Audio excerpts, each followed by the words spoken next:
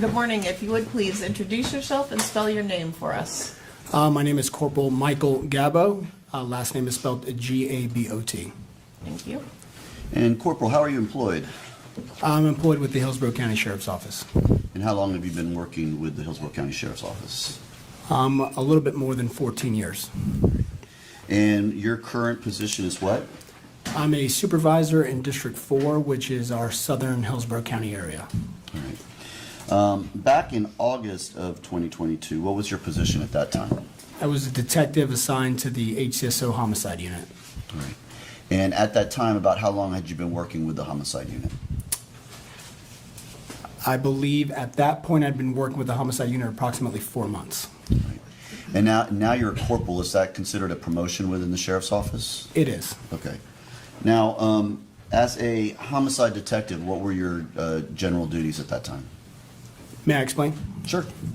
So homicide detectives assigned to the homicide unit at the time that I was there had various duties. Those included death investigations of natural deaths, suicides, overdoses, homicides, kidnappings, and other violent crimes.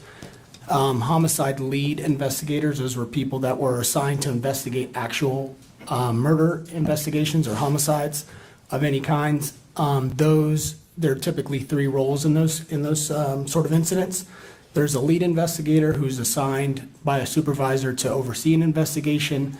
Their job is to draft affidavits, oversee and summarize the investigation for the attorneys, provide presentations, and conduct most of the interviews. There's an assistant detective whose job is to assist the lead detective. They're supposed to know as much of the case as they can in case something happens to the lead detective. They're incapacitated or unavailable. And then there's typically going to be a crime scene detective. The crime scene detective's role is to manage crime scenes for these types of incidents. So maybe there's 2 crime scenes, there may be 2 crime scene detectives. Any other roles outside of those are going to be ancillary duties assigned at various people within the division. All right. Now, in the death of Jermaine Bass, were you given any particular assignment? I was assigned as the lead detective. All right. When did you first receive the call about the shooting? I believe I received the call on August 29th, 2022, sometime during the late evening. All right. And what did you do upon receiving that call? I ultimately responded to the area of the incident scene. All right. Were you provided on your way there any information regarding the call or regarding anything like that? In my initial receipt of the information for the call, regarding my response, I was informed that the shooting involved potentially an accidental shooting where 2 children were shot at a residence within our District 1 area, which is in the north part of Hillsborough County. All right. Were you able to hear the 911 call? I was. All right. And did you hear that before you went to the scene or on your way to the scene? I reviewed a 911 call as I responded to the scene, so prior to my arrival. All right. What did you do when you got to the scene? When I got to the scene, I met with my supervisor at the time, which was Corporal Florio, now Sergeant Florio, other detectives, and the deputies on scene, and I ultimately reviewed some body-worn camera. All right. And do you recall whose body-worn camera you reviewed at the time? Deputy Scott Rainey. All right. Did you go into the apartment at that time? I did not. All right. What did you do next? After reviewing the body-worn camera and receiving my assignment as a lead investigator, I responded to Tampa General Hospital. And why did you go out to Tampa General Hospital? I was informed that Jermaine Bass was the... Sustained. Without telling us what you were informed, what was your purpose in going to the hospital versus staying at the scene? I responded to the hospital to check on the victims. Okay. When you got there, were you able to check on the victims? I was. All right. Who else were both victims there, or were they in separate hospitals? Both victims were in the same hospital in separate rooms. Okay. By the time you arrived there, was Jermaine Bass pronounced deceased? She was. Okay. Was Jermaine Bass, the son, was he still alive at that point, obviously? He was. Okay. And what was his condition when you got there? He was incapacitated in a hospital room. Okay. Was he awake, coherent, anything like that? He was not awake. He was alive. I could see an obvious wound to his head, but he was unresponsive. Did you see anyone else there while you were there? Yes, I interviewed the mother of the children, Shirley Bass, in the presence of her sister. And how was she? What was her demeanor at that time? She was, she had just been informed at the time that her child was deceased, that Jayla Bass was deceased, and she was very difficult. She was very difficult to interview. She was crying. She was in the process of what I determined to be grieving at that time. All right. So what did you do next? What did I do next from the From hospital? the hospital, did you? Yeah, after the hospital, where did you go? I responded back to the area of the incident scene. Okay. And what did you do when you got back there? At that point, there was a search warrant that had been authored for the residents. Detectives and crime scene investigators and other personnel from HCSO were inside of the residence. So I entered into the residence, met with personnel inside of there, received a brief walkthrough, and assisted with a search of a bedroom. All right. And the search of which bedroom did you assist with? It was the bedroom that was identified as belonging to the parents. Now, the jurors by this point have now seen plenty of pictures of the residence and know, so they're familiar with the room you're discussing. Can you tell us what you did as far as assisting in the search of that particular room? Primarily, I assisted with a search of the closet. Okay. Were you there when the drawers, the dresser drawer was searched, the silver dresser? I was in the room when it was searched. All right. And were you there when the firearm was recovered? I was. All right. And did you see them remove the firearm from the actual dresser? I did.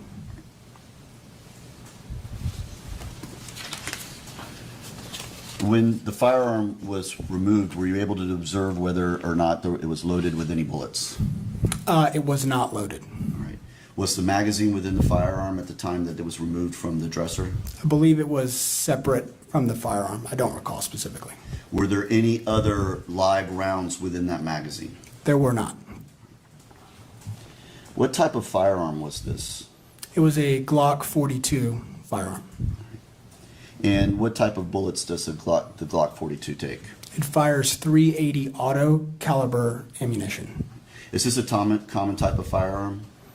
Relatively common, yes. What type of firearm like is issued for the sheriff's office?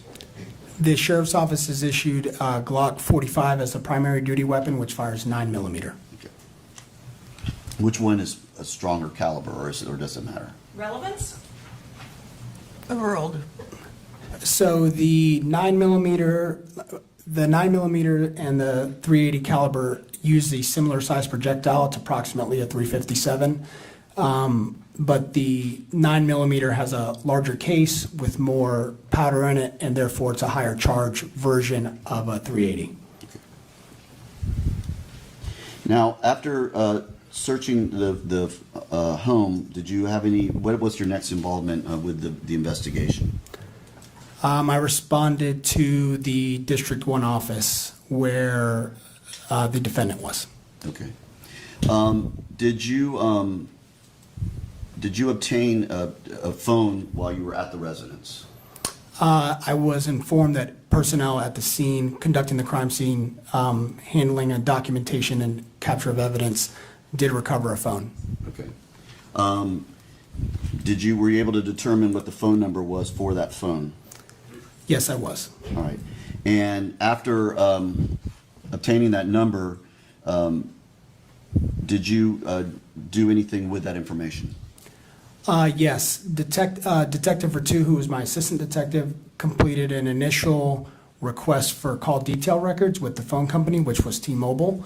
And then later, ultimately, I completed a search warrant for a more detailed information related to that phone number. All right. Did you ever receive a return of those call detail records? I did. All right. I'm showing you what's been marked as State's Exhibit number 29 and ask you if you can look at that.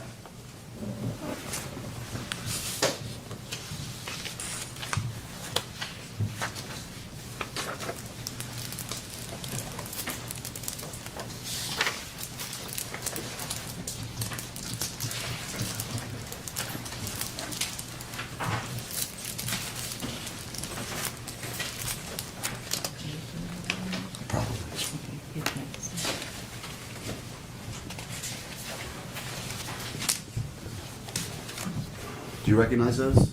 I do. And are those in fact the call detail records you received as a result of your subpoena They are. Or that it was from the search or warrant. from the search warrant? Judge, at this time I would move to have State's Exhibit number 29 admitted into evidence. Will be received. All right. And do these phone records give you or indicate who the owner of the phone number is? They do. All right, and in this particular case, when it says, where it says subscriber named Jermaine Bass, is that in fact who the owner of that phone number is, based on their records? Yes, it is. All right. And the phone number we're discussing, is that it right there, 813-696-7195? It is. All right. What does the call detail record give you? What information does it tell you? So a call detail record is a record provided by the phone company which, because a phone company requires a lot of information to provide that customer service, when they have a connected phone, that phone oftentimes connects to a tower to complete the service call or the internet connection that's required to provide the service that the customer requests. So some of the information that's captured in a call detail record may be location data, it may be numbers called, whether that call was incoming or outgoing, the duration of the call, what type of call it was. For example, an SMS may be considered a part of a call detail record or a text message. An MMS or a picture message may be part of a call detail record, or an actual voice call may be a portion of a call detail record. So it will give you indications of when phone calls are being made from that phone as well as when they're being received? Correct. All right. And on what, when you get these records, on what timeline are they set? They're set on UTC, which is a universal time that's consistent across all time zones. Okay. So what is our time in relation to UTC time, the Eastern Standard Time? Depending on the time of year, we're either on Eastern Daylight Time or Eastern Standard Time. At the time of this incident, we were 4 hours behind UTC. Okay. So the times that are printed out on this call detail record are 4 hours ahead of what our actual time is. Is that accurate? That's correct. Okay. Now I'm going to direct your attention. Let me before I do that, Corporal, do you recall when the 911 call was received regarding this incident? It was received on 8/29/2022 at 10:33 p.m. 10:33 p.m. Okay. Now I'd like to direct your attention to the very last line on this particular form.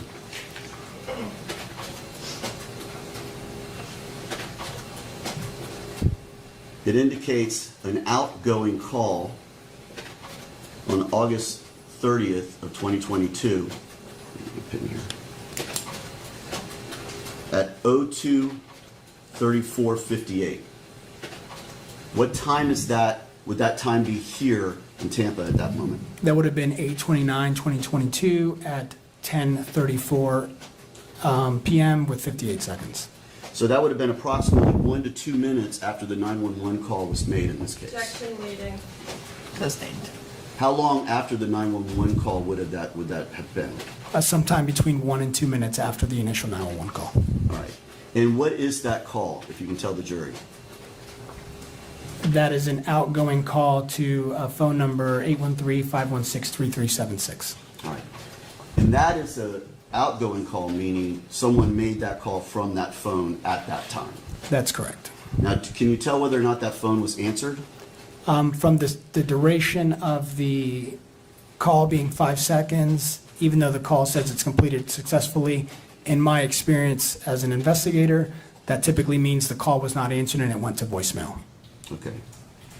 Were you able to determine who that phone number was that he was calling?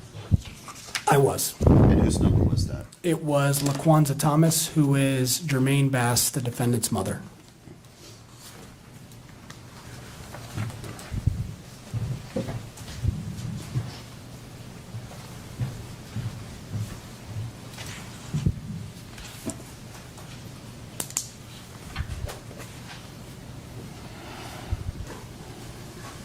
Did you ever receive any video from the location? Yes, there was video surveillance recorded from a residence that was sort of across the street from where the incident occurs. A residence, I believe, was 13937 Heritage Club Drive. All right, and did your office, did the sheriff's office obtain that video, that surveillance video? They did. And did you notice anything of interest on those videos? Yes, I did. Okay, what did you see? There's vehicles that are seen coming and leaving, or leaving and then returning to the area of the incident scene prior to the call, the 911 call being received, and those two vehicles are going to be determined to be Shirley Bass's vehicles. She owned both of them. Okay.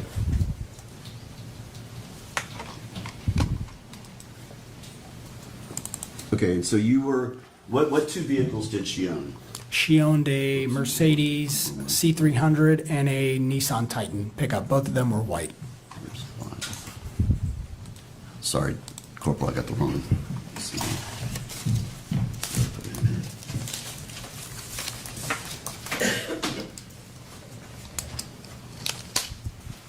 And does this video show where those two vehicles were parked? It does. Okay.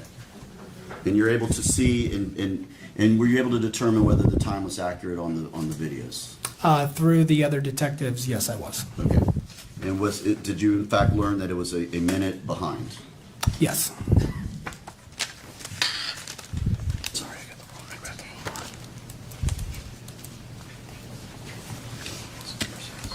All right, so I've now put in State's Exhibit number 6, which has already been admitted into evidence.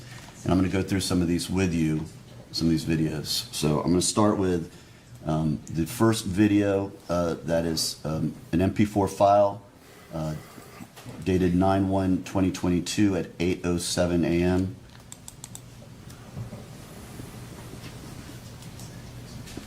Now, if you could, I'm going to pause this real quick. Right there. Okay. I'm going to have you do this. If you could, Corporal, could you stand and show the jury so that they can see where the cars, the vehicles you are referring to are located, and if you can describe it so it's clear for the record. They're going to be to the top right of the screen, and the white vehicle, the white pickup truck here is going to be Shirley Bass's Nissan Titan, and the vehicle just to the left, or to the right of it, from the perspective of the vehicle, left of it on the screen, is going to be her white Mercedes C300. Okay. And the time on this is August 29th of 2022, and it's at 6:05:48, which we now know is actually 6:06:48, correct? That's correct. All right. And what do you, in this particular video, is this where you observed them, or observed her leave? This is the video where we observed I observed the white Mercedes C300 leave.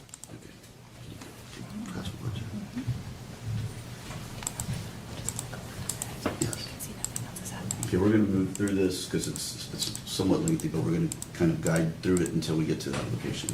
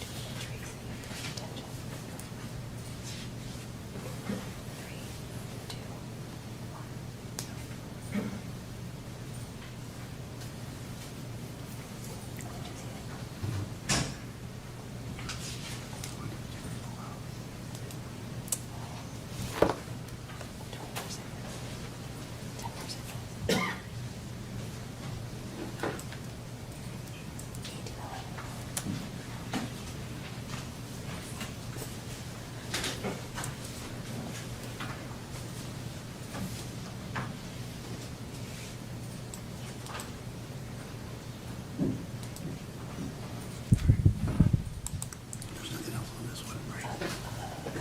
Does he pull out of this one? All right. So, Corporal, we did see on that video what appeared to be that Mercedes that you pointed out earlier pull away. Is that what you were notifying or explaining to the jury? That's correct. Okay. All right, so now let's go to the next one. No, I think we, yeah, it's up there. Got it. All right. This one's hard because it's not an MP4 file, so be careful.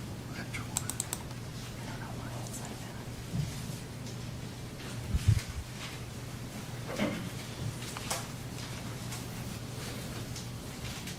All right, so now I put up the second one in the on the list, and this one is now at 18:56, which is in our term 6:56 p.m., but it's a minute behind, so it's actually 6:57 p.m. Correct? Correct. All right. And what are we looking at here around this time? What of relevance comes up in this particular video? So in this video, in approximately 8 minutes, the Nissan Titan door is going to open and the vehicle is going to drive away. All right, and that's the truck you were referring to earlier. That's correct. Okay.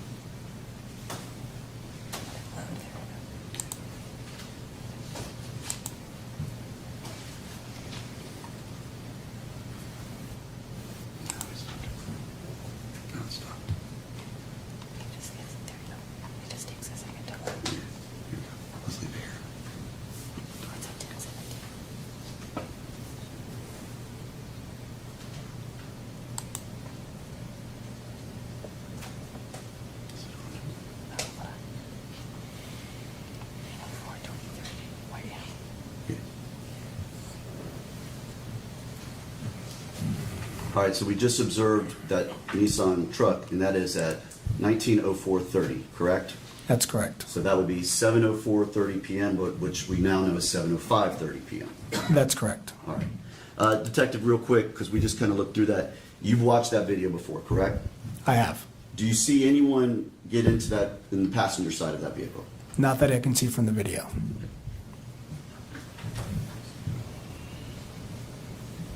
Are you in the third one? Is that, and like for people who are not on military time? It's going to be 10:10 p.m. on the video. Okay. And which we know now is 10:11 p.m. Correct. Okay.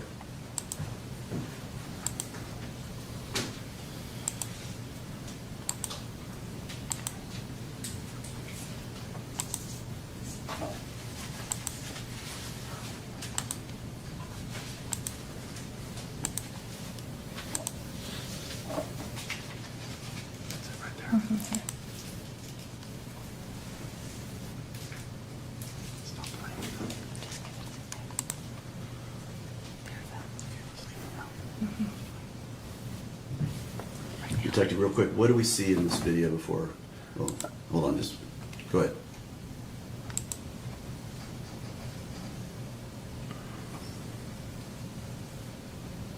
Judge, I'm just going to object to the corporal narrating. That's why I stopped.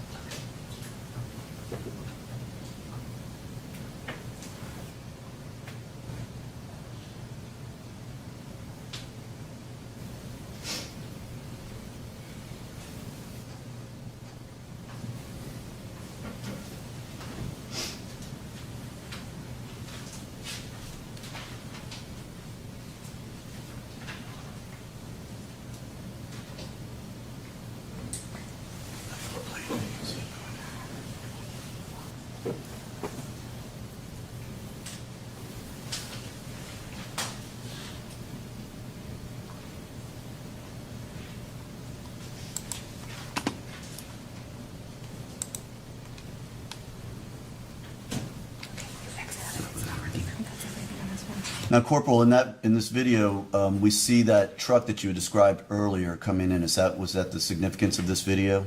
It was. And again, in watching that video, do you ever see any children or anyone get out of the passenger side or anyone else get out of the vehicle other than the driver? Yeah, I would object to the corporal narrating the video. Right, overruled. I do not.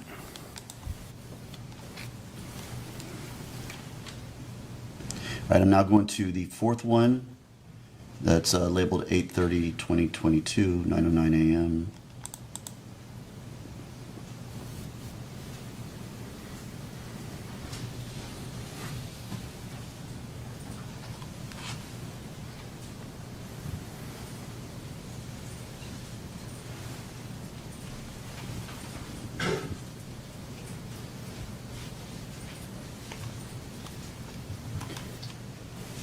All right, Corporal, what is the time on this particular video at this time?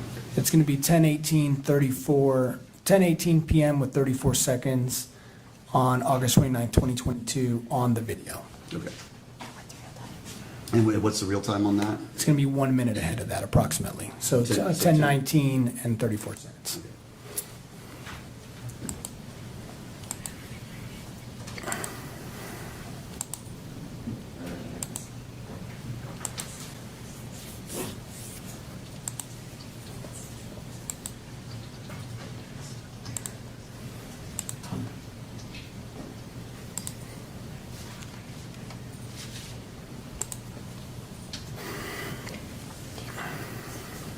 Okay, yeah, just leave it there. Play from here.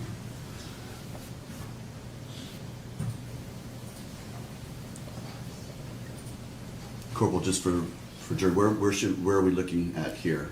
You're going to be looking just to the right of that Titan, to the left of it in the video, but to the right of it physically to the vehicle, which is where Shirley Bass's Mercedes is going to pull back in.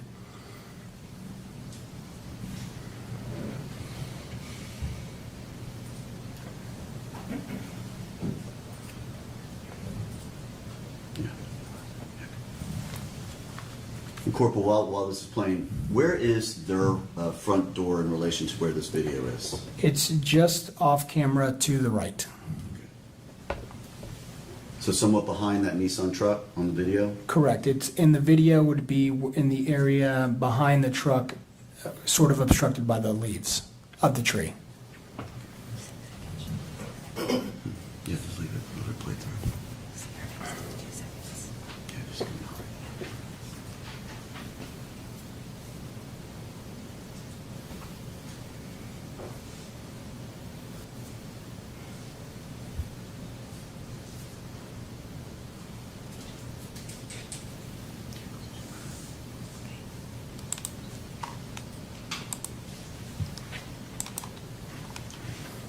Now we're going to the fifth one down the line. Now what's the time on this one? This is going to be 10:26 and 59 seconds on the video, or 10:27 approximately and 59 seconds in actual time on August 29th, 2022. So this is approximately 5 or 6 minutes after we just saw the last video. Compared to the last video, it's approximately 4 minutes at this time. 4 minutes, okay, thank you.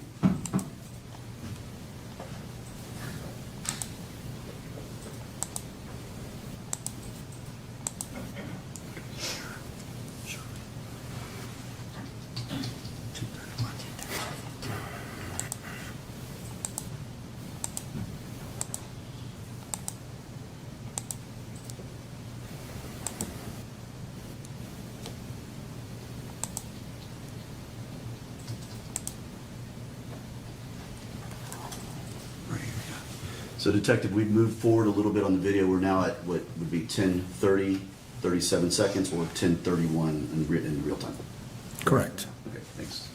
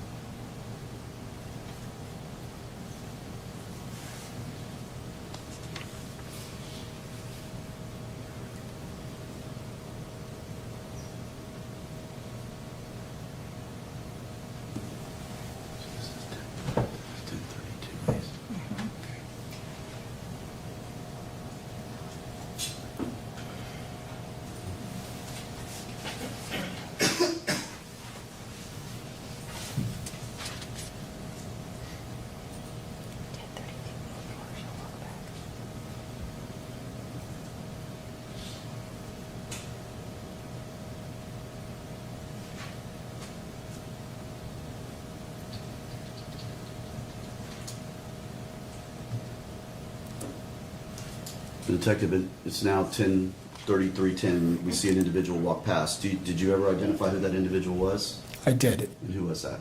It was Shirley Bass. And she comes back.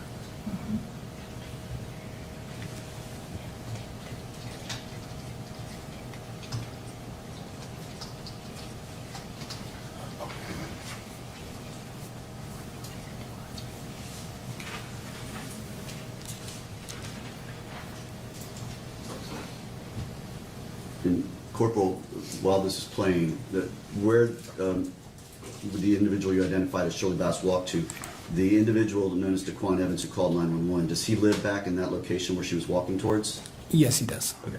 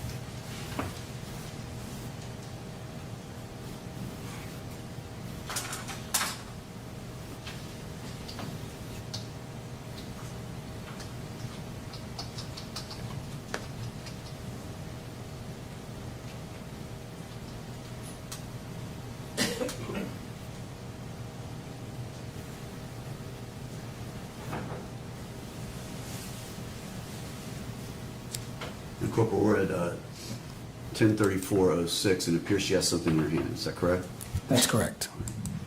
And it's up to her ear. I said the phone. Correct. It looks like she has it at one point, at some points out at her ear, and then at some points in her hand, and she's looking down at it.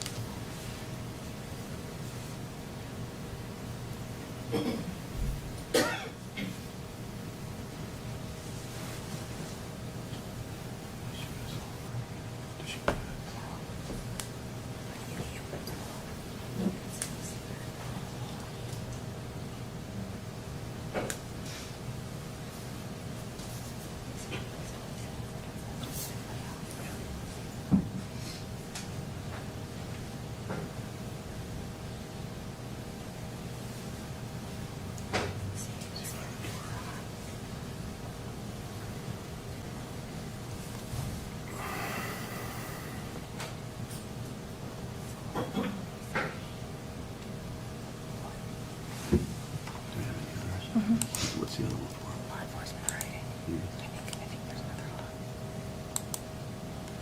All right, we have one more. This is the last one.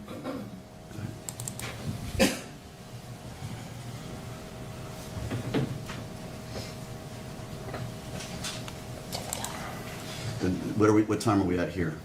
This is going to be 10:35 and 26 seconds on August 29th, 22nd on the video. However, it's approximately 1 minute later also, so approximately 10:36 p.m. and 26 seconds.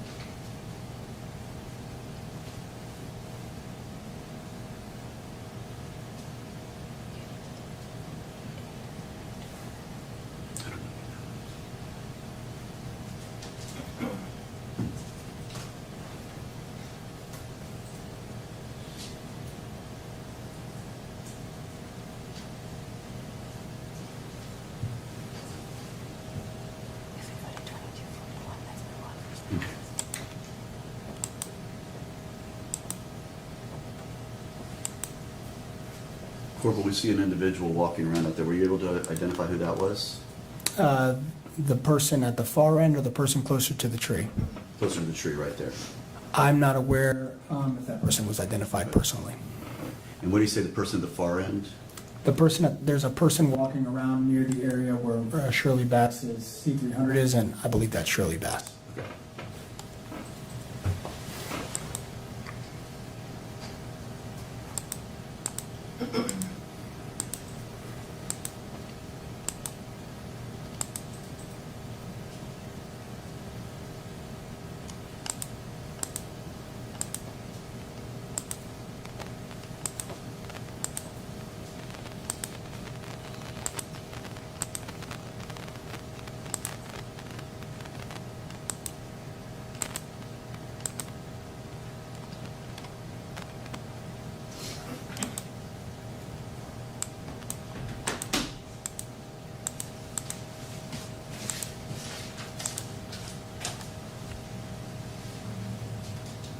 All right, Corporal, we are now at 2241 or 1041, which I guess would be 1042. What do we see happening here in the corner up there?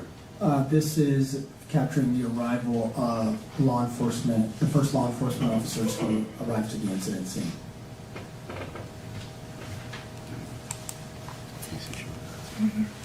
And do we see the law enforcement interaction with Ms. Bass at that time? We do. Okay.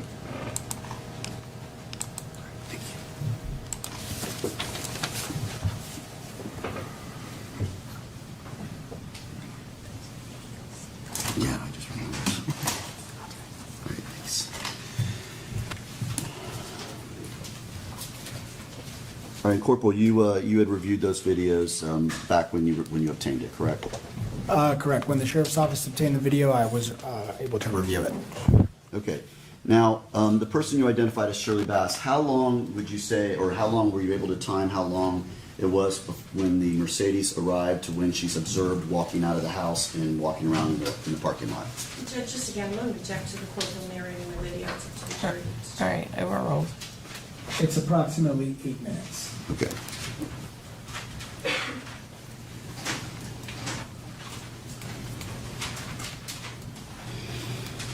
So what did you do next in your investigation?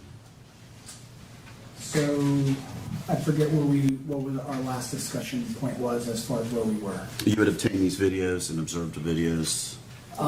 So after observing the videos, in addition to what we've discussed about search warrants, I conducted additional interviews with Shirley Bass. Okay. I obtained a search warrant for a buccal swab for the defendant. All right. Did you learn where Miss Bass had been earlier in the evening? I did. And Objection here, say. Not to that question. Overruled. And based on the information you learned about where she had been, did you follow up on that investigation? I did.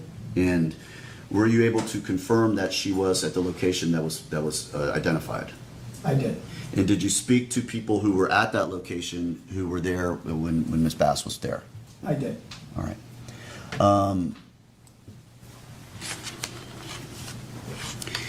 So where were you able to, the location that she went to, were you able to determine what that location was? I did. And what was that? It was the Ruth's Chris Steakhouse in the West Shore area. All right. Now, did you ever obtain video that showed the Nissan truck after it left and pulled out on that in the first video we saw, or the second video? I'm sorry. Yes, we did. Okay. And did you obtain? What did you use to obtain video to show where that truck had gone? It's going to be called our HCSO Ion Crime System. The Ion Crime System is a series of cameras strategically placed throughout the county.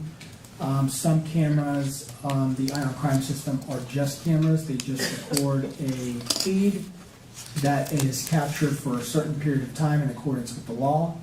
However, some of those cameras include tag readers, so they're license plate readers or LPRs. Not all intersections include a license plate reader. However, in the District 1 area, in the direction that a vehicle would typically travel to get from the Bass residence at the time to the West Shore area, there were at least 3 sites, 3 intersections that included cameras. Okay. I'm publishing now what's marked as State's Exhibit number 8 that's been admitted into evidence. The first video I'm going to show is states Fletcher, North 15th Street, F-160 enter. What are we going to see in this video?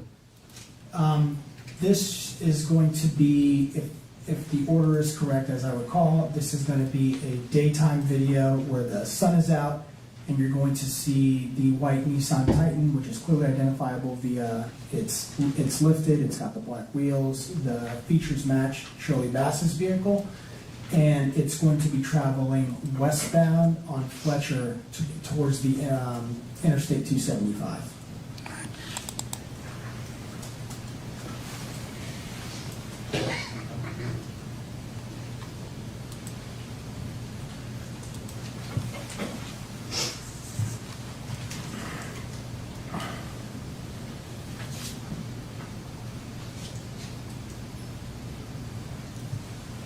So just to orient the jury, that was Fletcher Avenue that we're looking at?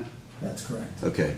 And you see that truck going towards from the right of the screen to the left of the screen. Is that the westbound direction? That is. And that would be heading towards the interstate? That's correct. Okay.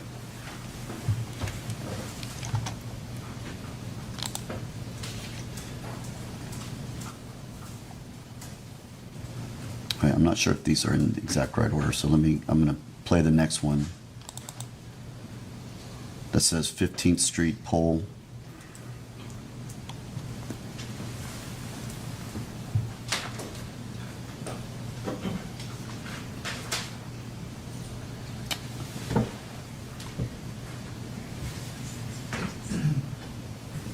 All right, Corporal, so once again, we observed that truck you described crossing through. Is this from that same intersection?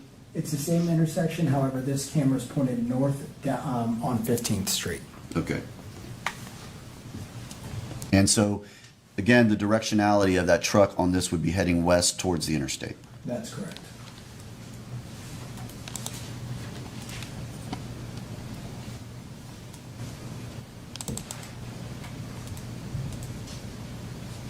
All right, I'm gonna save that one. Let's go to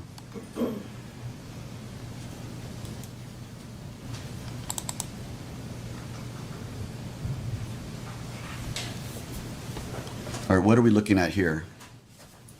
I believe this is 22nd Street, which is to the east. So it is actually going to be slightly before, and it is also going to be the Nissan Titan traveling westbound.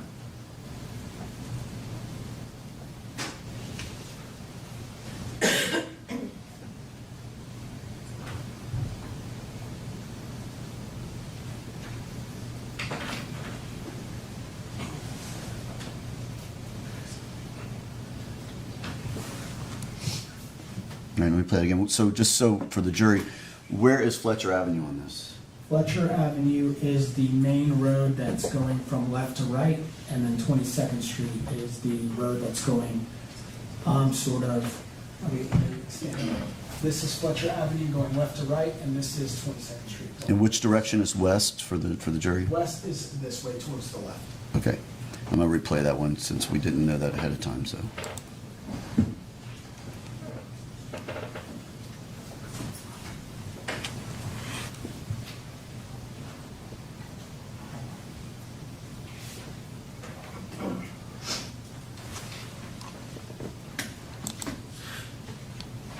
Sorry.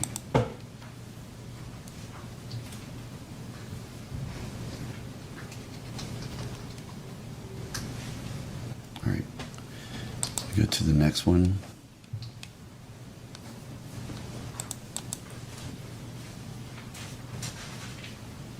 All right, I'm going to pause this real quick.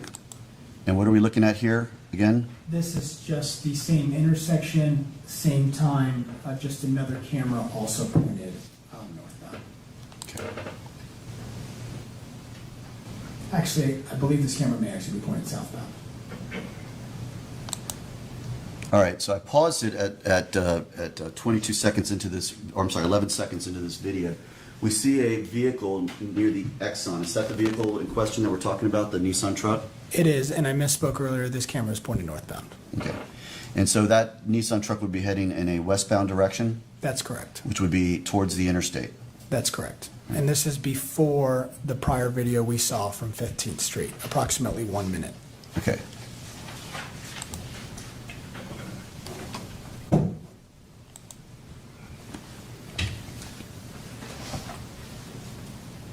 All right, now I'm going down to the one that says Fletcher, Nebraska.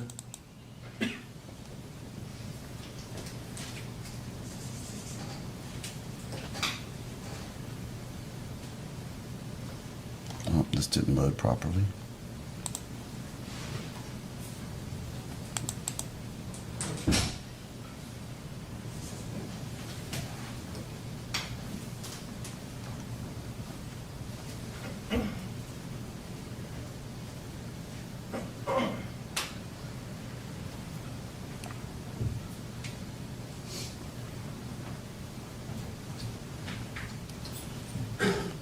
All right, it didn't load exactly properly, but what were we looking at in that video? And this is a video that says 9/2/2022 at 9:29 a.m. It says EOC Fletcher, Nebraska. I'll play it again, see if it loads right. No, for some reason it's not loading. Let me pause it right here, though. Where are we looking at from this video, from what you can see from that part of it? This is the intersection of Fletcher Avenue and Nebraska Avenue. This is going to be west of 15th Street and even further west from 22nd Street. This is approximately one traffic light or intersection before the highway for Interstate 275. This camera is pointed south. Fletcher Avenue is the main road where that silver vehicle is now traveling east on, and the vehicle in question is going to be traveling west on Fletcher Avenue. Okay, so it would be going on this video left to right on it, correct? That's correct.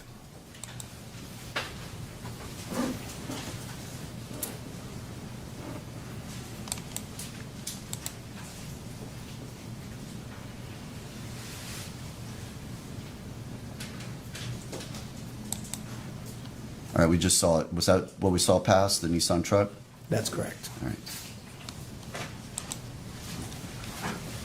Now, those were from earlier in the day. Did they correspond and match the times that you recovered those videos from the time that that you observed the Nissan truck leaving the residence at Heritage Club?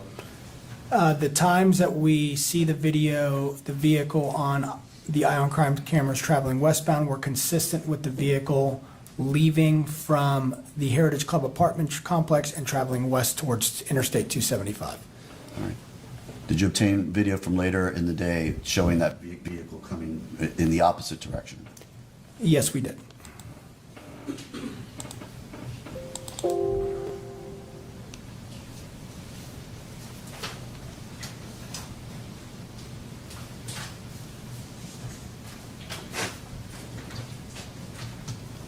All right. Go back up. Not sure why this computer is giving us too hard. Try and play it again. Not sure why it's not loading properly, but.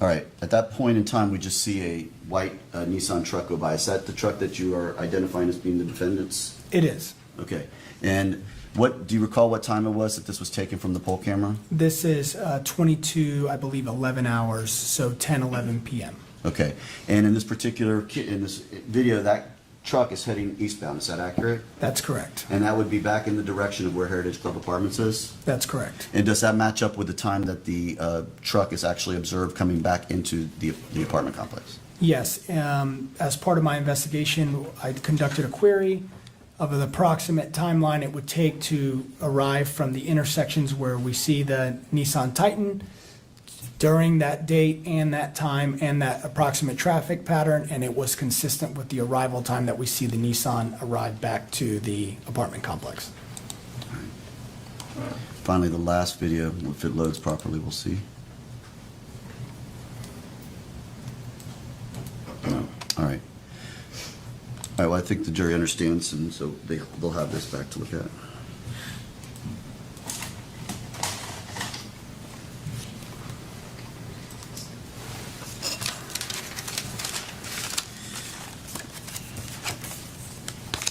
After obtaining the call detail records, do you obtain a, are you able to learn or follow where that phone goes there throughout that evening?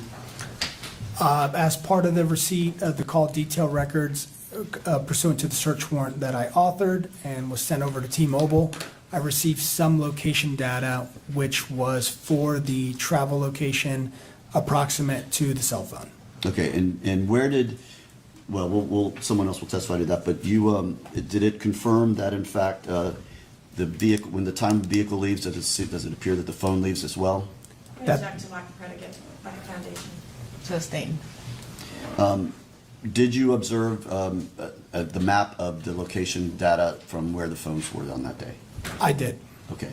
And did you compare it with the video that you have of when that Nissan truck, Nissan Titan, leaves the residence? I did. Okay. And then with the location of travel, did the defendant's phone appear to match the location of travel of the Nissan Titan? Same objection, Judge. Sustained.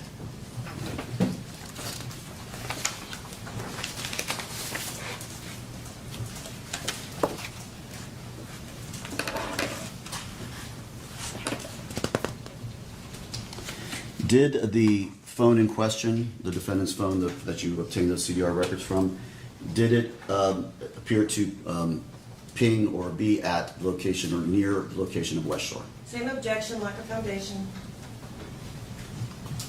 Sustained.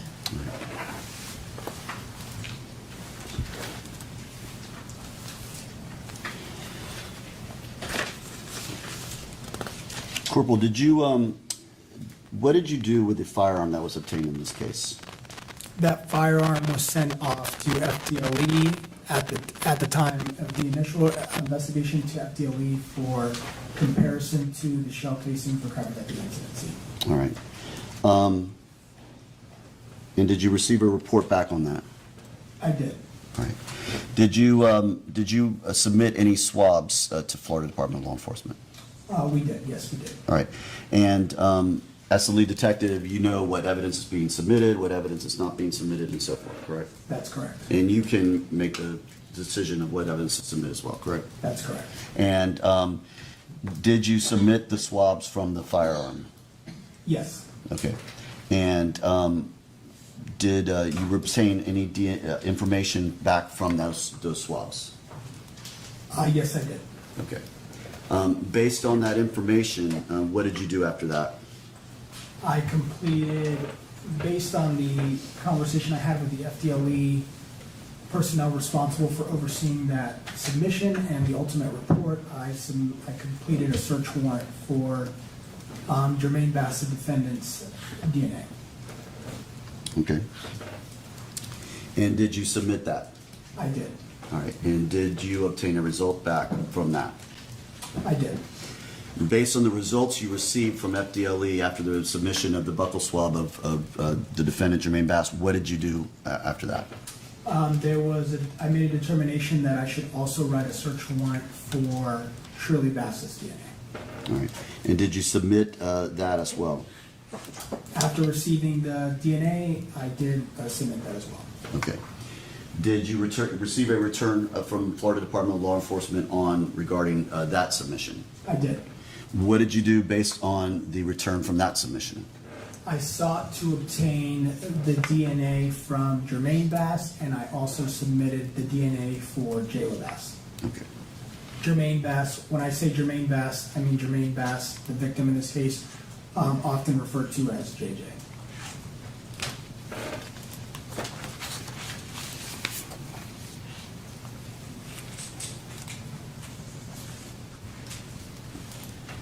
And for JJ, when you obtained the buccal swab, did you in fact go there yourself personally and meet with JJ and obtain the buccal swab? I did. And explain to the jury real quick, how does a buccal swab work? How do you do it if you're obtaining it? Once a court order is signed and I'm authorized to, HCSO is authorized to obtain the buccal swab, I will don a fresh pair of gloves, get my my actual swab, which is a buccal swab. It's sort of like a long Q-tip, if you will. I meet with the person who's providing the sample. I will take the swab, 2 swabs come in 1 pack. I will then insert the swab into that person's mouth, swab both of the sides, the inside of their mouth myself, instead of having them do it. I will then package the swabs into their original packaging, impound them into evidence within an envelope. Okay.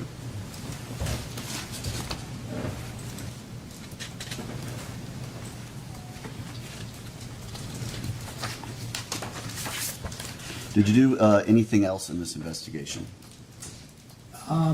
There was an additional submission I submitted for the firearm recently, which went to our internal HCSO lab for the similar comparison that FDLA completed. Anything else that you did, that you recall?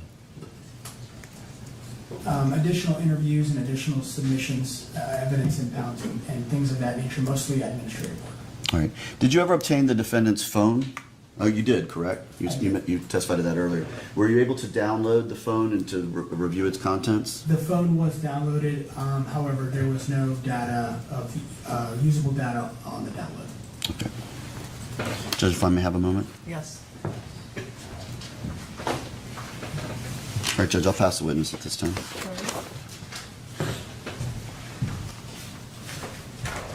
Morning, Corporal. Good morning. How are you, sir? Very good. All right. As you indicated to Mr. Terry, you are in fact, or were in fact the lead detective in this case. That's correct. You were with homicide at the time. Since then, you were promoted, and now you're a corporal. That's correct. All right. So I want to talk to you first about contact that you had with Shirley Bass throughout this case. Okay? Yes. All right. Now, the first time that you had, and correct me if I'm wrong, the first time you had contact with her would have been at Tampa General Hospital on August 30th of 2022 when she was with her niece, China Gadsden. That is incorrect. What do I got wrong? It was at Tampa General Hospital. However, she was with her sister, Marlene Gadsden. Okay, so and what date was that? That was the same day, Oh, okay. August 30th, 2022 in the morning. Okay. So the date is correct, it's just not China Gadsden, it's Marlene. That's correct. Gotcha.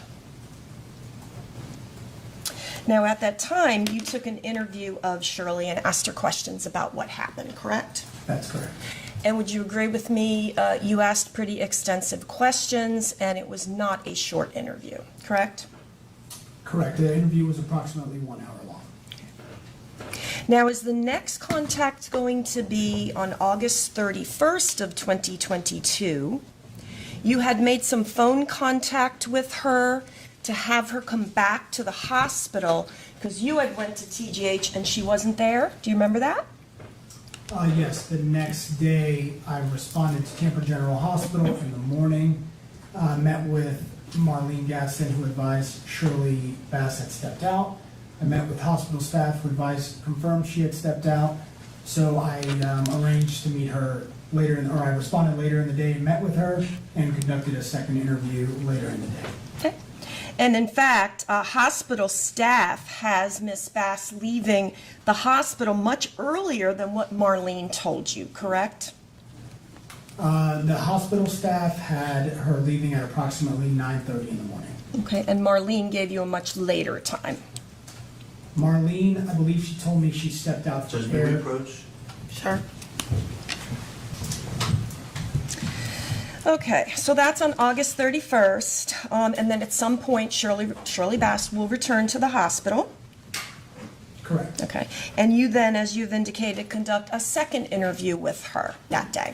That's correct. Was anybody else present with you in the room as for the first interview? Anybody present? In the first interview, present total was me, myself, Detective Vertu, as the law enforcement investigators, and then Shirley Bass and Marlene Gadsden in the room, in that family room within Tampa General Hospital. And then for the second interview, who's present? Present with me during the second interview was Detective Brunel, who was another detective in the homicide section at the time of the sheriff's office, And Shirley Bass and then a CPI was in the interview the entire time. However, during the interview, at some point, for victim services, one of the victim specialists came in the room. Okay. And that was pretty extensive as well, correct? That's correct. All right. Now, I have the third interview being the next day, September 1st of 2022. You have received the surveillance in this case, some of the surveillance we have looked at today, and you had some follow-up questions you wanted to ask Ms. Bass, correct? That's correct. All right. That's a shorter interview. That's brief. Comparatively, yes. Right, okay. During the course of this investigation, you found Shirley Bass difficult to reach on the phone if you tried to call her, correct? At times, yes, she was very difficult to reach on the phone. Okay. Now, the next contact I have for you, Corporal, is the execution of the search warrant that you got for Shirley's buccal swab. Is that correct? That's correct. Okay. And I have that date as May 7th of 2023. Yes, I believe that's correct. Okay. And at that time, you got the buccal swab from Miss Bass pursuant to the court order, and you asked her more questions, and you spoke with her about DNA and things like that. I don't recall the substance. I executed the search warrant. I don't recall much more of the conversation. Okay.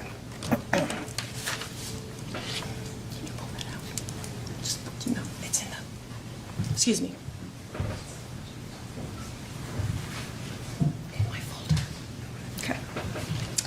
All right, so the search warrant that you got for Shirley's buccal is going to be similar to the same procedure you would use for a search warrant for Mr. Bass. That's correct. Okay. And you also indicated you submitted Jayla's known profile.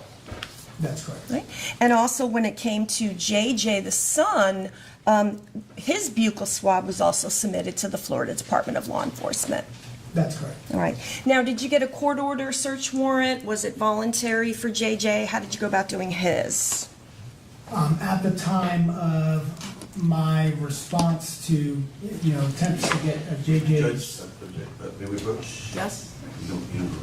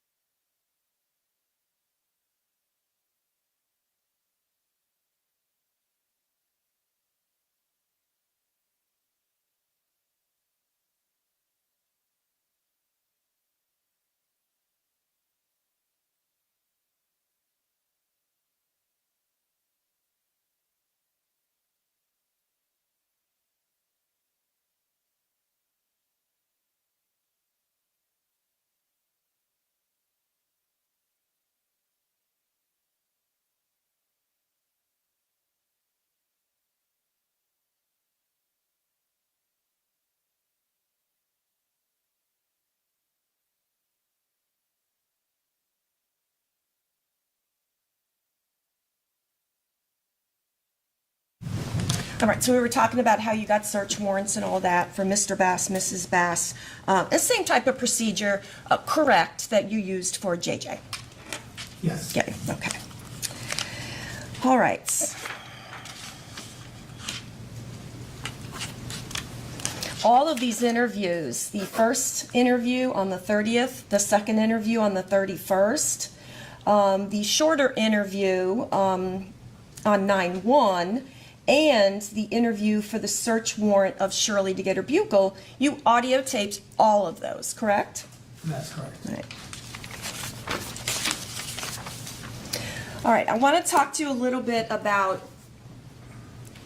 JJ, Jermaine Bass, the son. First of all, could you tell the jury what is the Mary Lee House?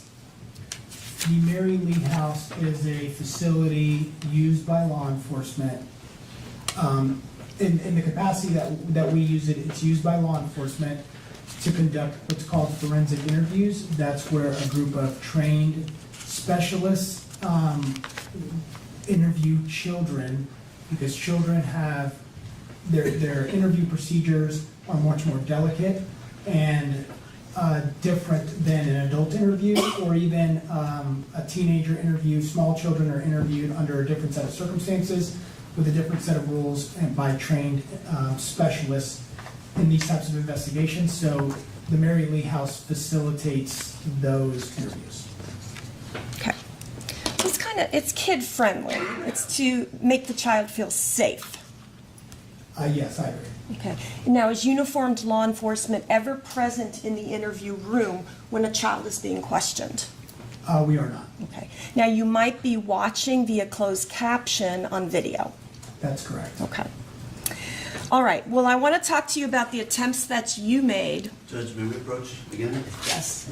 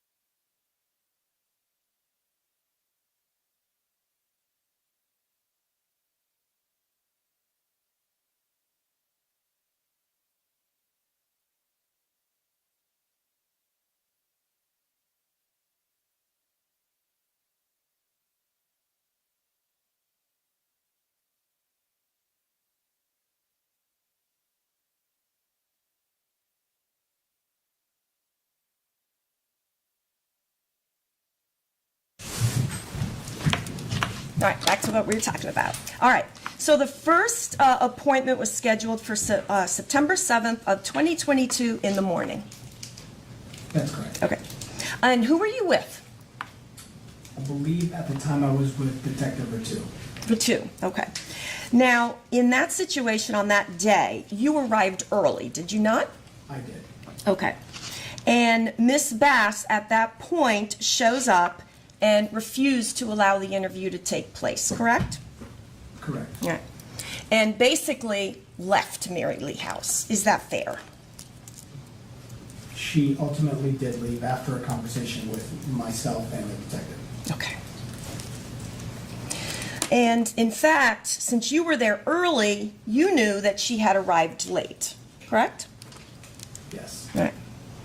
But in fact, she asserted she had been waiting an extended period of time. Objection, Your Honor, hearsay.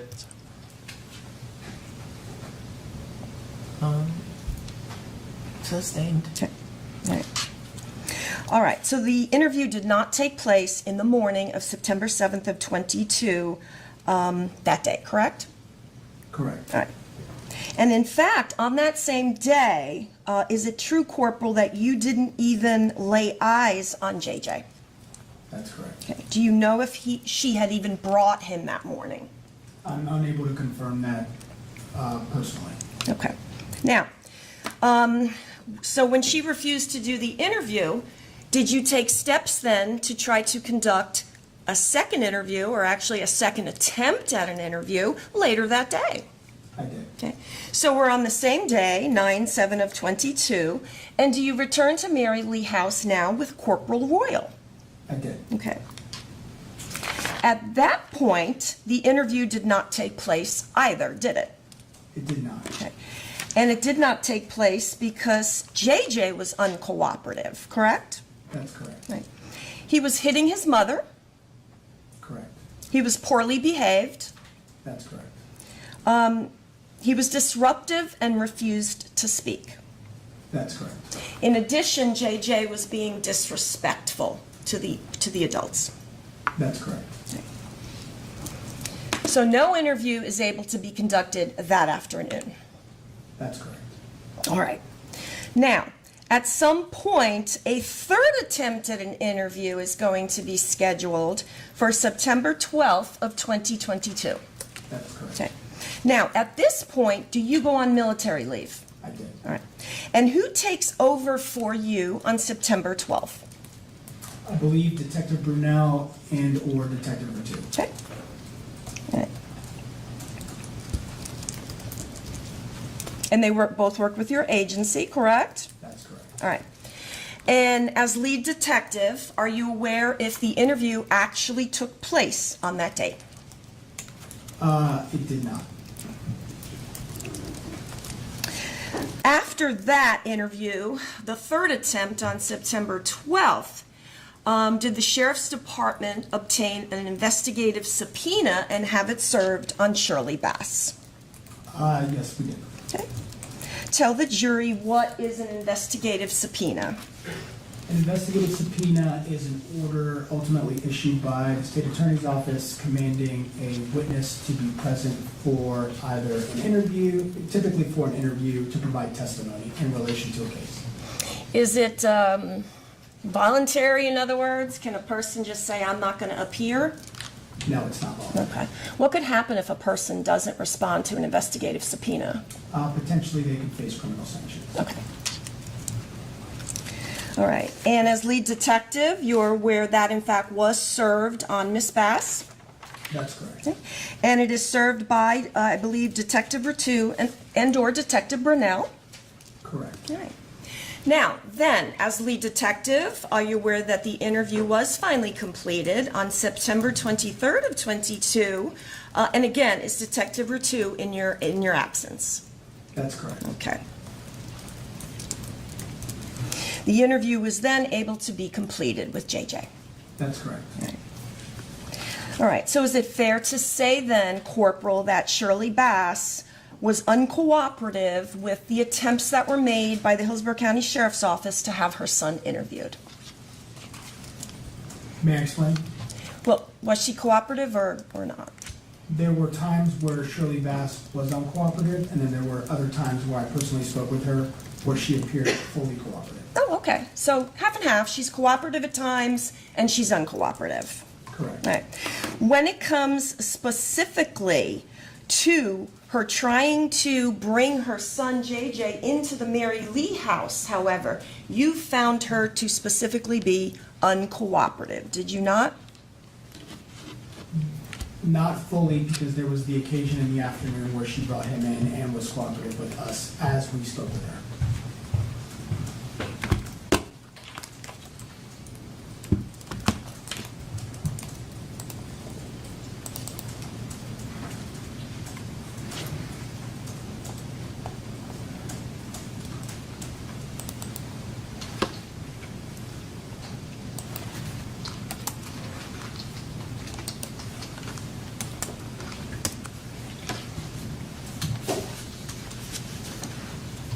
Okay. You remember giving your deposition in this case?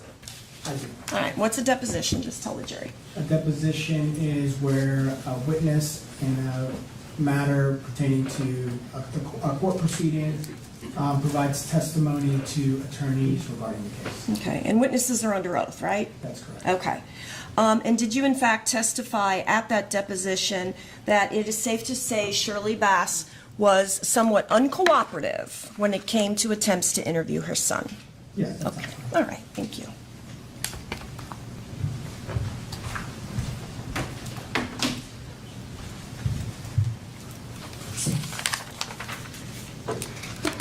And finally, before I leave discussing Mrs. Bass, I want to show you a transcript of the audio you did when you executed the search warrant on Shirley Bass, and it is just to refresh your memory if you discussed other things, okay?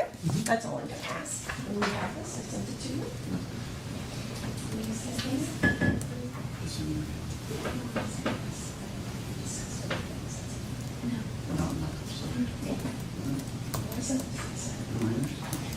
All right, may I put you witness, Judge? Yes. Okay, I'm handing you a copy of what has been transcribed as Shirley Bass search warrant execution. And this has been previously supplied to Mr. Terry.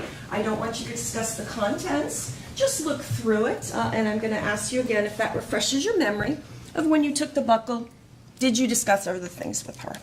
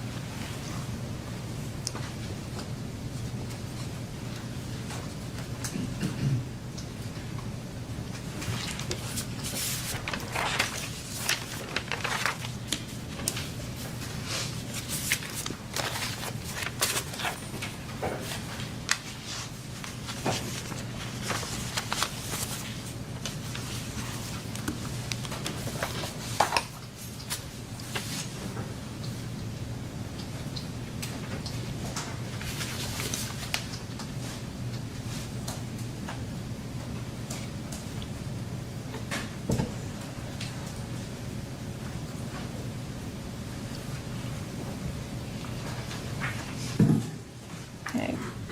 Have you had a chance to look at a copy of the transcript of the execution of the search warrant audio that you conducted? I did. Okay. And does that refresh your memory as to whether you had you asked Shirley questions and you spoke with her? You didn't just take the buckle, correct? That's correct. All right, thank you. I'll go ahead and take that back. Thank you so much.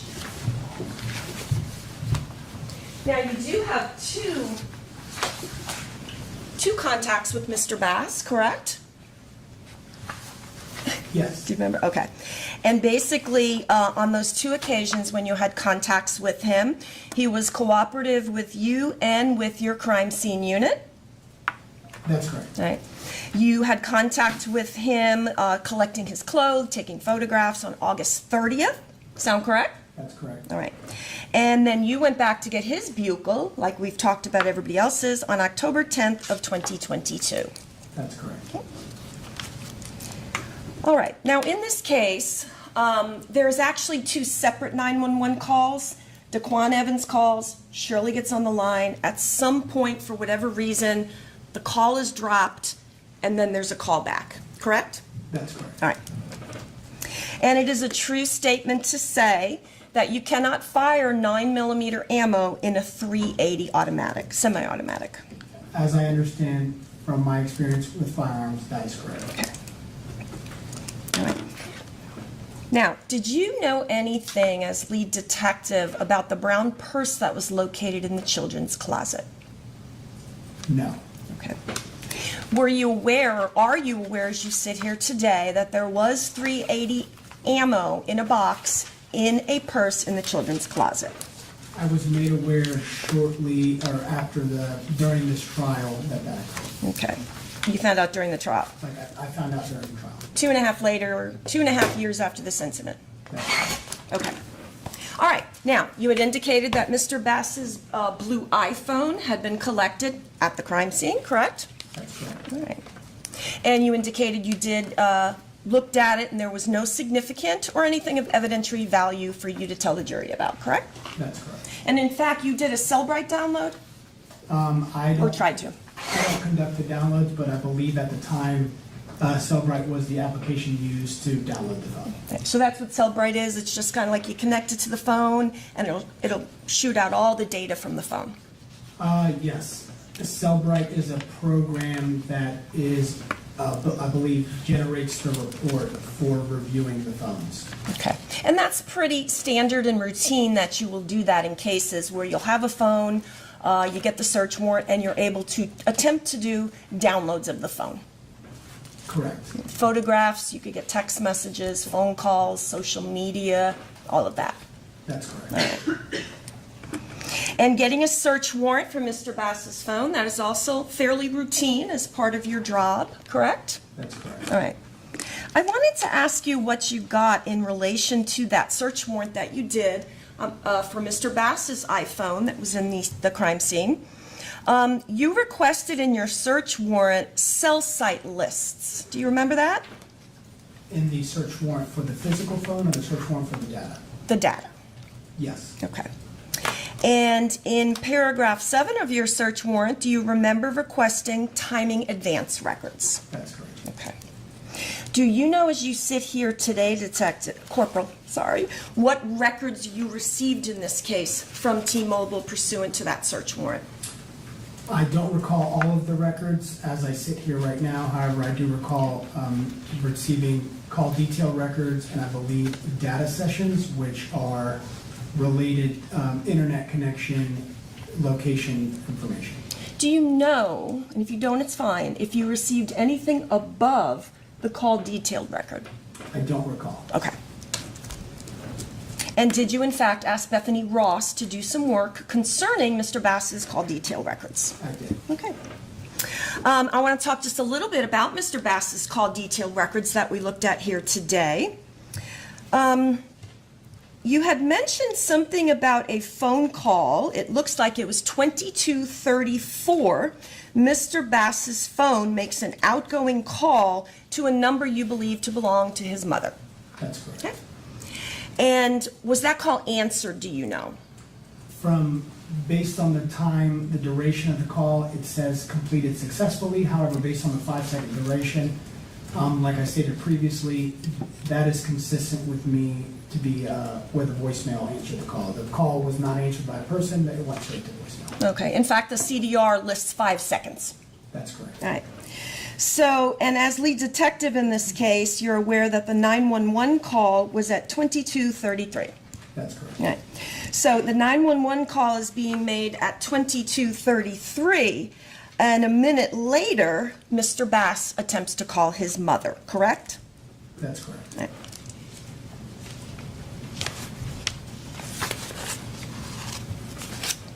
Okay. All right. Now, I want to talk about Shirley Bass and the attempts you made in order to get her phone. Now, as lead detective, are you in fact aware that a... Again, may I, can we approach? Yes.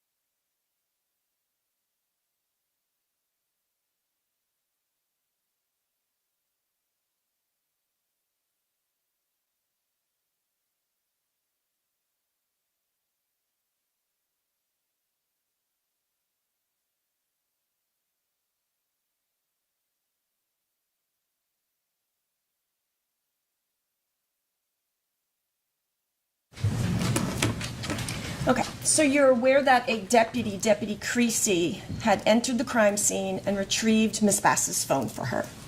Correct. Okay. All right, and you were never able, as you sit here today, to do any sort of download from Shirley's phone. That's correct. Now, you did get a CDR, a call detailed record for Shirley Bass, That's correct. right? And you do that via a subpoena, That's correct. right? Because you can get a call detailed record with a subpoena, but you need a search warrant to get into the physical phone. That's Is correct. that fair? Okay. Now, you, and who were you with when you spoke with Miss Bass at the hospital concerning taking her phone? Do you remember if you were with Detective Brunel or Detective Spencer?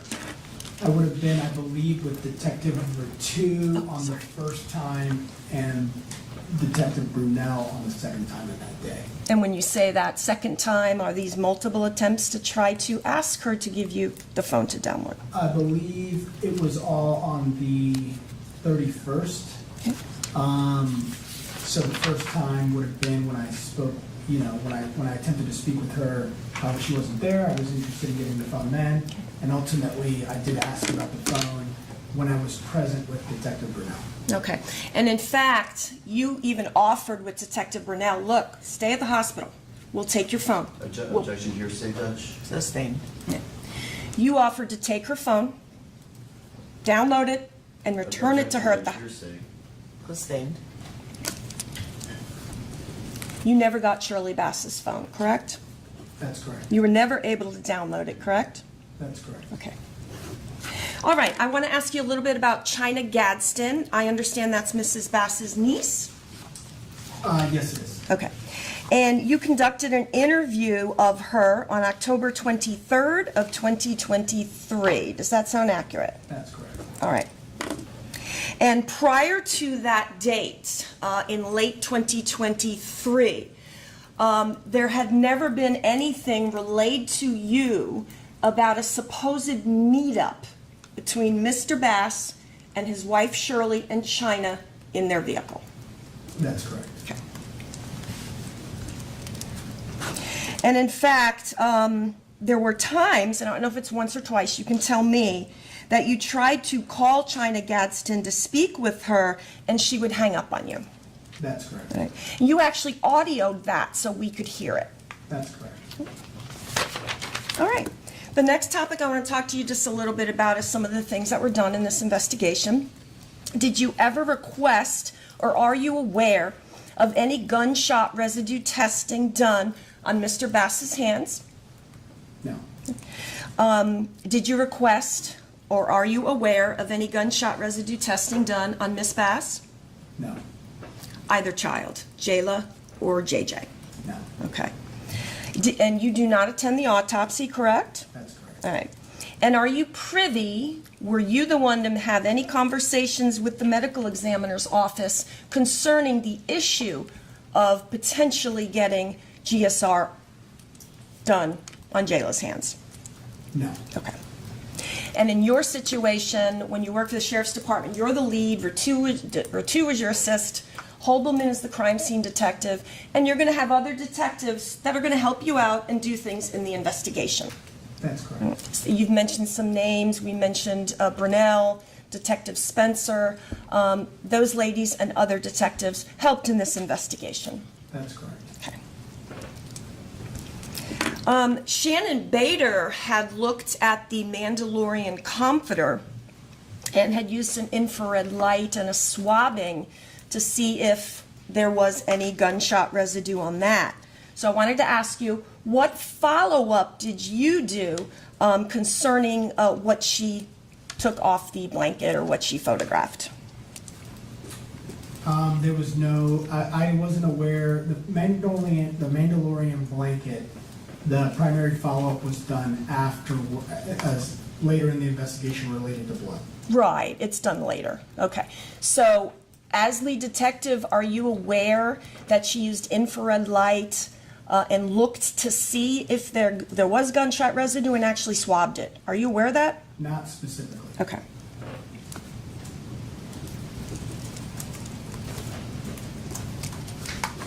So it's safe to say, as lead detective, you are not aware, as you sit here today, of any results if Miss Bader had in fact swabbed that comforter for GSR. That's correct. All right.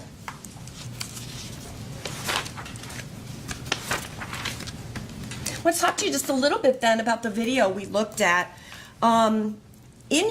You had mentioned, I want to make sure I have the times correctly. Did you say that the Mercedes leaves the apartment at 16:18? Was that right? That was, so the 16-18 time is what I documented in my report. Okay. That is ultimately going to be because of a miscommunication in the initial message I received from Detective, I believe her name is, it was Detective Wheaton at the time, who was with Detective Spencer in the video collection. And the initial report I received was that the time was 16:18, but that ended up being incorrect. It was a typo. It was approximately 18:10 or 18:11. Okay, about 18:10. And I'm not counting the 1 minute Mr. Terry has fixed with you because there was like a minute behind. Right? Yes. Okay. All right, so that's then 6:10 p.m.? 6:10 p.m. Okay. And the Titan leaves 19:04? Correct. Okay, so that's going to be about 7:04. Correct. Okay. So then you do admit to this jury that you documented throughout your report that it was 16:18 that the Mercedes left and 19:04 that the Titan left, being a difference of 3 hours. That's correct. Okay. And do you also admit to this jury that you in fact did testify to that in your deposition as well? Potentially, yes, Okay, yes. all right. And in fact, one other spot, do you admit to this jury that in fact that's what you put in the search warrant in this case? But, potentially, yes, because that's what would have been at the time, what I would have been relayed, that would have been relayed to me until I fully watched the video myself. Okay, and I'm not asking what was relayed to you, but who did you speak to about that? That would have been, I believe, again, Detective Spencer and Detective Wheaton, whose name is now Detective Miley, would have been working together at that time. I believe I actually spoke with now Detective Miley. Okay, all right, thank you. That's Wheaton. Correct. Or was Wheaton, all right. Now, I didn't see any video from the Ion Crime from anywhere near the West Shore area. Did I miss something? There was no video, there's no Ion Crime in the West Shore area. Okay. Where is Ion Crime throughout the county? I'm not sure of every location. It's strategically placed by the Hillsborough County Sheriff's Office. Okay, but there's definitely some over up on Fletcher that we saw, correct? That's correct. All right. So all of the video that we looked at, that had to do with areas around Fletcher, correct? Correct. All right. How are you able to tell if you see a white truck pass by, like we saw, we're watching cars drive by, heading to or from the interstate, how do you even tell that that is Mr. Bass's Titan? You can definitively say which vehicle it is when there's a plate read. However, there's not always a plate read because not every plate that passes by a camera is captured for various reasons, and not every intersection or camera has license plate readers. Okay, so there's no license plate reader in this case, or is there? I'm not, the license plate reader image, if it was the scan, it's not captured in this case. Okay, all right. So in fact, the video we looked at, you cannot definitively say, Corporal, that that is Mr. Bass's white truck, correct? May I explain? Go ahead. Based on the visible features, I believe it to be Mr. Bass's truck. Absent that, I cannot say the license plate of the vehicle, but that license plate was attached to that vehicle as it passes by the cameras. Gotcha. What type of visible features would be unique on a white truck? Well, in this case, it's the make and model, which is the Nissan Titan. It's approximate year range based on its grille design. For example, the Nissan Titan was released for multiple model years, a very long time span. There was design changes in its exterior. It's raised and it had black wheels, specific, the same features that were visible on Shirley Bass's vehicle. Is that typical to all Nissan Titans? Not every Nissan Titan would have those features. Okay. Do you know the features of all Nissan Titans that are located within Hillsborough County? I do not. Okay. And when we looked at the video coming and going from the apartment complex, I didn't see people going in and out of cars. Did I miss something? In both the vehicles, there is a figure that walks to the driver door of both vehicles that is visible in the video. However, their distinguishing features, who they are, is not visible in the video. Okay. Got it.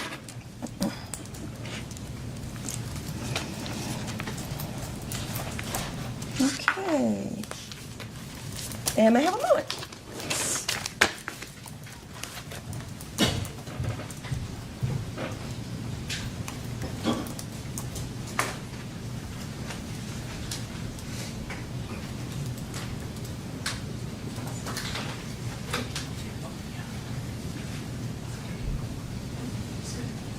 Corporal, thank you so much. We don't have any further questions.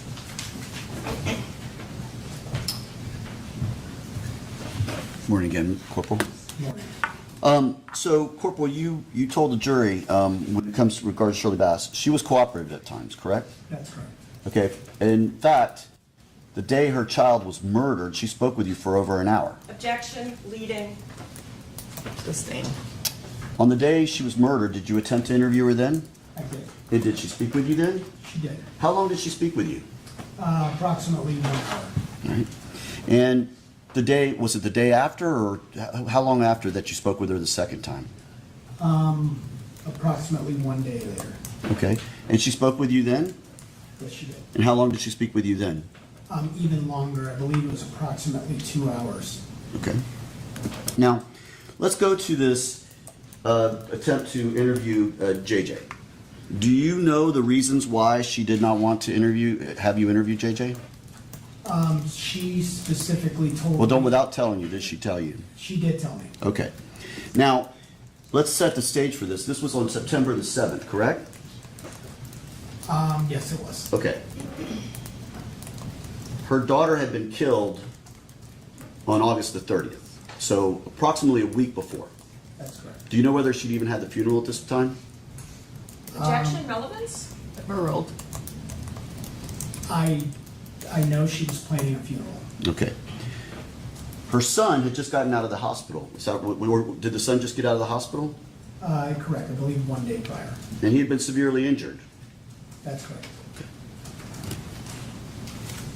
And this is his mom, who you are now asking to bring to this location with some strangers to talk. Objection, leading. Sustained.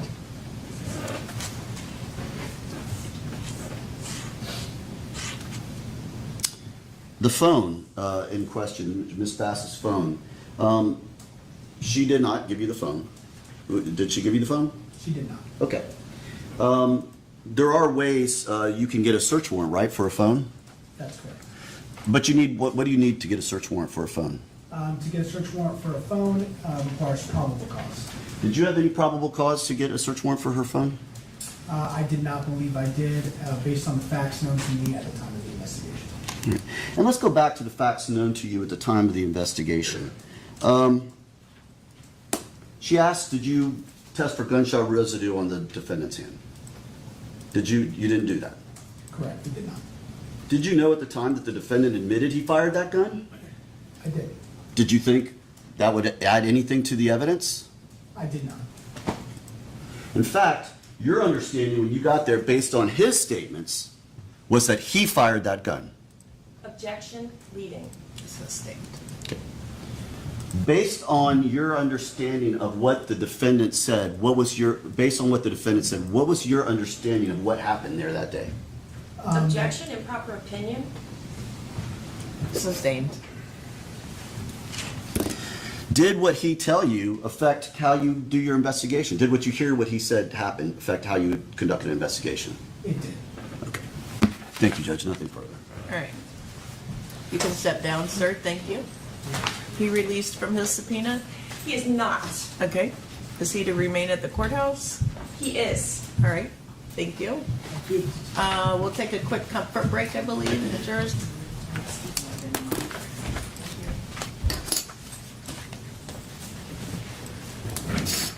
If you would please introduce yourself and spell your name for us.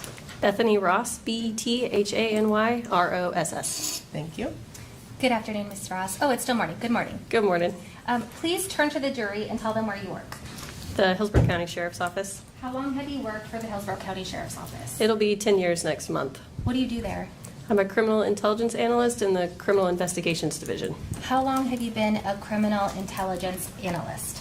About 6.5 years. What did you do before that? I was a deputy for about 3.5 years. Now, when you become a criminal intelligence analyst, what's required of you when you transfer from being a deputy to a criminal intelligence analyst? Yeah, you're learning completely new technology, completely new applications. It's all about getting information that the detectives may need for their case, and then obviously in a prosecution of a case later as well. Give us some examples so the jury can understand what kind of things do you work on during your experience as a criminal intelligence analyst. So I help identify people in a case, I help give them vehicle information, stuff like that, and then I also map a lot of different things such as cell records. So when you're talking about mapping cell records, help us understand the process. What goes into mapping cell phone records? We get provider information such as T-Mobile, AT&T, and Verizon. They give us like an Excel document that has latitude and longitude of, say, like the cell phone tower that cell phone connected to, and from there you can map that information. Are you the one who generally requests these records from providers such as T-Mobile or Verizon? No, Who usually does that? the detectives. Now, once the detectives receive that information, what kind of information is usually inside of the packet that you get? Yeah, there's got to be a date, a time, that phone number, the target phone number that they were looking for, who that phone number was talking to, if it was voice records, and then it would also be the tower information so that you can map that information. I'm showing you what's been entered into evidence, and I'll put it on the Elmo here if I can have some help. Thank you.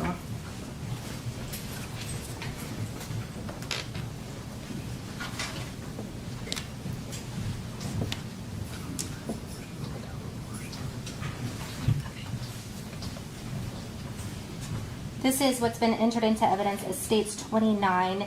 Is this an example of some of those records that you would receive in order to do your job as a criminal intelligence analyst? Yes. Okay, and did you in fact receive the documents from T-Mobile in this case that are included in this States 29 involving the defendant, in this case, Jermaine Bass? I did.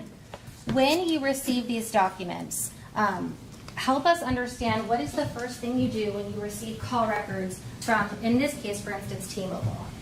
I make sure that it has the relevant time that we are looking for, that it is the correct phone number, and then that there is mappable information within those records. How do you know whether or not there is mappable information in the records when you receive it? It's filled out in the latitude and longitude columns. It's filled out in the E-node columns, everything that denotes that a tower is being used and that tower information is present.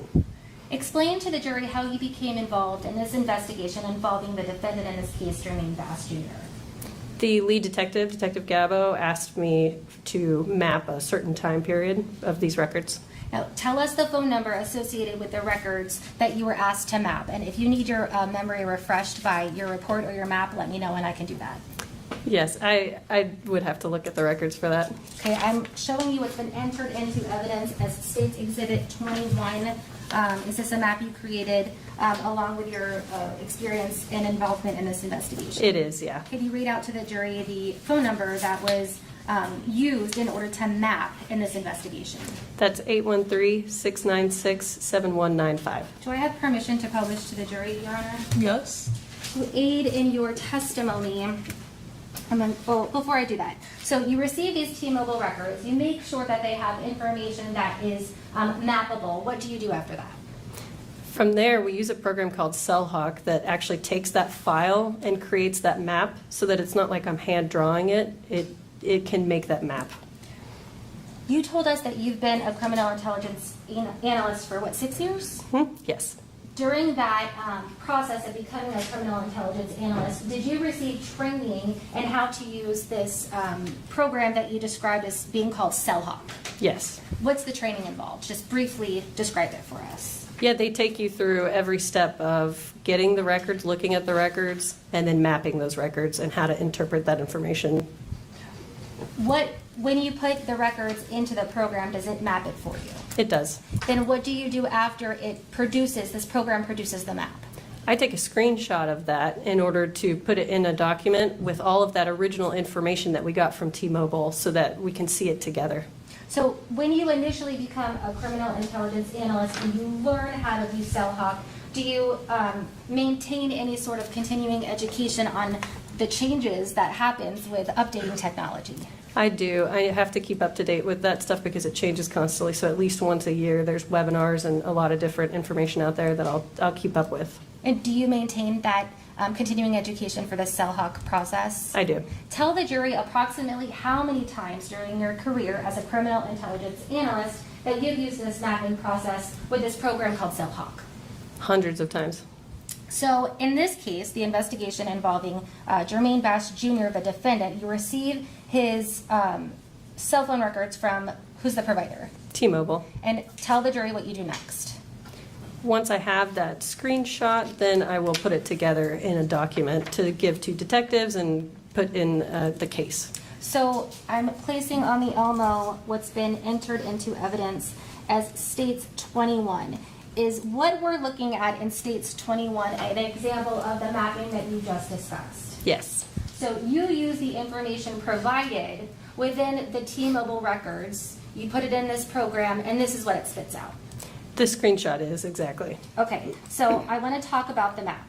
Let's orient the jury what we're looking for in the map, okay? On the bottom left-hand portion, I see West Shore. I'm pointing to it with my finger. In fact, there is a line right through the word West Shore. Is that West Shore Boulevard here in Tampa? Yeah, West Shore Boulevard is in that area, and that West Shore is denoting that that's kind of the area, West Shore. Right above that, we see another line and another, it's two lines together. It looks like almost kind of a pie chart situation right above Tampa International Airport. Is that correct? Exactly. Can you zoom for the jurors too? Oh, sure. And for the record, I'm zooming in so that we get a closer look at what I just pointed out to be the West Shore in the bottom left-hand corner area, and what the witness has described as Tampa International Airport right before that. Right to the left of Tampa International Airport, we see symbols that look like it would be some sort of highway with a circle, a white circle that has numbers on it. What is that representing? Yeah, that's showing 589, excuse me, and this is using actually like Google Maps information. And then if we go up in the middle, we're seeing two like, half pie graph almost situations. To the right of that, we're seeing University Square. Tell us what area we're looking at now. Yeah, the university area or the University Square area. Right through that, we see yellow lines and a marker that is commonly known to be an interstate marker. Tell the jury what interstate marker that would be. I-275. Tell us about the text boxes that we see on the map. We're going to go one by one, but a general understanding of where does this information come from? Does the CellHawk program produce the map along with these text boxes?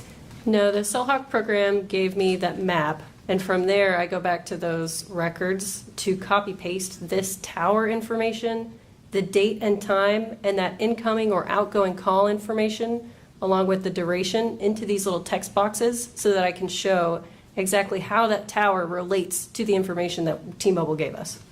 Now, throughout the map, and again, we'll go one by one, we see what looks like lines that have like a half circle on them. I also see one that is a full circle. What do those symbolize? Just so the jury understands before we go one by one. For that full circle, T-Mobile is not able to give us a direction, so we just have a 360 around the tower. For example, to the left of that, it's showing kind of southeast, and that means T-Mobile was able to give us a direction, which is southeast of that tower. So what do these markers or the pie graphs or the circle, what does it indicate? You're saying it indicates a tower, but what about the tower? That tower was in communication with that cell phone during that incoming or outgoing call. So the purpose of the shape or the marker on the map shows us where the cell phone is at any given time? It at least shows the direction from the tower that the cell phone was in. Okay, so I want to start at the top text box. We see a full circle, which again indicates to you that the cell phone is bouncing off this tower, Yes. correct? Yes, But it's not indicating to you a location in which it's heading. Is that safe to say? exactly. Now, we see a line with, it's an arrow, to the right of the circle, and we see a text box that I'm pointing to. It's the topmost portion on the right side text box. Explain to us what that means, that text box. It starts with the E node B, the sector, and the azimuth, which is all going to be tower information. That azimuth is blank. I just have a dash there because we don't have a direction, and that's actually where that would come from. The location is followed by that, and that's literally the latitude and longitude of the tower. And then we have the date and the time, and it was an incoming call from this phone number, 361-217-7632, and the duration is 0 seconds. There was no duration. So we have that at 6:04:03 p.m. Next in time, we see to the left two lines intersecting, two lines intersecting, right encompassing the words University Mall. It encompasses the two first letters U and N. explain to the jury, and if you need to stand up and point or come over here and point, Judge, does she have permission to do that? Sure. If you Probably can, going to you is probably best. yes, ma'am. If you can please come around so that you can point to yourself on the Elmo. Make sure you describe with words too. So specifically, and I'm going to rearrange. We see a top text box on the top left corner.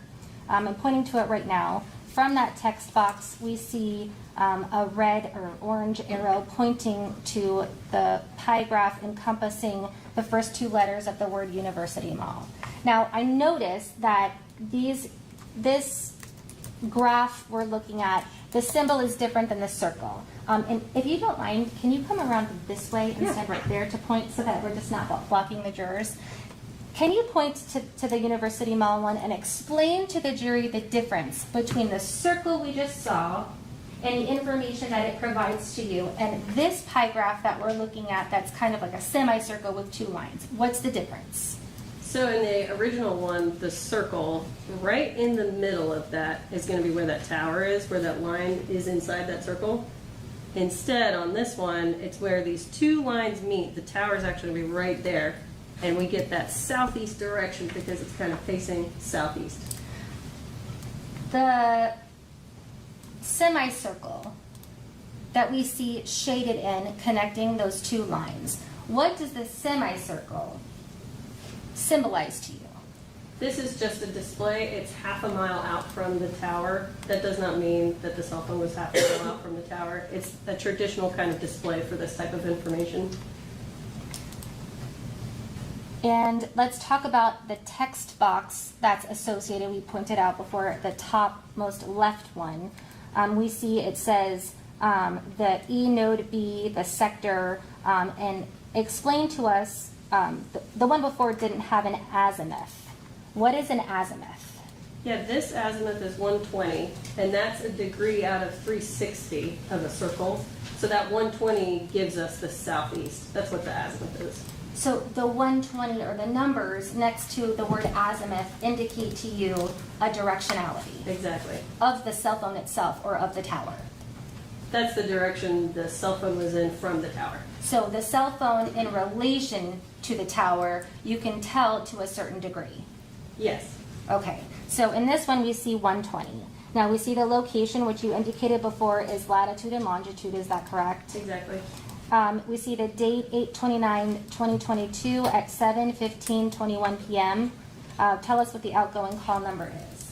That's 813-516-3376. Now, outgoing call, does that mean the number listed above, 813-696-7195, is the one who dialed out? Exactly. And if we see a label later on, incoming call, does that mean that the number listed below the words incoming call placed the call and dialed to 813-696-7195? Exactly. Okay, so the next in time, we see 7:16:04 p.m. For the record, I am pointing out a text box that is the second from the top on the top left side. We see an arrow coming from that pointing to two lines that intersect with a semicircle. It is right below, encompassing the bottom portion of the N on North Tampa. I see that to be to the left of Busch Gardens, Tampa Bay. Is that correct? Yes. Now, tell us what information you were able to receive and what that line and semicircle means to you based on this information. So exactly like before, those two lines intersect, and that's where that tower is. But what's different this time is it's facing northeast. In addition, we've got this incoming call from 813-516-3376, and it was a duration of 65 seconds.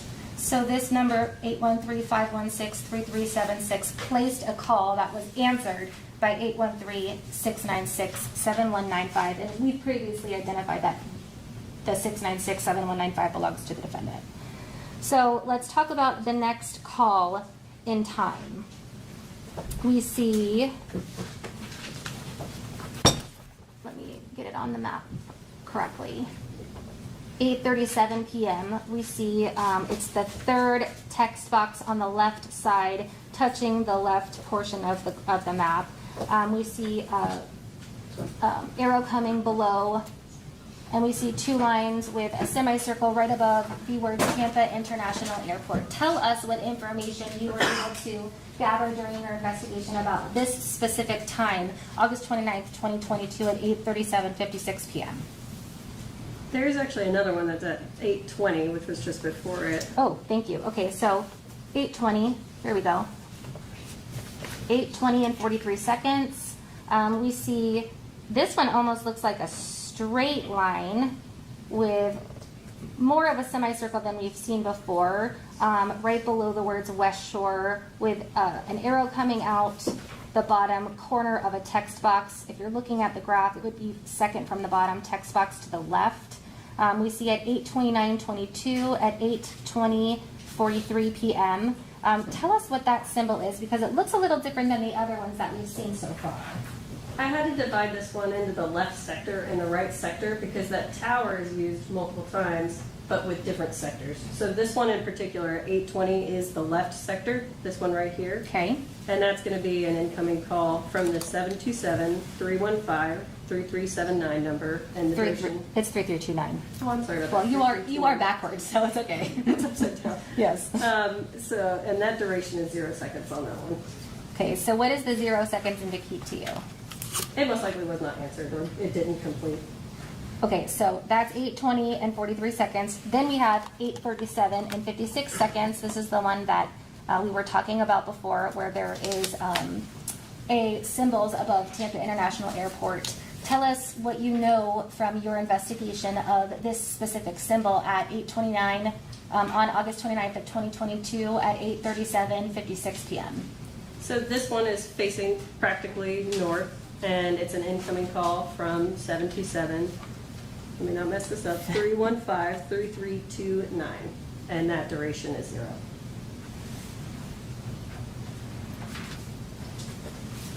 Let me just, I'm sorry.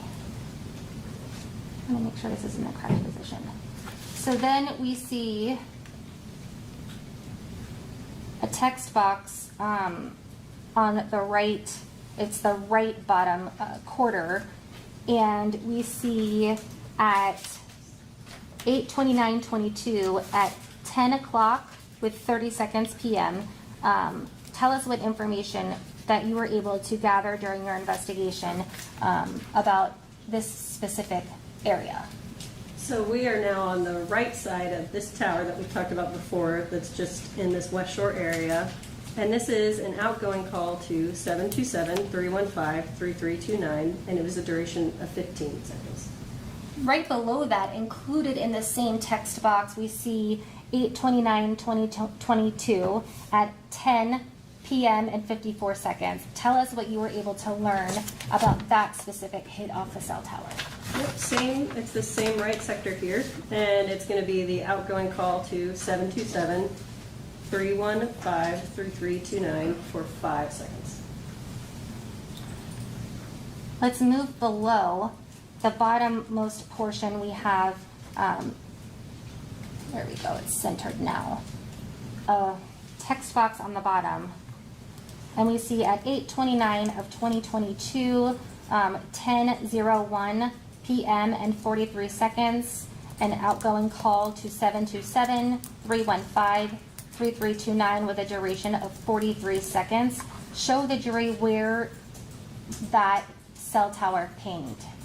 So the tower is right here where these two lines intersect, and we're a little bit farther south from the other tower that we've been talking about, still in the West Shore area, and it's facing basically north or northeast. Now we're going to, we're looking at the top quadrant. We've already discussed the topmost portion of the text box. And we see that the circle that we have has an arrow next to it with a text box we already talked about from 6:04 p.m. But below that, it looks like there's 2 other phone calls. So I want to discuss 8:29:2022 at 10:19 p.m. and 37 seconds. Tell us what you learned during your investigation.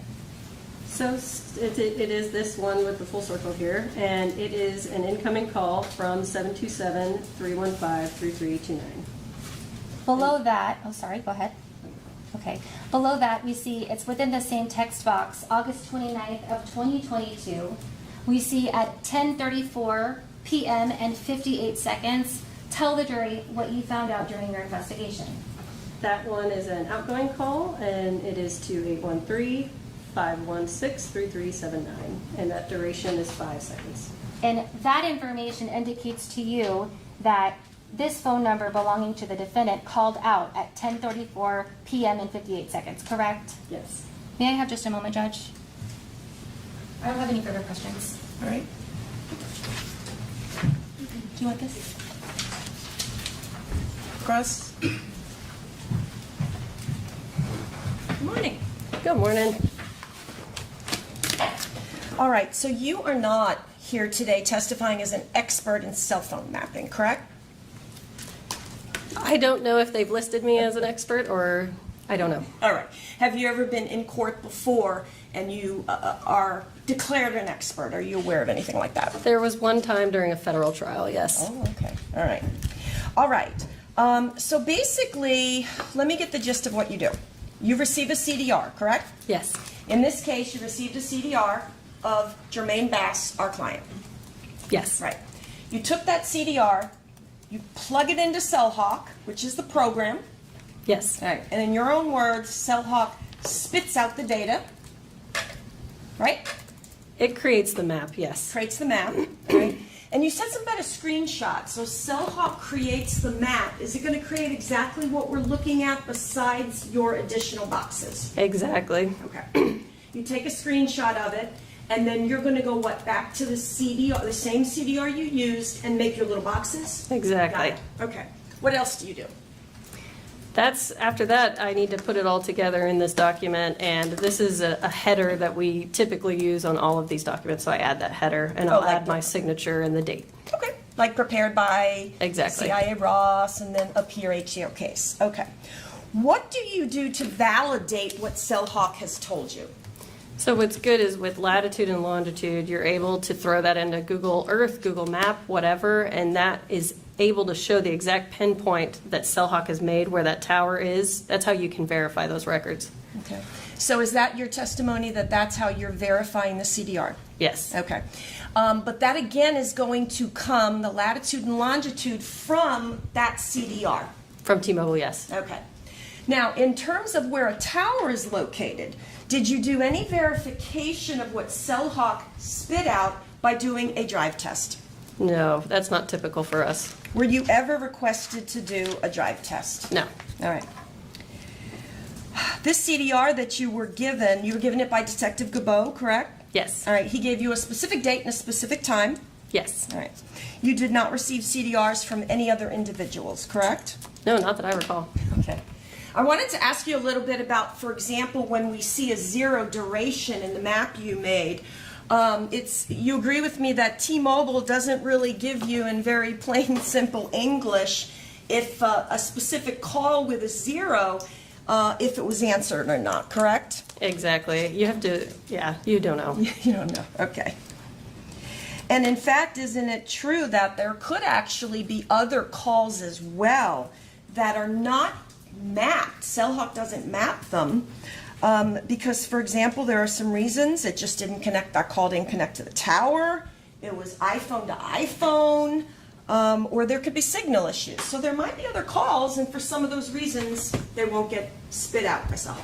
Yes, they can't be mapped because that mapping information just doesn't exist. Right. Okay. Now, did you use a cell site list to verify your data? Yes. Okay. Which cell site list did you use? So T-Mobile has uploaded to the CAST team on LEAP. It's a government website that the FBI uses. They have cell phone towers uploaded into there on a regular basis, and that's the one that we use within CellHawk. Okay. Did you use it specifically in this case? I did. Okay. Which version, or what was the date or approximate date of the cell site list from T-Mobile did you use? October of 2022? All right. Were you aware that in August of 2022, T-Mobile and Sprint merged? I don't know the exact date, but I know that they merged. Okay. Yes.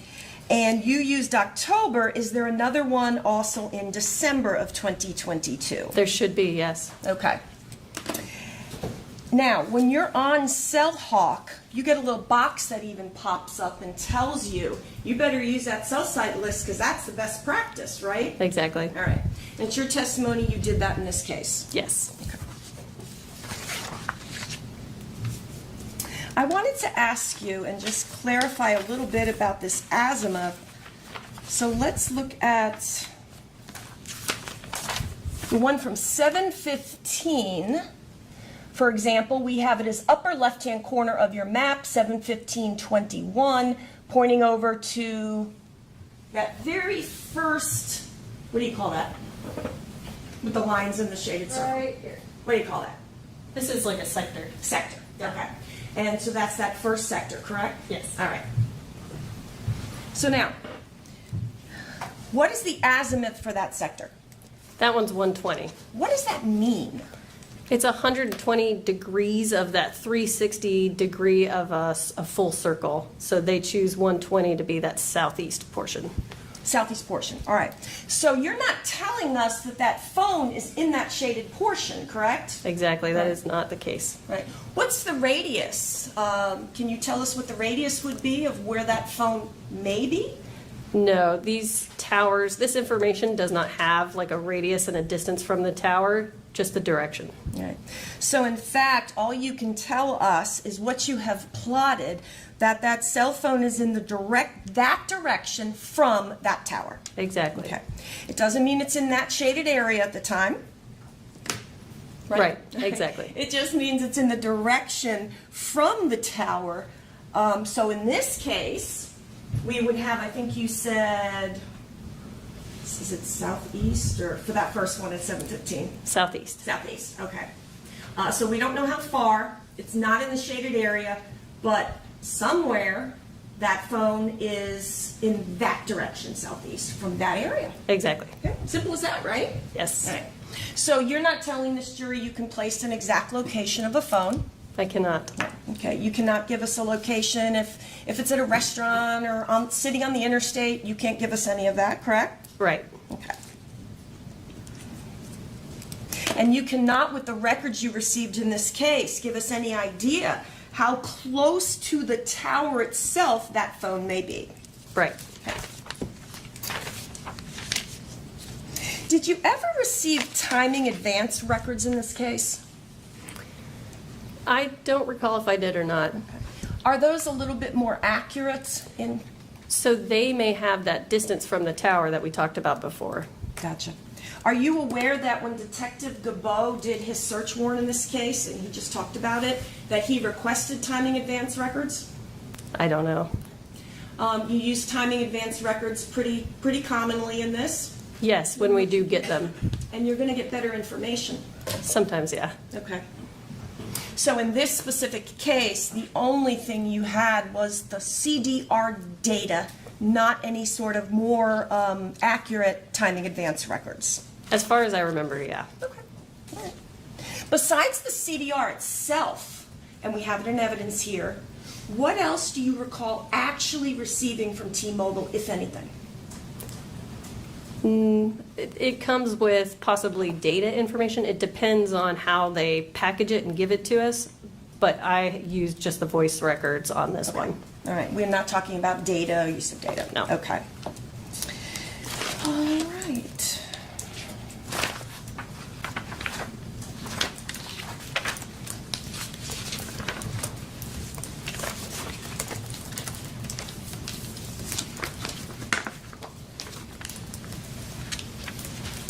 Looking at my notes to see if I have any other questions for you. May I have a moment? Yes. Thank you, Judge.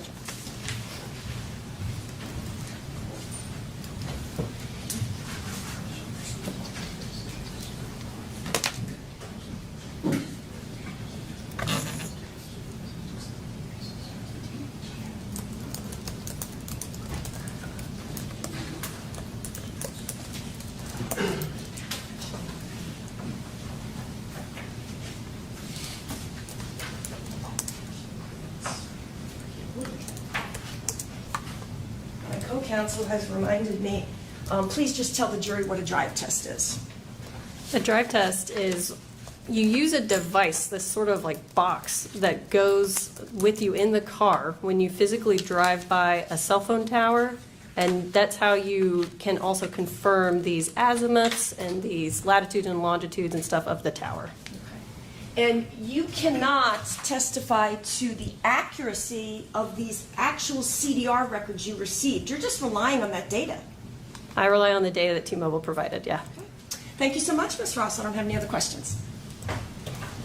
No regret, Judge. All right, you can step down. Thank you. Thank you, Your Honor. Is she released from her subpoena? Yes, Judge. She is not, but she can leave the She is not, but she can leave the courthouse? Yes. All right.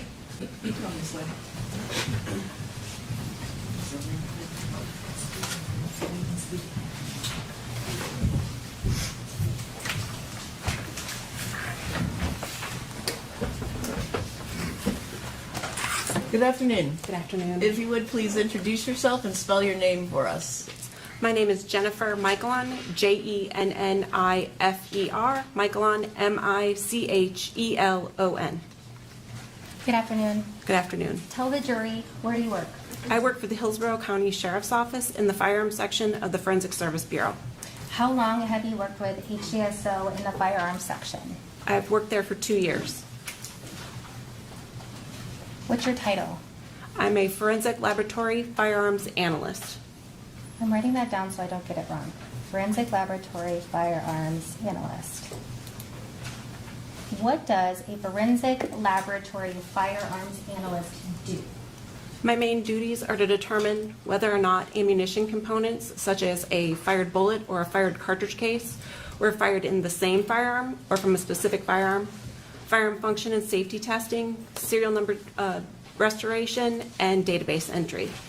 Before you started at HDSO, did you work elsewhere also with firearms? Yes, I did. Where did you work?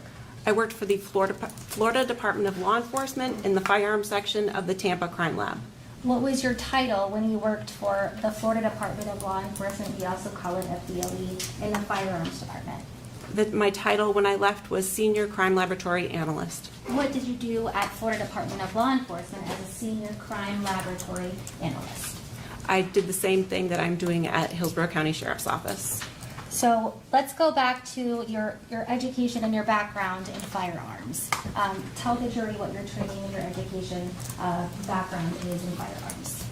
I have a bachelor's degree in chemistry from the University of South Florida, and I completed an 18-month structured training program at the Florida Department of Law Enforcement in the field of firearms identification. What year did you start working at FDLE? I began working at FDLE in 2006. When you started working with FDLE in 2006, did you receive specialized training in order to become a crime laboratory analyst? When I began with FDLE in 2006, I was in a different section. I started in firearms in 2009. So in 2009 at FDLE, explain to us what training that you underwent in order to be working in the firearms section at FDLE. The 18-month structured training program that I went through included units in firearms function and safety testing, which included assembly and disassembly of firearms in order to know how they work. I did units in microscopy of bullets, microscopy of cartridge cases, firearms history and development, ammunition history and development. I did units in serial number restoration, distance determination, and I also completed then I completed an oral board, which was essentially 3.5 hours of question after question, making sure I understood everything in the firearms section. During that time, I also completed I had to do competency tests and also had to do practicals in order to be able to complete my training. After I completed all of that, I did 6 months of supervised casework, which was then culminated with a mock trial of testimony, and then I was released to do supervised casework. I'm not supervised, my own casework.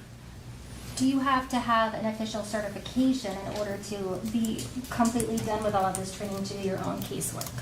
I received just a completion of the training program from the Florida Department of Law Enforcement. When you worked at FDLE in the forensic or the firearms department, Approximately how many times did you have an occasion to analyze a firearm?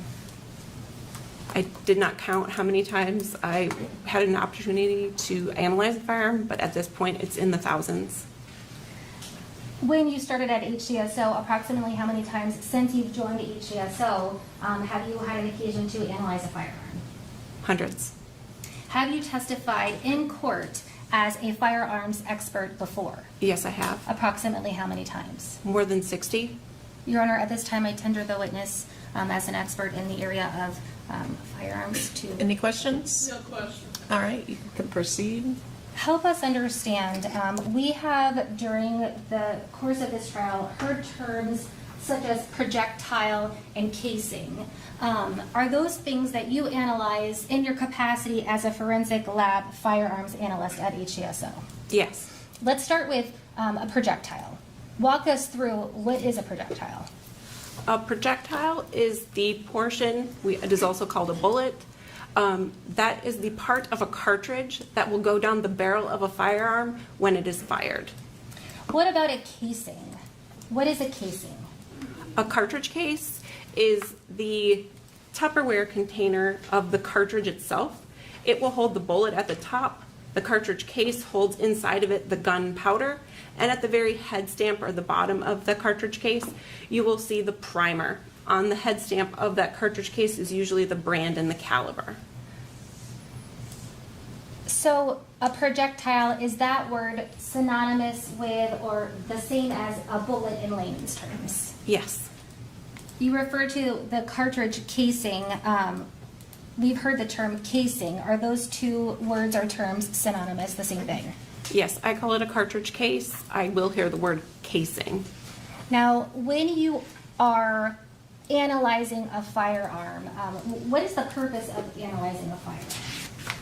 When I'm looking at a firearm, I'm looking at it to see that all of the safeties are working, that there's no damage to the firearm. I want to make sure it's safe for me to fire when the time comes. Then the next step would be to test fire that firearm and obtain those test fires in order to look at those test fires to do any comparisons to any evidence of cartridge cases or bullets that I might receive. When you receive a firearm and you are requested to test a firearm, when you're doing these test fires, is that the process of making sure the firearm is functional? Yes. During your inspection of the safeties that you described, is that also a part of your analysis of whether or not a firearm is actually functional? Yes. When you analyze a firearm to see if the safeties are working or whether or not it's functional, do you ever receive projectiles or cartridge casings as well? Yes. What are you an expert at doing when you have a projectile, casings, and a firearm as a forensic lab firearms analyst? I am tasked to determine whether or not those bullets or cartridge cases were fired in or from that firearm. I want to talk about that process in detail. When you are tasked with analyzing whether or not a cartridge casing came from a specific firearm, walk us through the process. How is that done? Once I've test fired the firearm, I'm going to bring those test fires back, and I'm going to then look at the class characteristics that are on those cartridge cases.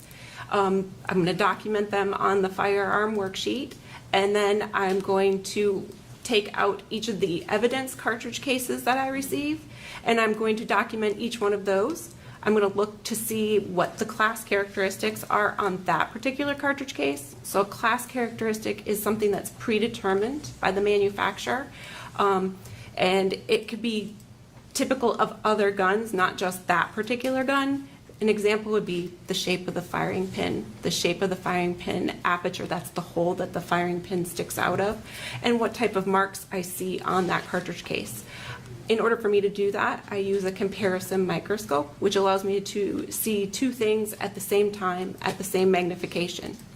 Now, if those class characteristics on the cartridge cases are the same class characteristics that I see on the firearm, I can then begin another part of the examination, which is called looking for the individual characteristics or the pattern of individual characteristics.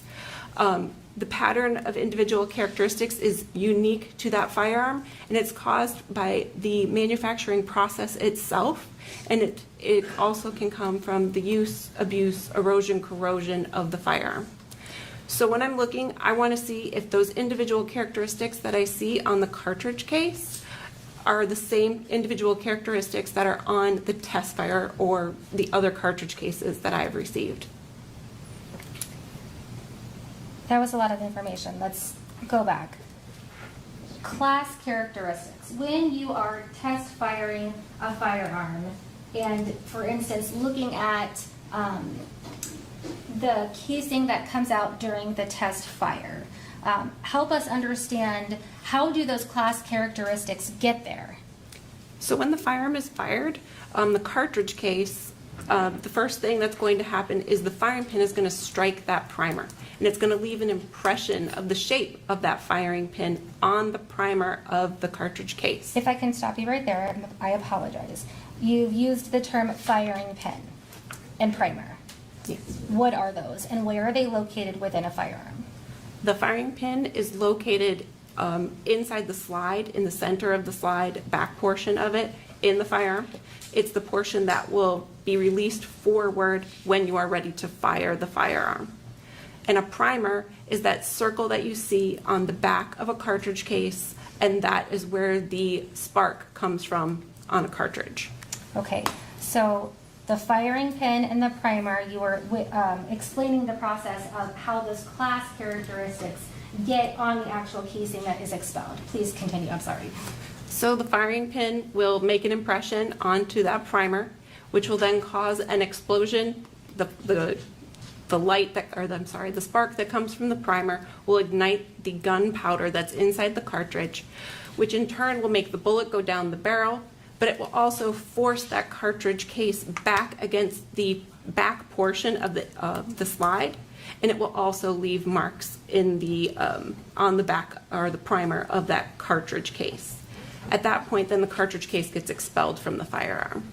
Now, what about individual characteristics? You said the individual characteristics that are left on a cartridge casing differ. They're not the same. From firearm to firearm. Okay, so let's talk about a projectile, for instance. What happens to a projectile as it's going through to be ejected or fired from a firearm? When the cartridge is ignited and the bullet goes down the barrel, the bullet will travel down the barrel and it will get class characteristics from inside the barrel, which are the rifling inside the barrel, which are those spiral grooves that you see within the interior of the barrel. Those will be imparted onto the bullet. That's a class characteristic. Multiple firearms may have the same class characteristics. At that same time, it's also getting individual characteristics imparted onto it. Those impressions are class characteristics and individual characteristics. Is that what allows you to analyze a test fire to a projectile that's already been fired to see whether or not they match? Yes. Before you kind of started to describe using a microscope to compare the two, the test fire that happens in a controlled environment and the one that's actually expelled. Help us understand how you do that. The first thing I do is I want to make sure each of those items has individual characteristics. I can't continue my examination if it does not have any individual characteristics. If it does have individual characteristics, I can compare the item of evidence to a test fire or to other items of evidence. In this case, tell the jury, so what happens next? If I see repeating patterns of individual characteristics on the item, then I can make identifications. And again, you're looking at these class characteristics and individual characteristics on a test fire and a projectile provided to you under a microscope, correct? Correct. Now, tell us about the test firing process. When you receive a firearm and you're requested to test fire it, where do you do that? I test fire it into the section water tank. What does the water tank look like? The water tank is essentially a big steel box that has a port on one end, and you'll fire the firearm into that port.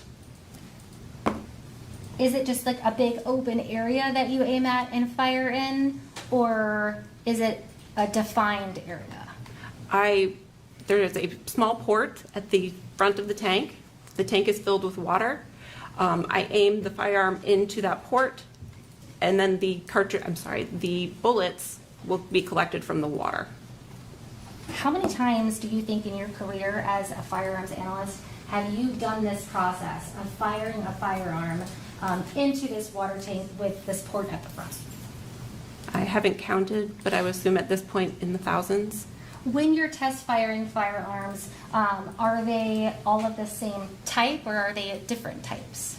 As far as the cartridge, No, of the firearms that you're asked to fire. I have test fired many different firearms.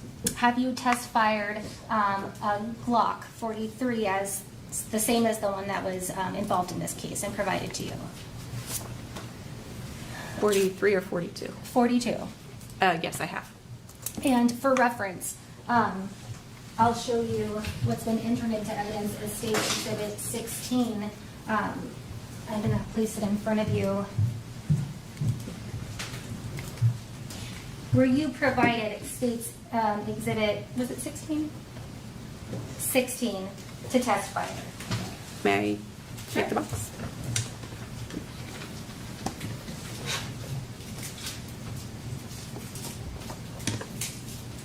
Yes, I was. How do you know? I could see the case number, the exhibit number, and my initials in my handwriting on the firearm and the magazine. Each firearm that you receive for testing, does it get an individual case number associated with it that you just explained is representative on this firearm? It gets an individual property item number or exhibit number, and it will have a case number, and then I will write those things on the firearm or the date and my initials on them. In this case, I wrote all of that myself. When you receive a firearm, I heard you talk about some of your training includes the assembly and disassembly of the firearm when deciding whether or not a firearm is operable. Is that correct? Yes. Did you do that in this case? Is that a part of your evaluation when you receive a firearm, is assembling and disassembling, disassembling and then assembling the firearm? I test fired the firearm first, and then I did remove the slide to check the safeties.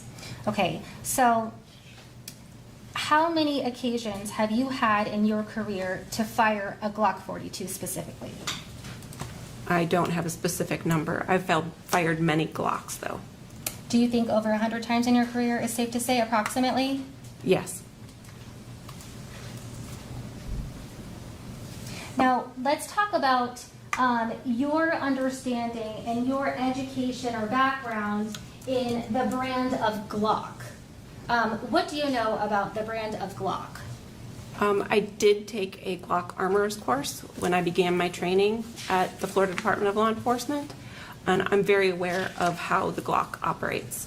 Tell us how the Glock operates. And I guess while you're explaining that, can you specify how it operates and how it may be different than other brands? Do you want me to start of how to is essentially fire the Glock? Sure. In order to test fire or to fire a Glock, the first thing you need to do is to load ammunition into the magazine. That's the container that holds the cartridges so that you can fire one right after the other. The next thing you're going to need to do is take that top portion of the firearm and you're going to have to pull the slide back and release it. After you've inserted the magazine into the mag well. Then you're going to take that slide back and release it. The first cartridge in that magazine will now be inserted into the chamber of the firearm, and the firearm is ready to fire. When you released that slide at the top of the firearm, at that same time, the firing pin has been slightly cocked in the firearm. That means it's been pulled back ever so slightly. Now the firearm is ready to fire. When I pull the trigger, I have to depress the trigger itself, and there's also a trigger safety on this particular firearm. I have to depress the trigger safety and the trigger at the same time in order for that firearm to fire. When I pull that trigger, the firearm will fire, the bullet will go down the barrel, the slide will move back, and the cartridge case will be extracted and ejected from the firearm. At the same time, the slide will now start moving back forward. It will take the next cartridge out of the magazine and it will load it into the chamber. And it will have now repeated the process that happened again. On the Glock brand specifically, help us understand the safety precautions that are present on Glock firearms. The Glock has the trigger safety, which is located on the trigger. It's in the center. It kind of protrudes a little bit from the trigger itself. It's right down the middle. You have to depress it in order for the trigger to be pulled back. The Glock also has a firing pin block safety, which in order for that firing pin block to get out of the way of the firing pin, you have to pull the trigger. And again, in order to pull the trigger, you have to depress the trigger safety. This firearm also has what is known as a drop safety. All that particular thing is doing is it's holding back that firing pin, and then it will pull it back a little bit more and then drop out of the way. And the firearm will not fire unless that has dropped out of the way. So, for instance, with this firing pin block safety, does that help prevent things like accidental shootings? The firing pin block safety will not allow the firing pin to go forward unless the trigger has been pulled. The trigger safety you've described as a small object on the middle of the trigger. If the trigger safety is depressed, but not the entire trigger behind it, will a Glock 42 fire? If just the safety has been depressed, no, it will not fire. You have to finish pulling the trigger. Help us understand the difference of the terms semi-automatic firearm and automatic firearm. Excuse me. A semi-automatic firearm requires a pull of the trigger for every shot that is fired. A fully automatic firearm, all you have to do is depress the trigger, and as long as there is ammunition in the magazine and you're still depressing that trigger, it will continue to fire. The Glock 42 that we see in Space 16 that's sitting on the ledge in front of you, is that a semi-automatic firearm or is that an automatic firearm? It's a semi-automatic firearm. Does that mean in order for the firearm to be fired multiple times, you would have to both depress the trigger safety and the trigger in its entirety multiple times in order to fire it? Correct. Asked in another way, does it require you to completely pull and then release it before pulling it again to continue firing it? You will pull, and then you have to release pressure. It doesn't mean your finger's still not there. It may be putting a little pressure, but it does have to be fully extended again in order for you to pull again.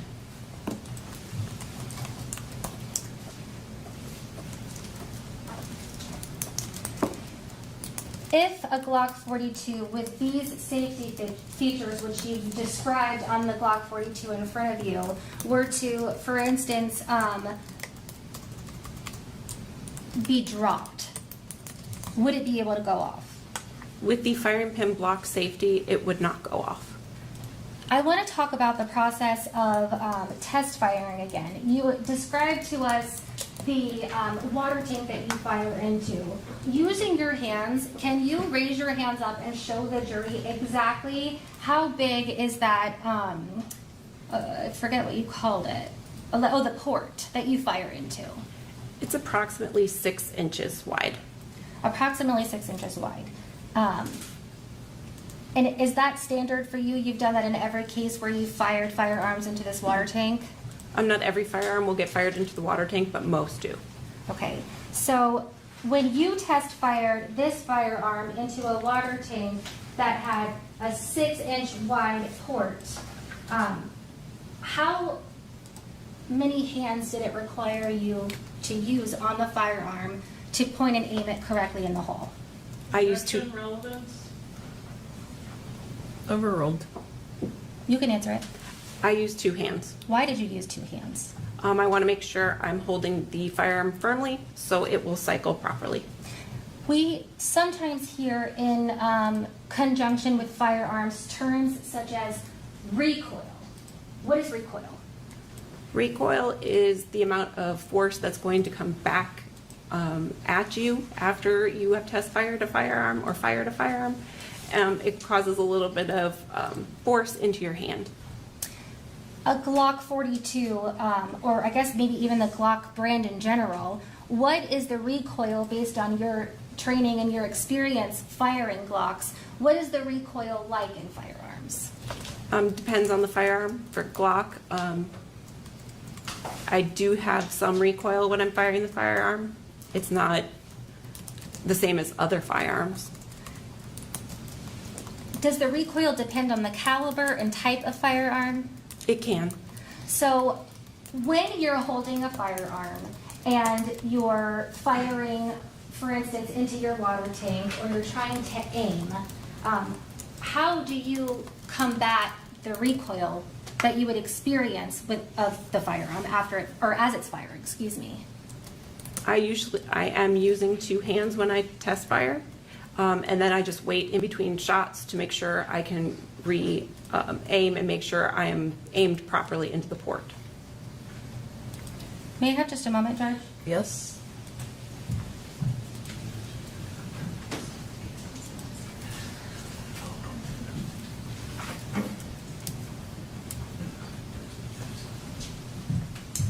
In this case, were you provided shell casings and projectiles in order to do a comparison after you test fired the firearm?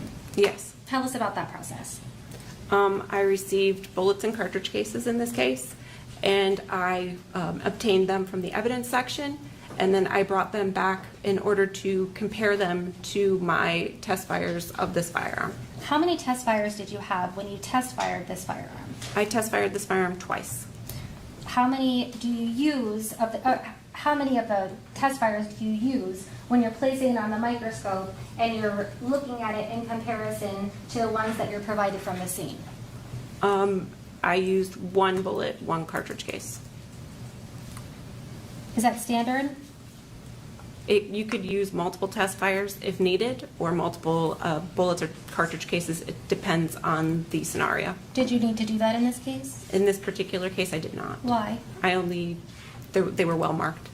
Okay, so you test fire it, you have a test casing and a test projectile. How many projectiles did you receive either from the scene or from the deceased? I received 3 fired bullets and 1 fired bullet core. Did you compare those bullets to your test fire? I compared the fired bullets to each other and to the test fire. What's the purpose of comparing the fired bullets to each other? I had originally, when I was going through to see the individual characteristics, I noticed that they all had the same individual characteristics, and I could see marks that looked similar on each of them as I put each one up individually, and then I put them up together to just index them or mark them to see those patterns were the same at that point. After you compared the test fires to each other, did you choose one and compare it to each projectile or bullet that you were provided in this case? In this particular case, I compared the bullets to each other first, and I took one of them and I compared it to a test fire. Why do you compare the bullets provided to you from the scene or the deceased to each other first? In this particular case, there was no reason why I did that over looking at them to the test fire. It's just I had seen the pattern when I was looking at them individually, so I marked them at the time.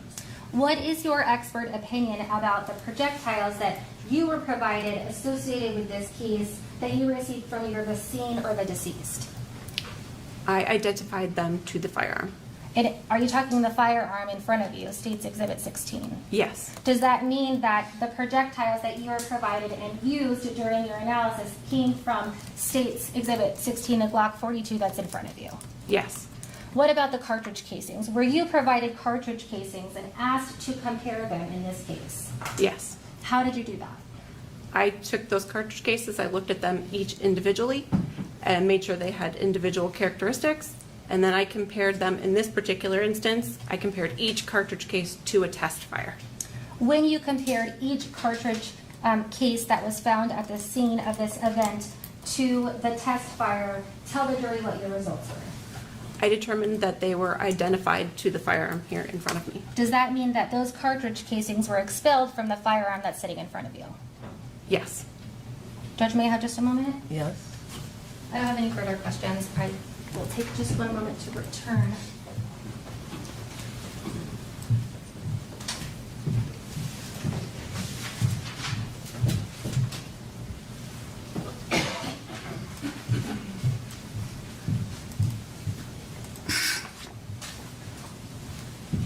Cross? Good afternoon. Good afternoon. Now, you were involved in doing some analysis in this case, and then later on, you were asked to do some additional analysis more recently. That is correct. And that was based on the retirement of one of the FDLE examiners that was involved in the case, Mr. Kwong. That's what I'm assuming, yes. Okay. But you had originally done some test fires in the case and did an examination of the firearm. That is correct. So then later, when you were asked to continue to review the case or review the rest of the evidence, you were able to use those original test fires that you used in this case. That is correct. And you were able to identify those casings to each other and to the firearm in this case. In this particular case, I ID'd each cartridge case back to a test fire. Okay. And that test fire was from this firearm that you were shown a minute ago. Yes. When you looked at the ammunition, there was two types of ammunition, right, from the casings? Correct. And what were the types of ammunition? There were two types, Hornady and Norma. Okay.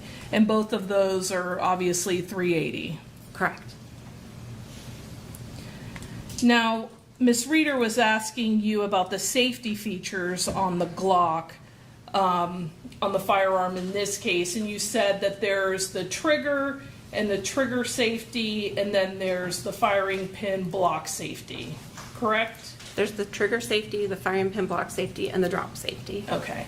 And all of those, as you pull back the trigger, will go along and allow you to fire the gun. That is correct. It's not something that you have to do separately. It all kind of goes together as you pull the trigger. Correct. As you're depressing the trigger along with that trigger safety and you pull the trigger all the way back, it will disengage the firing pin block safety, allowing that firing pin to flow through the channel.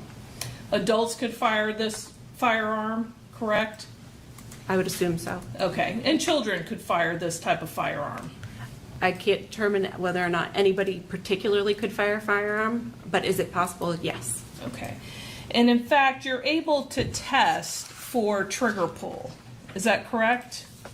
I do have a way of measuring trigger pull, yes. But in this case, you did not do that. No. And that would tell you the force needed to pull the trigger with this particular firearm. That is correct. When you did do the test fires, you didn't find anything unique about this firearm versus any other kind of Glock that you've used before. The trigger pull didn't seem any different than any other Glock that I've fired. And typically, you've stated that the trigger pull for a firearm is about like opening a can of soda. Correct. Nothing further. Anything else? No, Judge. All right, you can step down, ma'am. Thank you.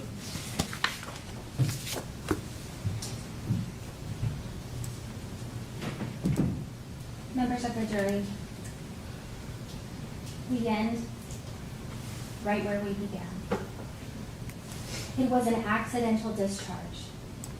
I was trying to take the magazine out and it went off. They was both in bed. I was in their room. Those were the statements of the defendant, Jermaine Bass Jr., mere minutes after he murdered his daughter while she was laying in the top bunk of her bed. Those were his statements as he was holding his son, who was profusely bleeding from a gunshot wound to the side of his head that he caused. It was an accident. I was loading the magazine. I was in their room. Those statements you heard on the body-worn camera of Adam Lawman, HCSO deputy who first responded. I want to draw your attention on that same body-worn camera to the timestamp of 22:46:20. Right after he made these statements, the defendant was asked, "What happened upstairs?" He looked straight at the deputies and he said, "Nothing happened upstairs." That man uttered those words, "Nothing happened upstairs," when he knew that his daughter was on that top bunk with a gunshot wound to the middle of her forehead, and she was bleeding out and she was about to die.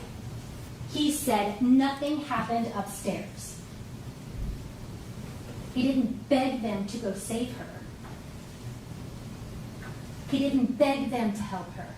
He said nothing happened upstairs.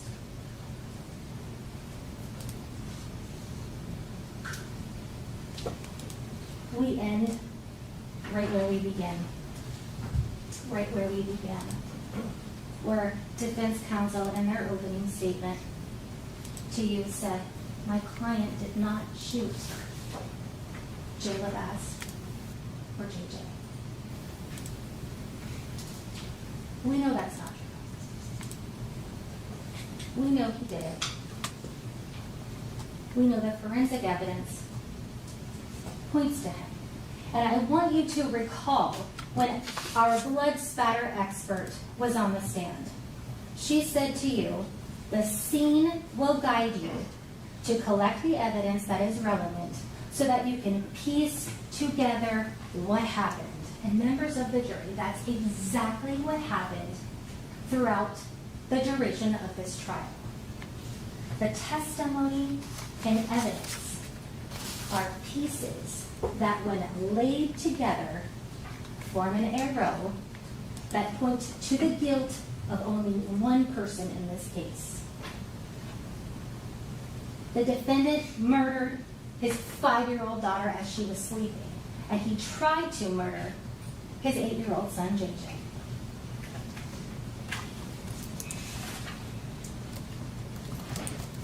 Remember this last Friday during jury selection, you were taught that the state has the burden to prove the elements of the crimes charged beyond a reasonable doubt.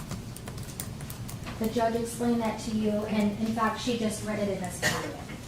It helps to know what the elements are, what we're focusing on as we go through discussing how and why we know the defendant is guilty of each element of each crime charged in this case. We'll go one by one. First-degree premeditated murder. To prove the crime of first-degree premeditated murder, the state must prove the following 3 elements beyond a reasonable doubt. Jayla Bass is dead. Number 2, the death was caused by the criminal act of Jermaine LaVonda Bass. And number 3, there was a premeditated killing of Jayla Bass.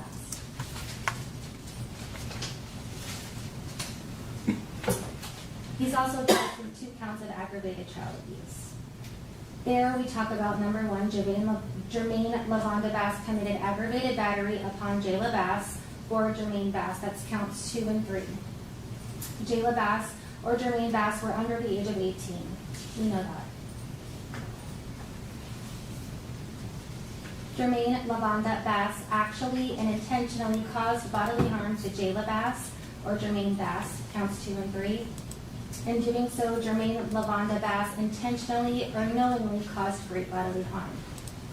We know that as well. You saw the gunshot wounds. The last count he's charged with is count 4, premeditated murder. Jermaine LaVonda Bass intended to commit the crime of first-degree premeditated murder. Number 2, Jermaine LaVonda Bass committed an overt act toward the commission of first-degree premeditated murder that went beyond mere preparation. Number 3, Jermaine Lavonda Bass failed to complete the first-degree premeditated murder. Let's talk about how and why we know the defendant is the one who pulled the trigger. And let's talk about how and why we know that he did it intentionally. We know that the defendant started out his night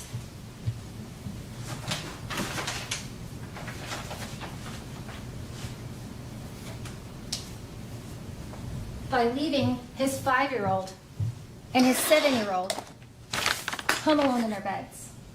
We know that's true. 5 and 7, home alone at nighttime. We know that he followed his wife Shirley to her family dinner in the West Shore area at Ruth's Chris restaurant. How do we know that?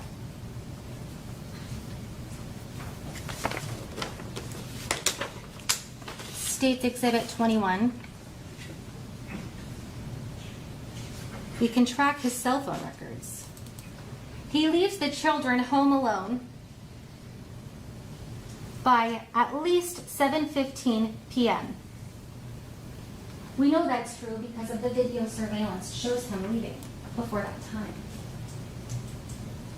We know that Shirley got to dinner and that the defendant arrived in the West Shore area where Ruth's Chris is located.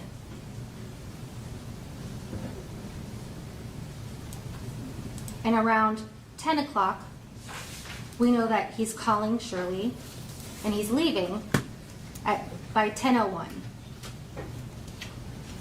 We heard testimony from Shirley's niece, who's kind of more like a cousin, they're similar in age, China Gadsden. She explained to you what she saw that night.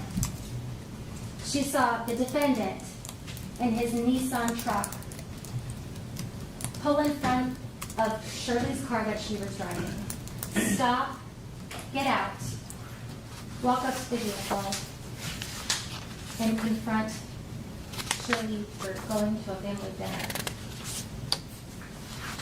You know, he immediately got back in his car and went to his house. That's what States 21 shows through his phone records. We know that's true. Just like Anna Cox said, the evidence will reveal to you what happened. Other evidence that reveals this in fact is true, that the defendant followed Shirley to her dinner and confronted her, is the Ion crime camera video footage that we see of the defendant's car.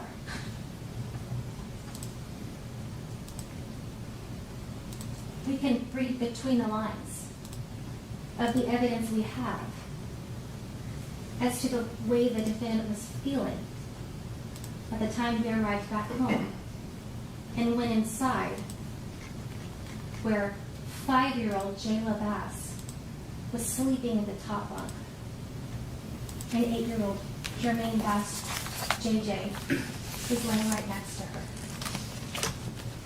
her. Now again, the scene will reveal itself. We only have to follow it. We know that the children were in the bed together.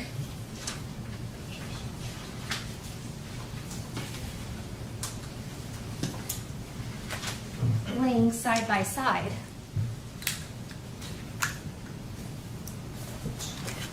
In the bed.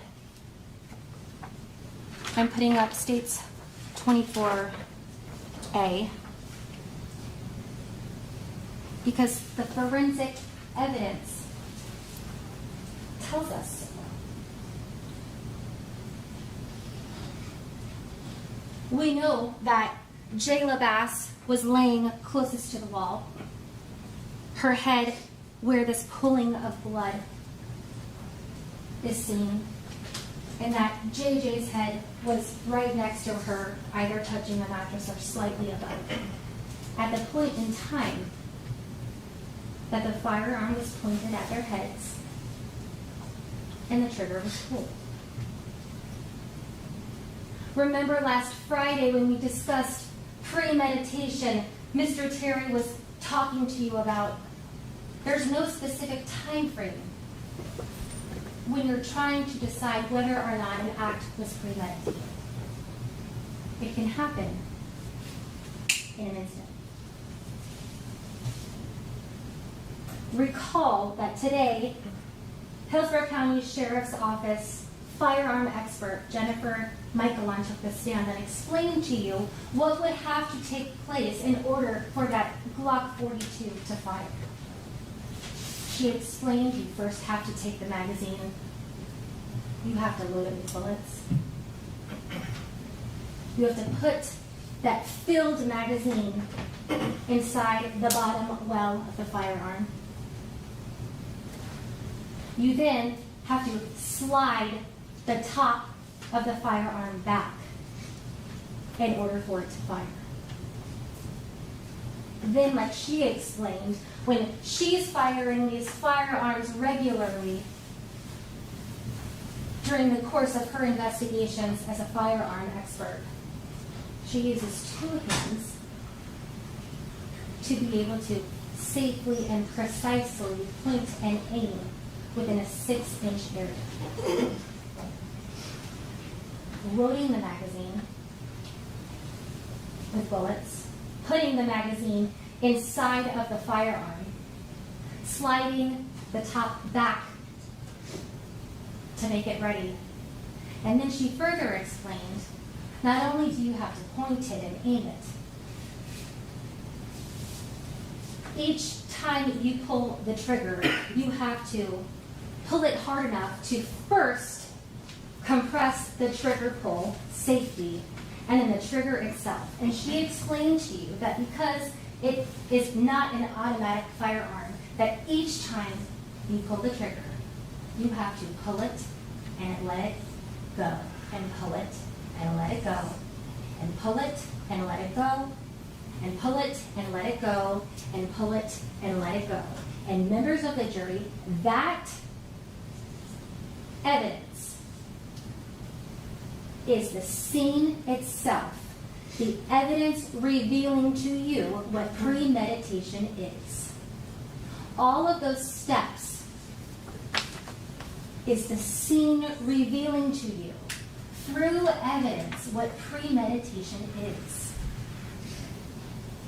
Look at the bullet holes.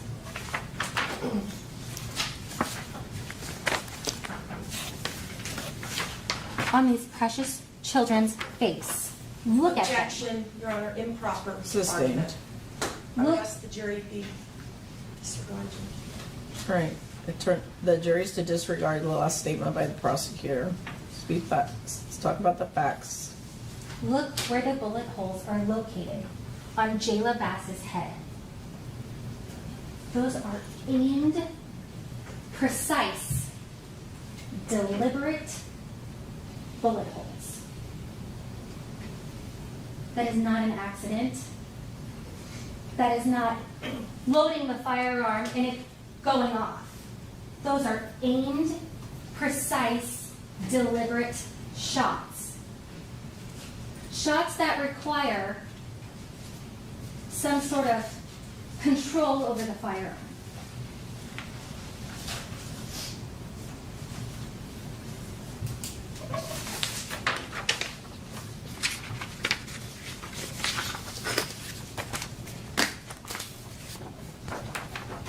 Shot through her cheek, her temple, and her forehead. Jennifer Michaelon says that shots that are within 6 inches of one another require her to use two hands to shoot.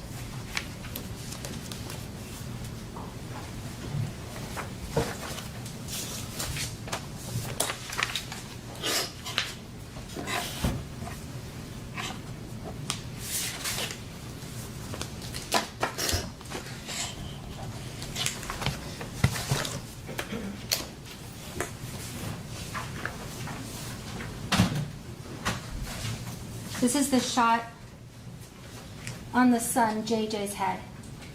Now, recall he's laying right next to his sister in the bed, the top bunk. We don't know what order they were shot, but consider the proximity when deciding how deliberate these shots are. Consider the proximity when deciding how precise they are. That is the evidence revealing to you premeditation, intent, and deliberate shots. Shots that are aimed at the most crucial part of a human being's body.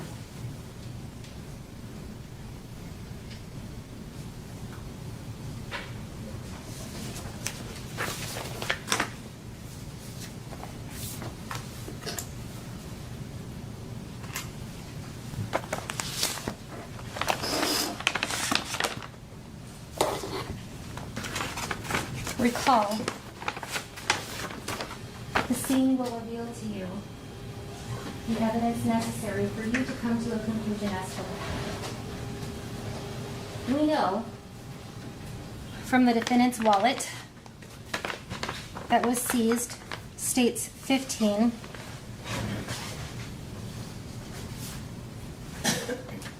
Recall that this wallet was taken directly found in a closed drawer within a wallet that was right next to the firearm used to murder Jayla and Jake, an attempt to murder JJ, and right next to ammunition found. Note on this, height, Jermaine Bass Jr., 5'7". Why is that important? Let's consider the trajectory of the fire's shot that killed Jayla Bass and almost killed JJ.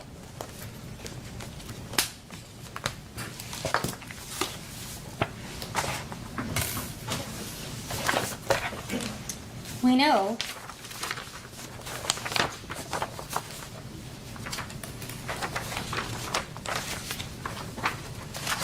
that the children were laying next to each other. We know that the blood shown in the pulling of this photo of the top mattress belongs to Jayla Bass because of the head. Consider the trajectory of the bullets you see.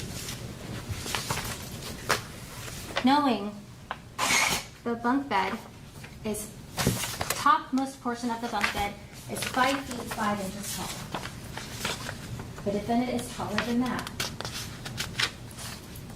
We know that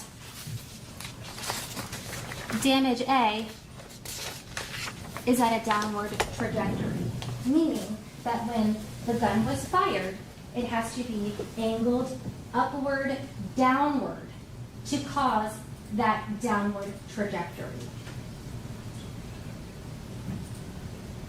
We know that this shot goes all the way through to the bathroom in a downward trajectory because we saw evidence of that. The scene will reveal the evidence necessary for you to decipher what happened. Whoever was holding the firearm had to have been taller than 5 feet 5 inches tall. We know that there was no stippling found on the wounds of Jayla Bass, meaning that whoever fired the weapon pointing right at her had to be at least, from the testimony, at least 2 to 3 feet away from her.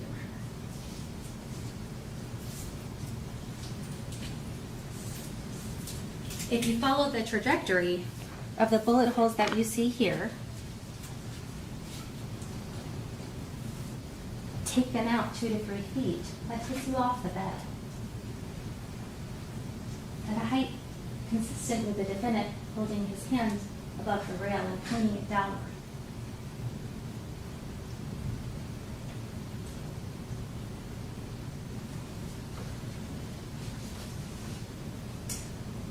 We know also that the person standing on the outside of this bunk bed, at least 2 to 3 feet away from where the children were laying. We know the trajectory as well because of the impact blood stain pattern. Now, Anna Cox, when she testified, was very educational when she was describing to you what blood stain pattern analysis is. She explained that it's a discipline of forensic science focusing on identifying, documenting, and analyzing blood stains in order to interpret what caused the distribution. Basically, in a layman's term, she says she looks at the blood stain and tries to decide how it got there. She went on to explain to us different kinds of blood stains and what they mean and how she interprets them. One of them was an impact blood stain, or an impact spatter pattern, which she said a natural object striking the liquid blood. She said she considered things such as physics, the natural laws of gravity, and introduction of a mechanism such as force. So if something were to hit an object of bleeding, it would cause a certain pattern, blood pattern stain. Directionality, flow pattern. She said in her expert opinion, based on the DNA evidence that was swabbed from this area, it showed that both JJ and Jayla's heads were in this corner of the bed at the time in which they were shot.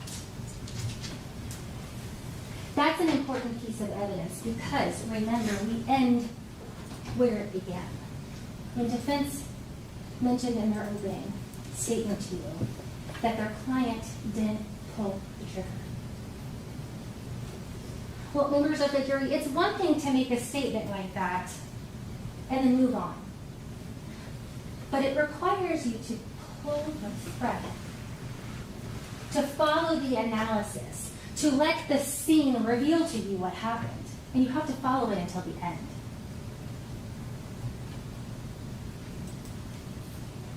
The end is the DNA on the firearm. Now, recall this series of events. The children are shot. They're on the top bunk. When law enforcement arrives, the defendant is holding his son, who's profusely bleeding from a gunshot wound to the head. When he's asked, "Where's the firearm?" he explains to the deputies that it's on top of a dresser, and later explains that it's in the drawer in the master bedroom of the dresser.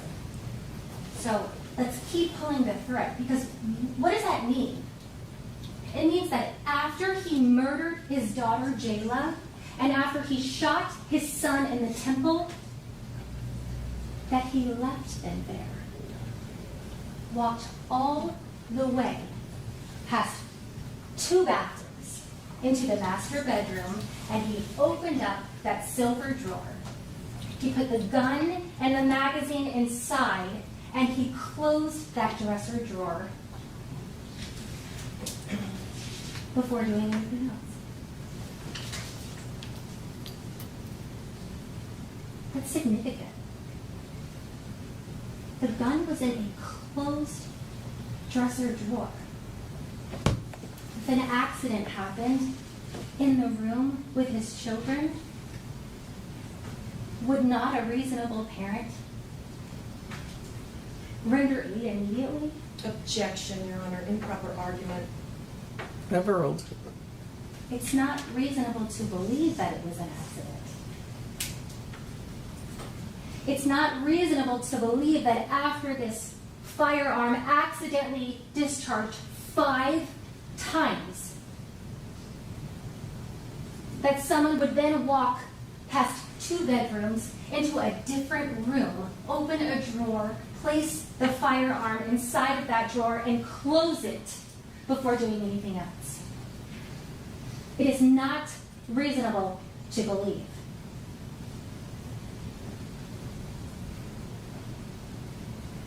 We also know the defendant didn't call 911. Objection, improper argument, Your Honor. Sustained. The phone records show that at 10:34, the defendant dialed out to a number belonging to his mother.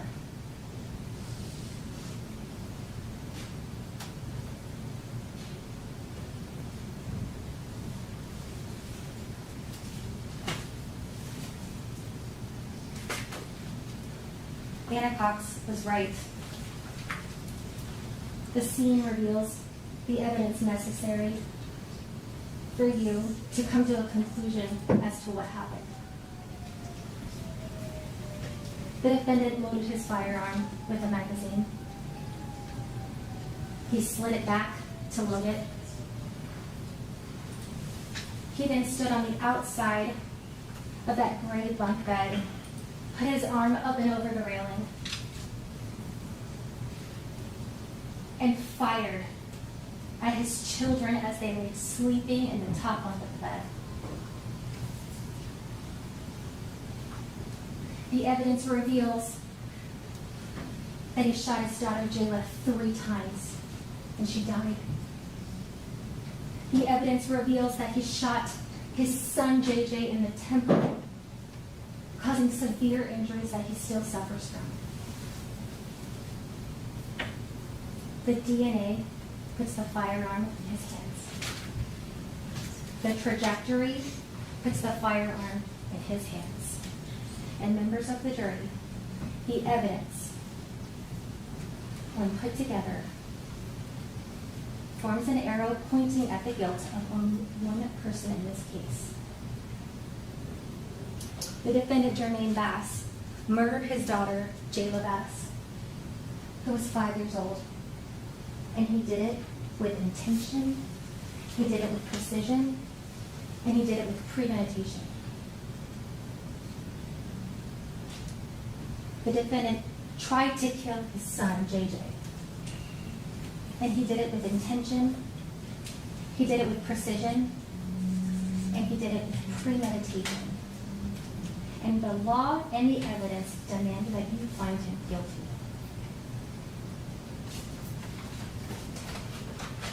Plummer? Thank you, Judge. May it please the court. Yes, ma'am. Counsel.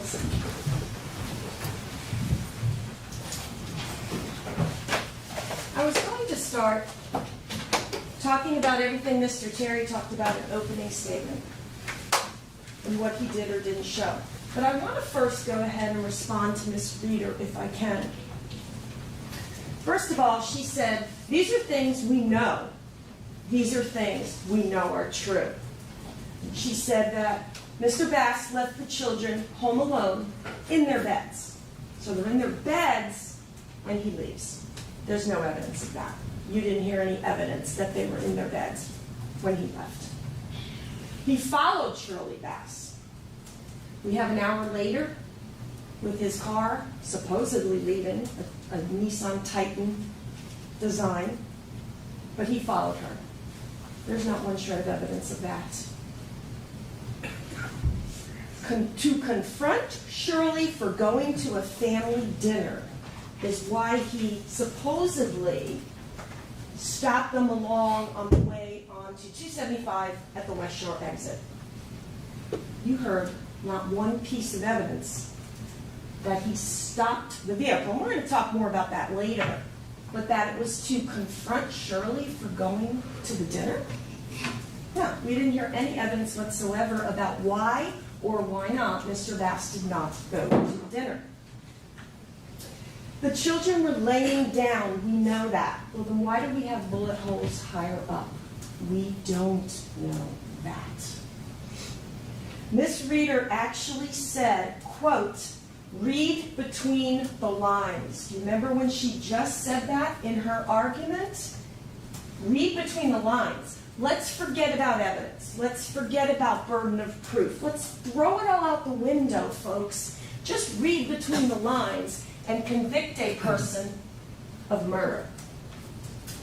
She went through this long, elongated theory, and I think it was done multiple times, that Mr. Bass got the gun.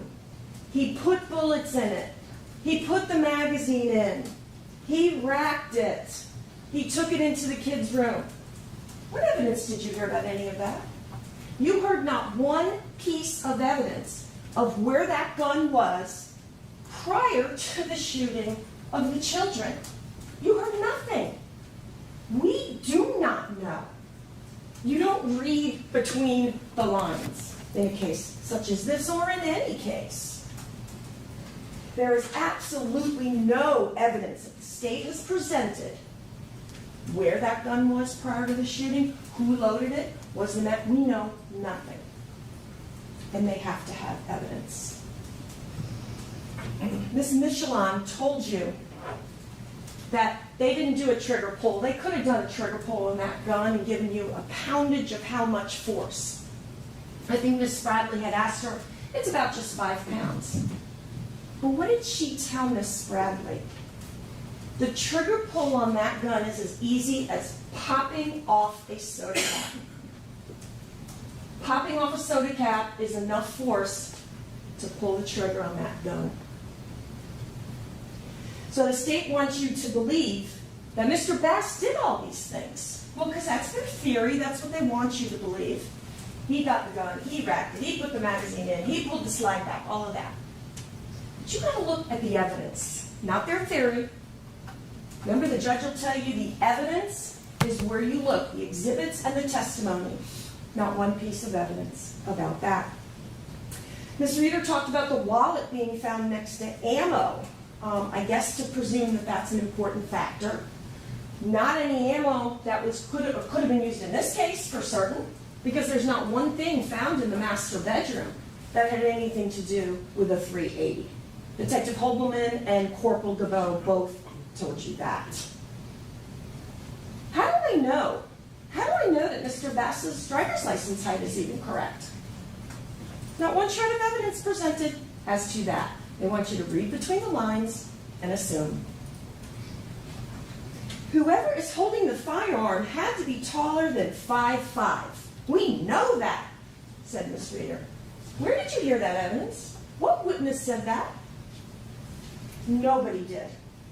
Theory, not evidence. And again, going through how he then afterwards goes into the master bedroom, does everything, puts the gun up, and closes the drawer, she said. Right? Evidence. That drawer's open, so that's not true. This is the way HCSO found it. That drawer is open. So what Ms. Reeder said there is not supported by the evidence. There is not one shred of evidence to support their theory and everything Ms. Reeder had just said to you. You've got to look at the evidence. You've got to look for the evidence. So let me go back then. In opening statement, Mr. Terry told you the following. Mr. Bass doesn't call 911. You will find out who he calls. Well, Shirley calls 911, or Mr. Evans actually calls 911 and gives the phone to Shirley. Shirley's calling 911. Why is there a reason for the spouse to call 911? You heard evidence, not theory, but evidence, that DeQuan and then Shirley, the call is made at 22:33, the 911 call. Mr. Bass does not call his mother until after that. Evidence, that's what you heard. Mr. Bass isn't calling Domino's to order a pizza. He's not calling for takeout. While Miss Bass is on the phone with 911, That is when Mr. Bass calls his mom to tell her what happened to her grandchildren. So we know from the timing that that call to the mother is definitely after the 2233 911. Look at the phone records. It is 2234, right after. We also know that it's a very quick call. 5 seconds may not have even have been answered by his mom. All right, number 2. Mr. Terry says, Mr. Bass tells the police exactly where to find that gun. Presuming, I guess, he knows specifically because he's the one that pulled the trigger. Well, no, not quite. And Ms. Reeder even pointed this out in their argument, is he's telling them that it's on the dresser. It's not until later that he says, look in or on the dresser. Ms. Reeder even told you that. And we have no evidence of where that gun was prior to the shooting. None at all. Ms. Reeder made a comment about Mr. Bass making the statements to the deputies that first responded. The statements are made mere minutes after the shooting. Well, the 911 call is at 2233. The statements, she said it herself in her closing, 2246. That's 13 minutes. Marital discord. Mr. Terry said, oh, there's marital discord, and maybe that's why he did this tragic, horrible act. What evidence did you hear of marital discord? Absolutely none. Again, you have to look to the evidence, not their theory.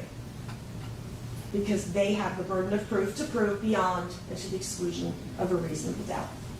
You did not hear about any marital discord from China Gadsden, nor did you hear about any marital discord from Ms. Romeo. Mr. Terry said, you will never know why. He's correct, absolutely, when he says they do not have to prove motive. You will never know why. Well, we don't. And the problem is, there are so many unanswered questions over this tragic, terrible event that took place on August 29th of 2022. Many unresolved questions, mistakes made in this case by many different people, too many unresolved or answered questions, reasonable doubt. Mr. Bass didn't go to Ruth Chris because he was supposed to stay home to take care of the children. Mr. Terry said that. Where'd you hear that? Did you hear that evidence? Stayed home because he had to take care of the children. No evidence. Nada. There was no evidence presented of why he did not go to Ruth Chris that evening. Something is not right in that house. Okay?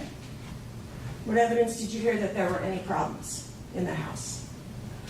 Nada. Mr. Terry again. Mr. Bass was angry and aggressive on West Shore and 275 when he came upon Miss Bass and Miss Gadsden. Well, no, that's not what we heard. We specifically did not hear from China Gadsden say he was angry. You didn't hear that. Nada. She claims he comes upon them, and all he says, were you drinking? Is that why she's driving? That's it. They're not arguing. They're not beefing. He's not yelling.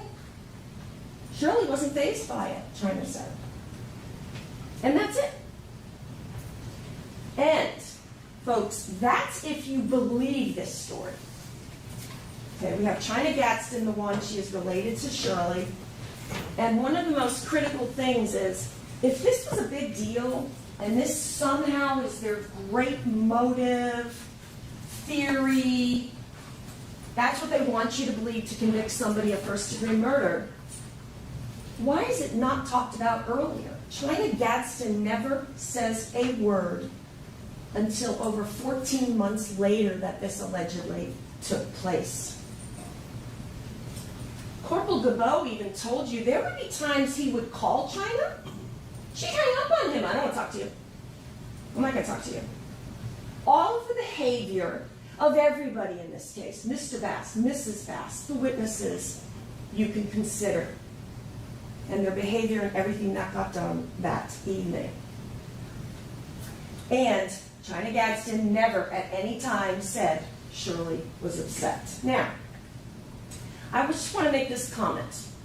Do you honestly believe in Florida that they're sitting there, stopped in the middle of the road, and they're just sitting there, and Mr. Bass goes out and he says, "Are you drinking? Were you drinking? Because is that why she's driving?" That's it, right? That there's a ton of cars backed up, and that one person is honking. This is Florida. Not one person is honking or blaring, saying, "You guys need to go." That's what China told you. Mrs. Bradley asked her, "Well, weren't the cars like honking if this story is true?" No. It's fine. They were just waiting. Come on. It's just unbelievable. This was an act to kill, Mr. Terry said. Well, where's the evidence? Where is the evidence of premeditation, the intent to kill, reflection, enough time to reflect on that? Where is the evidence that the premeditation and intent to kill was in his mind before the act? We have no problems talked about, no issues, no evidence, none. No threats, nothing. Shirley was frantic on the 911 call, of course. She's frantic, she's upset. But you gotta look at her overall behavior in this case. You can look at all of that, and you should look at all of that. The 911 operator is constantly asking her, who did this? Who did this? Is the shooter still there? This is a mother. Supposedly, Mr. Bass has just shot and killed her daughter and shot her son. She refuses to answer that question. Never answers that question. At one point, Ms. Bradley talked about this in her opening. She specifically says, no, I don't need police, I need an ambulance. And of course, you'll have a call to listen to. We also have absolutely no clue who she's yelling at on that call. We know for a fact from the call, she's definitely yelling at the 911 operator for not getting there fast enough to bring the ambulance. We know, and she says it, how upset she is with the operator.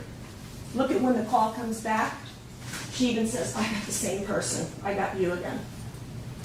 So we know she's upset with the operator. And listen to that call. Did you catch the comment about what Shirley said? Her son was supposed to be sleeping, but then he ran. What? Okay. Well, that just further shows me we do not know what happened in that house at the time of the shooting or what happened before. Listen to that call. You're going to hear her say that. And then he ran. Supposedly, as Ms. Reeder says, the children are shot in their beds. That makes absolutely no sense. Now, we know from Mr. Evans, Daquan Evans, that there was about 5 to 10 minutes span of time. That's what he testified to. Evidence. 5 to 10 minutes from the time he heard the shots to Shirley coming to his door, because she doesn't know the address where she lives. She doesn't have her phone. 5 to 10 minutes between the shots and Shirley coming to his door. What is going on in that 5 to 10 minutes? Ask yourself that. What is going on with Shirley, Mr. Bass, in those 5 to 10 minutes? We also know there's 2 parts of the call. There was no evidence presented by the states to show the time difference. In other words, was there 5 minutes between the calls? Was it 5 seconds? We don't know, because they didn't present that. And we certainly know, continuing in that second call, Shirley is still not happy with that operator. Take that in consideration as well as the first deputies at the scene. They're all equipped with body cam. Rahman, Rainey, White, and Jones The big picture is what you can look at. Deputy Jones, I asked her repeatedly, who shot her son? He's asking a mother whose son has been shot in the head. Who shot your son? Is the person with the gun in the area? Please. Never. His testimony, evidence. Shirley never answered him, never answered his questions. Deputy White, evidence. The woman was yelling at the officers. We were just trying to help. Deputy White, Shirley was uncooperative in providing any answers. Evidence. Now the state, I anticipate Mr. Terry's going to get an opportunity to come up and talk to you when I'm done.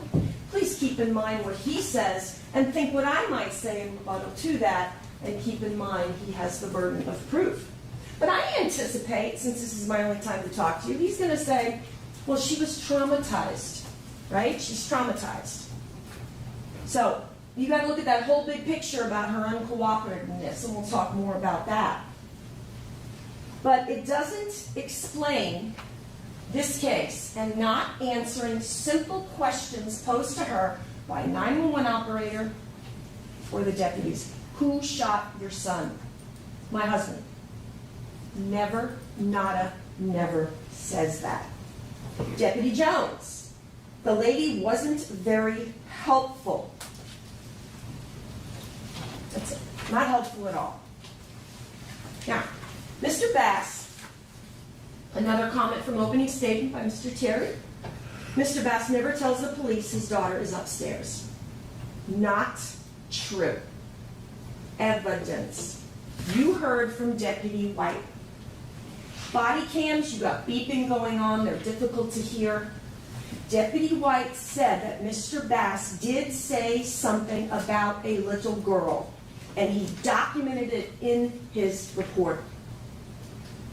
It wasn't just off his body cam. He told you that. I heard that. What you kind of hear on the body cam is something like, anyone upstairs? No. Then you can hear something. Watch those body cams again. Something is said right after that. And I believe that Deputy Rainey's body cam may be one of the best to pick it all up. But listen for the word daughter. Then, is anyone else in the house? No. But I didn't make that up. Deputy White took that witness stand under oath and said he did say something about his little girl. But Mr. Bass is not allowed to be traumatized. Well, Shirley Bass is. You can't have your cake and eat it too. Now, Deputy Jones even told you, well, I didn't hear that. I didn't document it in my reports that he said no, but I was walking behind Deputy White. And I just walked quickly past Mr. Bass. And he specifically told you he might have heard something, Deputy White, that Deputy Jones did not. Evidence, that was his testimony, because Deputy Jones was behind Deputy White. Evidence, he told you that. So I ask that you watch those body cams again. I'm sure Mr. Terry will say the same thing. Now, let's continue on concerning Shirley Bass. Her daughter was killed in a tragic event. Her son was shot in the head. But she desires to be uncooperative with Detective Gabot. He asked for her phone. Remember, her phone was in the crime scene. Some member of HCSO went into the crime scene, took her phone out, and gives it to her. So she has her phone back. Mr. Bass's phone, able to be downloaded, is on the couch. You can see it, right? He's asking, I want to download the phone. No. Never does she give her phone to him to do a simple download. And guess what, folks? You saw phone evidence, right? Now, I believe it was Corporal Gabot said there wasn't anything on Mr. Bass's actual download, but that's why they look at it. That's why they do a cell write. Because it does reveal evidence, and it is important. She was hard to reach, he told you. This is a woman whose daughter was killed and son was shot in the head. Mary Lee House, you heard about Mary Lee House. It's kid-friendly. There's just the interviewer that works at Mary Lee House who's trained to speak to children in a kid-friendly environment. They have to do, and they want to do, an interview of JJ based on what happened, what he saw, what he did. On 9/7 of 2022 in the AM, Shirley absolutely refused to let her son be interviewed. Now, the state's going to say, oh, just Corporal Gaveau said he was just out of the hospital. Well, then say that. Can we wait a little bit? No. She lies to Corporal Gaveau. You heard that. And said, well, I got here earlier and I waited a long time. Remember he told you that? What else did he tell you? That's not true. Because I was here early and she was not here. So we know that's false. And Corporal Gaveau, what other interesting thing did you hear about that first attempt to interview JJ? Oh, I never even saw the son. He doesn't know if she even brought him that day.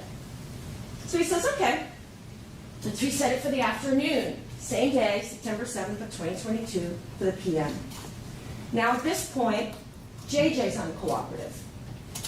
We didn't hear testimony that he was in pain or he was upset. Look what had just happened to his sister. We don't hear that. What do we hear? And I hate to even talk about JJ like this. I'm just going to tell you the evidence, please. Corporal Gaveau tells you the interview did not take place, that second attempt, because he was disrespectful, had bad behavior, and was actually physically attacking Shirley. Then we have another attempt. Well, let's try to do it on 9/12 of 22. It's now reset for the third time. That interview didn't take place. We know at that point, Detective Bernal and Detective O'Toole have to go get an investigative subpoena. Corporal Gaveau told you all about that. It isn't an invitation, Corporal told you. It was served on her on September 23rd of 2022. So finally, I think this is the fourth attempt at this point. You know, not Shirley, just give me some time. No. Excuses, excuses, excuses. Finally now, only over a threat of being arrested if she doesn't bring JJ in does the interview take place. This behavior is not consistent with a woman whose husband just in cold blood, premeditated, shot his daughter, Shirley's daughter, 3 times and shot her son in the head. It just makes absolutely no sense. Corporal Gaveau told you she was uncooperative with the investigation. Something she was cooperative with, he told you. He didn't quite tell you what those things were, but she was uncooperative. Just the same as you've heard from every single deputy that took that stand, the first responders. He also said, quote, Shirley was uncooperative with all attempts to have her son interviewed. What is going on here? What exactly happened in that home?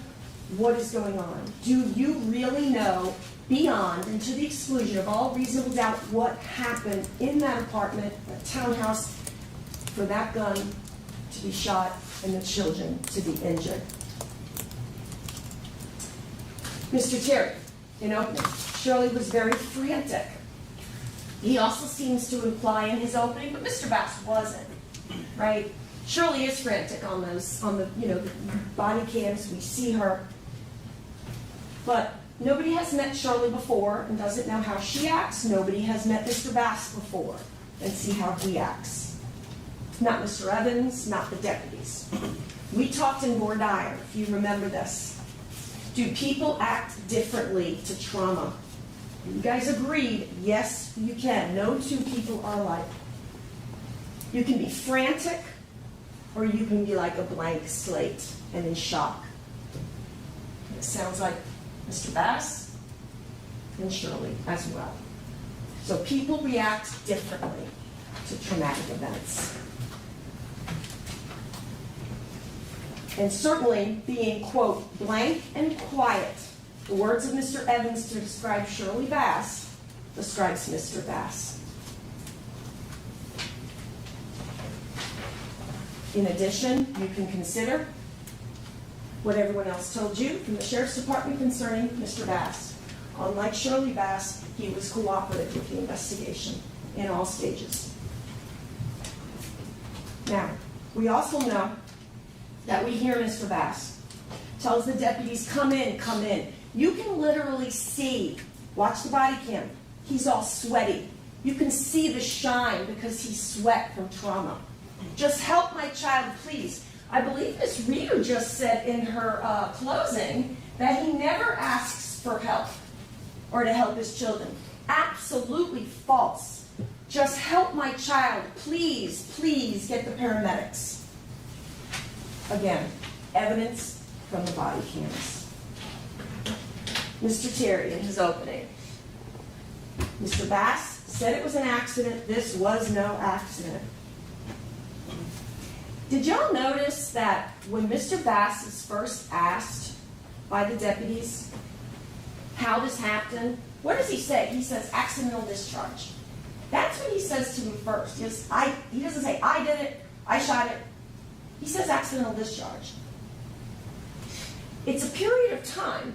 Deputy Rainey steps outside.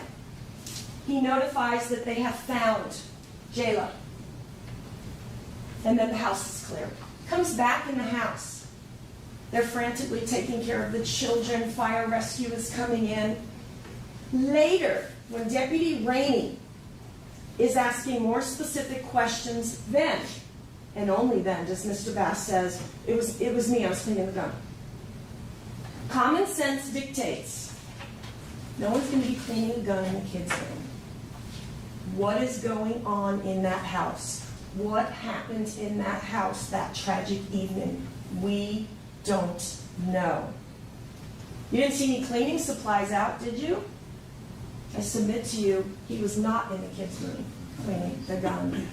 He was protecting someone else. It just makes absolutely no sense. And evidence that you have is that we do know that there was a substantial period of time, 5 to 10 minutes between the shots and Shirley coming to ask to use Mr. Evans' phone. Why she's even doing that, I don't know, because her phone is in the townhouse where it's retrieved by one of the members and given back to her. And we know there's a gap in the calls. What did Mr. and Mrs. Bass discuss in that time period? Is Mr. Bass protecting someone? We don't know. Questions unanswered. That is when you have not proved your case beyond and to the exclusion of a reasonable doubt. So based on some of those things that we have just talked about, do you believe that this case has been proved beyond and to the exclusion of all reasonable doubt? You have to look to the state for those answers.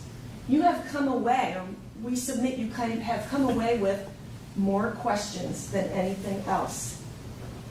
Please keep in mind as well, we do not have to provide you, the law says, and try to explain who pulled that trigger, what happened, how the shooting took place. Remember, you need to look to the state for the evidence. We do not have to give you scenarios, explain what happened, discuss what happened. You have to say, did the state prove this beyond and to the exclusion of a reasonable doubt? So I want to talk about the law just a little bit, because we talked extensively in voir dire. Remember the presumption of innocence. You go back to that jury room. Keep in mind that it must be completely removed. We know we have a person and they're clothed in that presumption. That's our law in this country. It must be removed completely in order for you to consider a guilty verdict, in order to convict. Now, please don't be misled. There are no percentages in the jury instructions, but it's a way to kind of explain it to you. The presumption of innocence must be taken off of Mr. Bass 100%, right? Because that's the only way they can carry their burden and prove their case. If it's removed 50%, there's reasonable doubt. If it's removed 75%, there's reasonable doubt. If the state has only reviewed it, Judge, I'm removed going it to object to this 95%. line of argument. Sustained. There's no specific percentage as relates to reasonable doubt. It's an abiding conviction of guilt. And as I had told you, please don't be misled.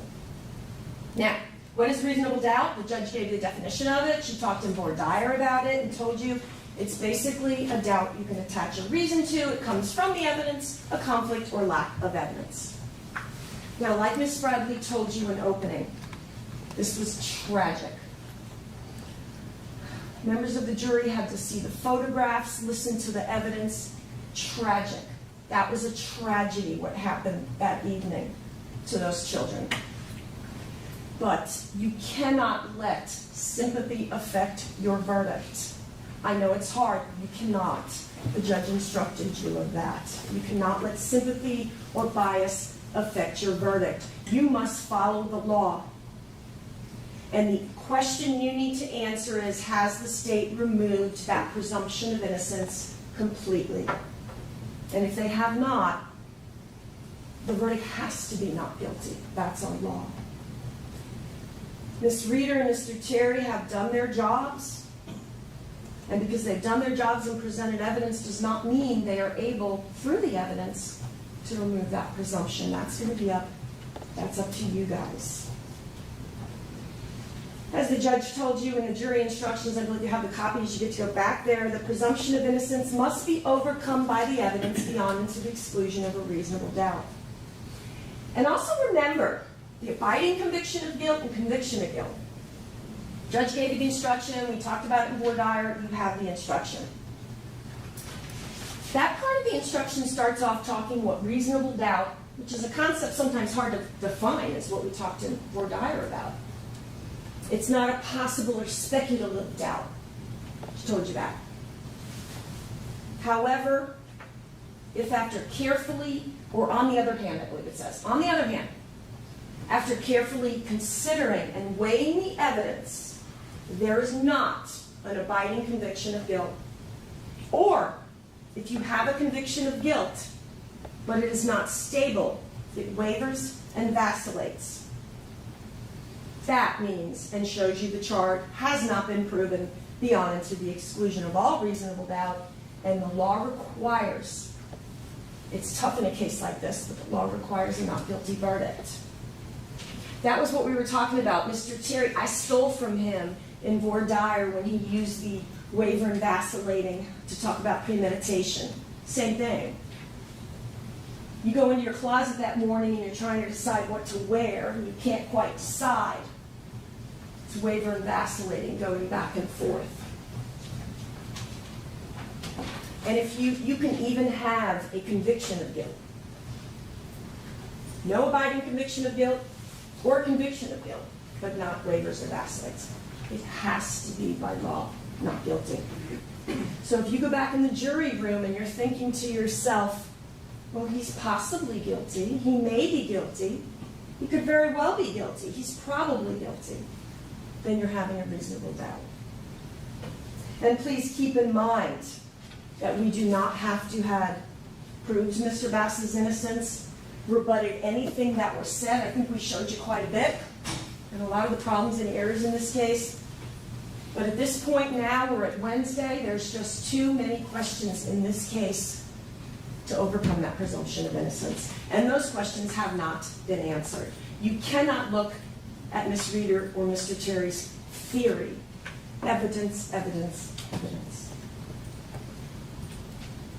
As I said in jury selection, what does not guilty mean in our country? Well, that's exactly what it means. Not guilty means the state has not proved their case beyond to the exclusion of a reasonable doubt. So with our laws, do you have to sit there and go, I'm totally convinced he didn't pull the trigger? That's when I say not guilty. No. Our law says if the state has not proven their case beyond to the exclusion of a reasonable doubt and remove that presumption of innocence through evidence, not theory, then you have to, by law, return the not guilty verdict. The state has to prove who did it and has to prove Mr. Bass acted with premeditation or felony murder. You have the instructions with you. So I want to just talk a little bit then about the crime scene, the autopsy, and they all present holes in the state's case. Let me start off with Dr. Riley. Mr. Terry said to Dr. Riley in his direct examination, and Dr. Riley agreed, were you there the entire time for the autopsy? Yes, I was there. I wrote the quote. I was there with Dr. McGowan the entire time. Well, no, that's false. We know that's not true. We presented that to you. I said, whoa, hold up. Again, we didn't have to do this. I go up and I'm like, whoa, wait a minute. You weren't, were you? You were in and out. You had other autopsies going on while this autopsy was taking place. That is correct. And I had other things to do as well. But yet he told you, oh yeah, I was there with him the entire time on direct. Dr. McGowan did the autopsy. Dr. McGowan did the report. Then we have the interesting issue of Dr. Riley. And I'll explain in a minute why all this is important, and then we'll talk about the other mistakes in this case. Dr. Riley testified under oath in his deposition that gunshot wounds A and B on Miss Jayla Bass, were slightly downward. He took an oath. He testified they were slightly downward. That's what's written in an official document, the official autopsy report. So it's in the autopsy report. He testifies under oath. That's wrong. What else could be wrong? For this autopsy, he was doing other things, doing other autopsies. It's important. So it's wrong at least twice. You heard that. And it's funny because my last thing to him was, but didn't I even ask you in your deposition when you were under oath, did you find any errors in that report? And you said no, and I think his exact words were, this is something I would say. Okay. So Mr. Terry gets back up on redirect, but does that have anything to do with the cause and manner of death? And Dr. Riley says, no, I have not changed my cause and manner of death. From the autopsy he did not conduct. Why does it matter? What the autopsy showed matters. What the autopsy didn't show matters. Stippling matters. Direction matters. Where a person is shooting a gun that he can testify or not testify to matters. His findings matter. What else is wrong? What else is incomplete? And this is the type of evidence that Mr. Terry and Ms. Reeder would claim they have carried their burden of proof with. Dr. Riley, honest with you on these points. I cannot tell you who pulled the trigger. I cannot even tell you where the shooter was. Remember Ms. Reeder? Oh, the shooter was standing right next to the bed. It's Mr. Bass, and he puts his arm over and reaches and shoots. You heard no evidence of that. You heard to the contrary.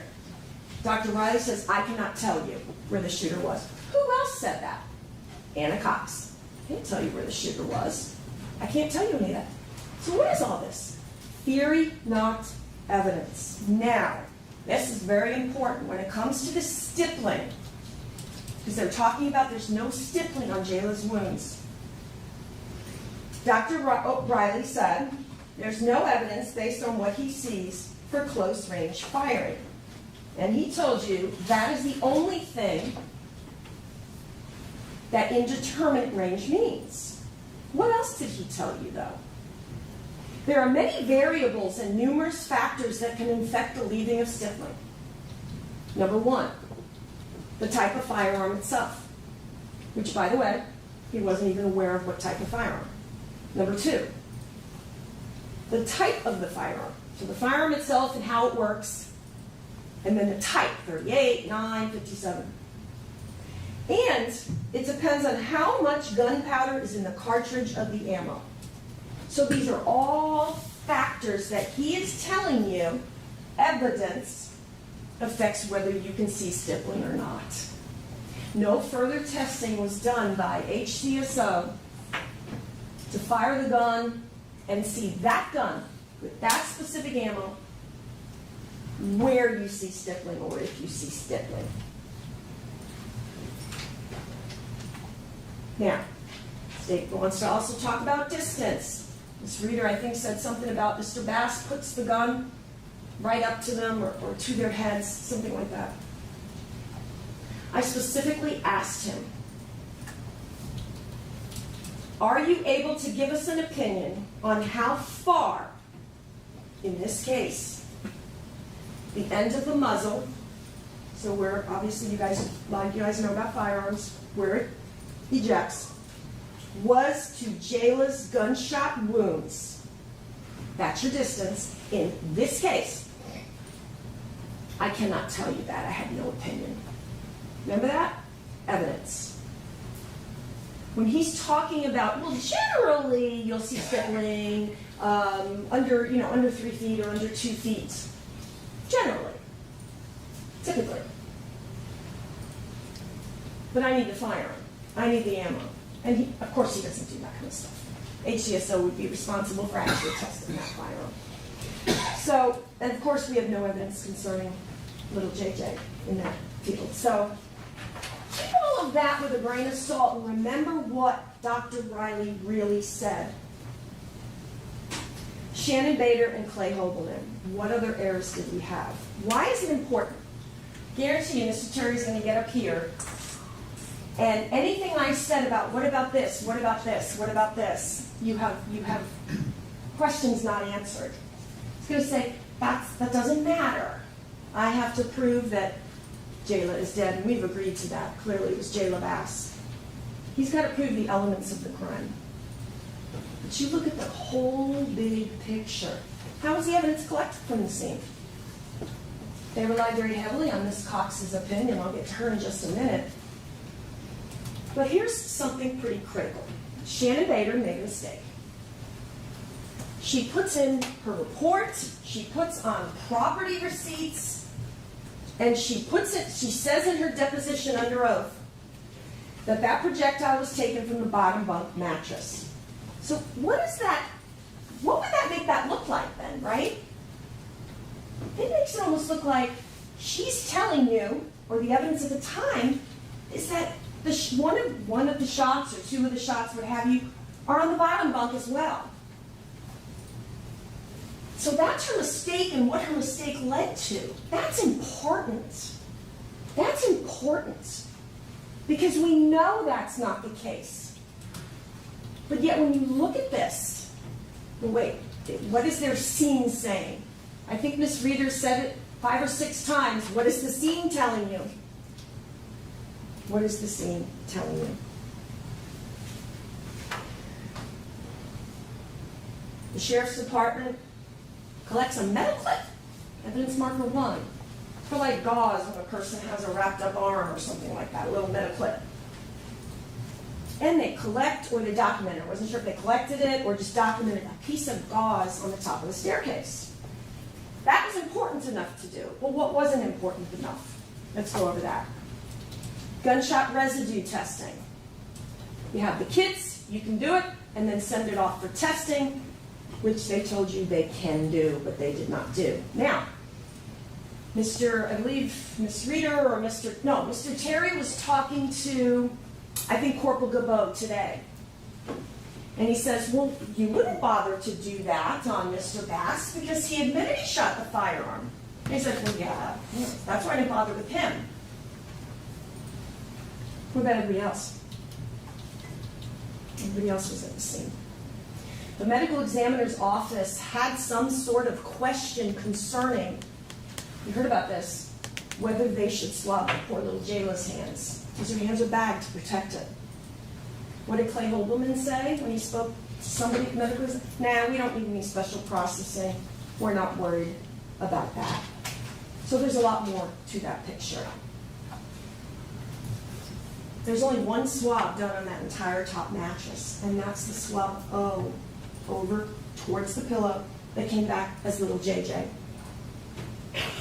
One swab is done on the entire, and I'm only speaking of top of the mattress, to determine or try to determine possible positions of the children.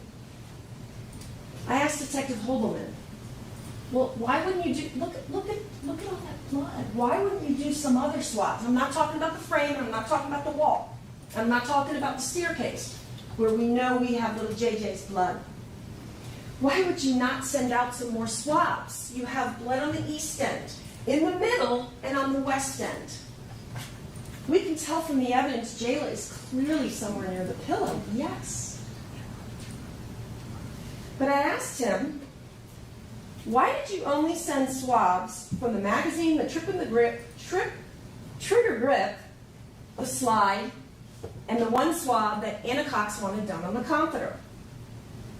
Well, it would take too long. It takes a good 12 months to process things. I wouldn't have had it ready for trial.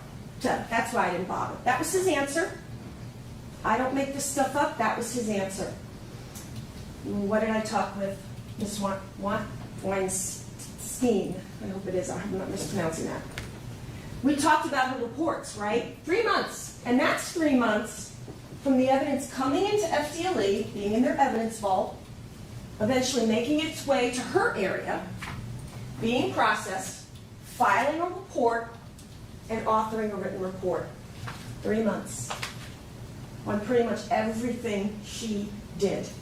There was plenty of time to process this scene better, so maybe you would have your questions answered. This was mid-2022. It is 2.5 years later. The only swabs that are done on the frame, not where B is, where they saw a substance. We saw red substance on the frame all down on the east end. And I'll get to the comforter in Miss Cox in a minute. All swabbing over there. I'm not talking about swabbing on the west end, where clearly we have the coagulation and where little Jayla is shot. We have it on the west end. We have it in the middle. We have it on the east end. We have it on the walls and the frame. Look at that east side. Not one swab done. That would help us with movement. That would help us know. Now, Anna Cox, who does 70% of her work for prosecutor's office and police agency, she wants you to believe that every bit of blood on that comforter, because we only have the O tested, and then we have the impact spatter up on top, the one area of impact spatter, which has Jayla's DNA and a limited inclusion for little JJ. You have the DNA results. But she's telling you that every single bit of blood in the middle of that mattress and going all the way to the east side, that's all from the comforter. You saw multiple pictures of that comforter. It's in different spots, even in the picture. Walls, frame, and mattress. We know it's moved by first responders. If you see in the body cam, it's kind of next to her legs. There's a picture with the comforter. You'll have the pictures back there, laying in the middle of the bed. Remember that? And I almost said, well, there's a U-shaped here. It was kind of spread out. And there's a whole bunch of blood right here that's not even touching this comforter. Oh, look at the whole sequence of photos, Miss Cox says. You have the photos. Then we see a photograph of it way over on the east wall. That's the preservation of their scene. Multiple locations of one piece of evidence. And guess what? Detective Hobelman had absolutely no idea that first responders had moved that comforter, moving evidence in the crime scene, until I told him. I told him in deposition. It's in the body cams. He didn't know that. And he's the scene detective. We had to tell the crime scene detective in a homicide case where children are shot these things. That's a problem. That's a problem. We know that they had the issue with the label of the B. They thought B went through the wall and was B1 and B2. That's a simple mistake.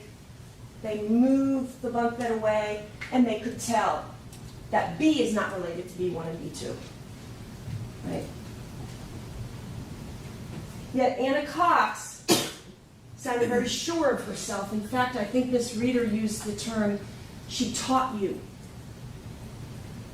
If you'll happen to notice as well, she appeared to be the only witness in this case who continued talking and after the question had been answered. Everybody else answered the question as they should. But here's what's critical. Jayla's head and Jermaine's head and possibly his hand was at the northwest corner.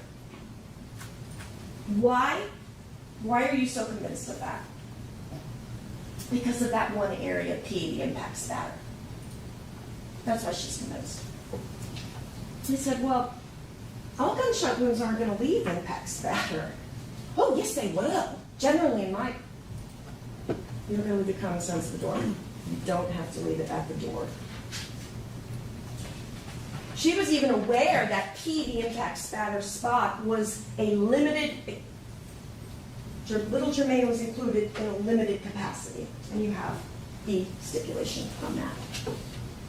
So then I said to her, well, look, all right, she's processing a scene which had been not done 100% correctly by HCSO, some mistakes are made. You can't give us the exact position of Jayla and little JJ's head, correct? Oh, yes, I can. It was in the northwest corner. I'm like, okay. And she said it again and again. I said, hold up. That's not what you told me in deposition under oath just December of last year. That's not what she said. I had to show her her own words. She said, proximity of the northwest corner, I cannot give you the exact position.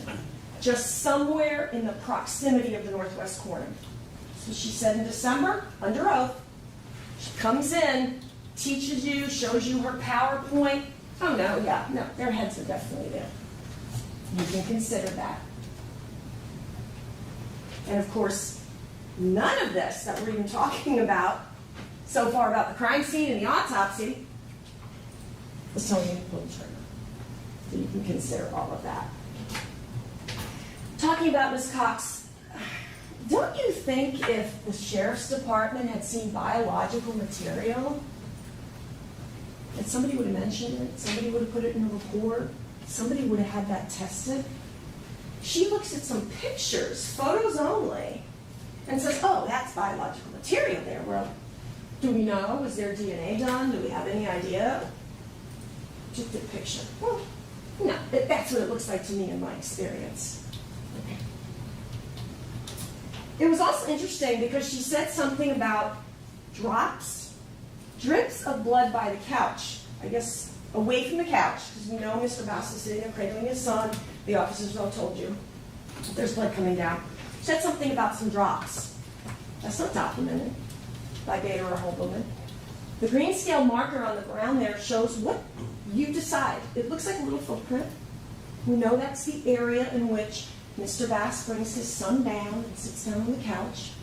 You didn't hear about little droplets on the floor from the sheriff's department. And you know what? I guess even if they were there, like she said, that's understandable through the evidence. We know for a fact Mr. Bass brought his child down. Just like the blood that's down the staircase and all that, all understandable, all explainable, and she told you that. Why wasn't anything done at all with the swabs taken for the gunshot residue? The comforter, wherever it is, it's more towards the left, could have been right under where that gun was, and where the gun's being fired. In fact, I think Ms. Reeder says kind of that it's lifting over, going right on top of it, to show us positions. But why wasn't anything done then, at all? Well, we don't know. They took swabs for gunshot residue. They did infrared light, did nothing with it at all. I believe I asked, it was Detective Holberman or Corporal Gabot, further testing could have been done. FTLE results. Item 7, the magazine, and item 8, the grip and the trigger, have the son's DNA. Now, I've been working with Mr. Turi a long time. I can kind of predict what he's going to say. Keep in mind again what I would say when he gets up here. But I presume he's going to claim, oh, it's just some sort of transfer. The fact that DNA, the biological profile of that little boy, is on the actual grip, trigger, and magazine of that gun. What happened in that house? Transfer in all those spots, Mr. Cherry? All of them are just transfer? Well, with those statistics, no. No.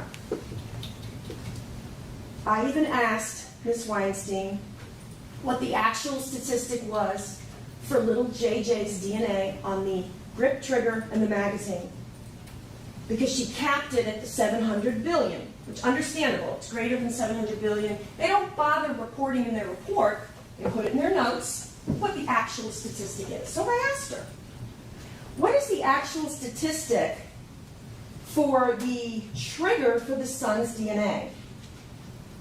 Way more than 700 billion, 640 quintillion. I had to ask her how many zeros that was. Can't remember if she said 20 or 30. You guys rely on your own memory. With those statistics, we ain't looking at transfer, folks. What happened that night in that house? The magazine, 310 trillion. Not with those statistics. Ms. Weinstein did tell you that they usually typically say, I expect a donor to be there. She flat out told you I would expect Mr. Bass's DNA to be on that gun. He would be an expected profile, and he was. It's his gun.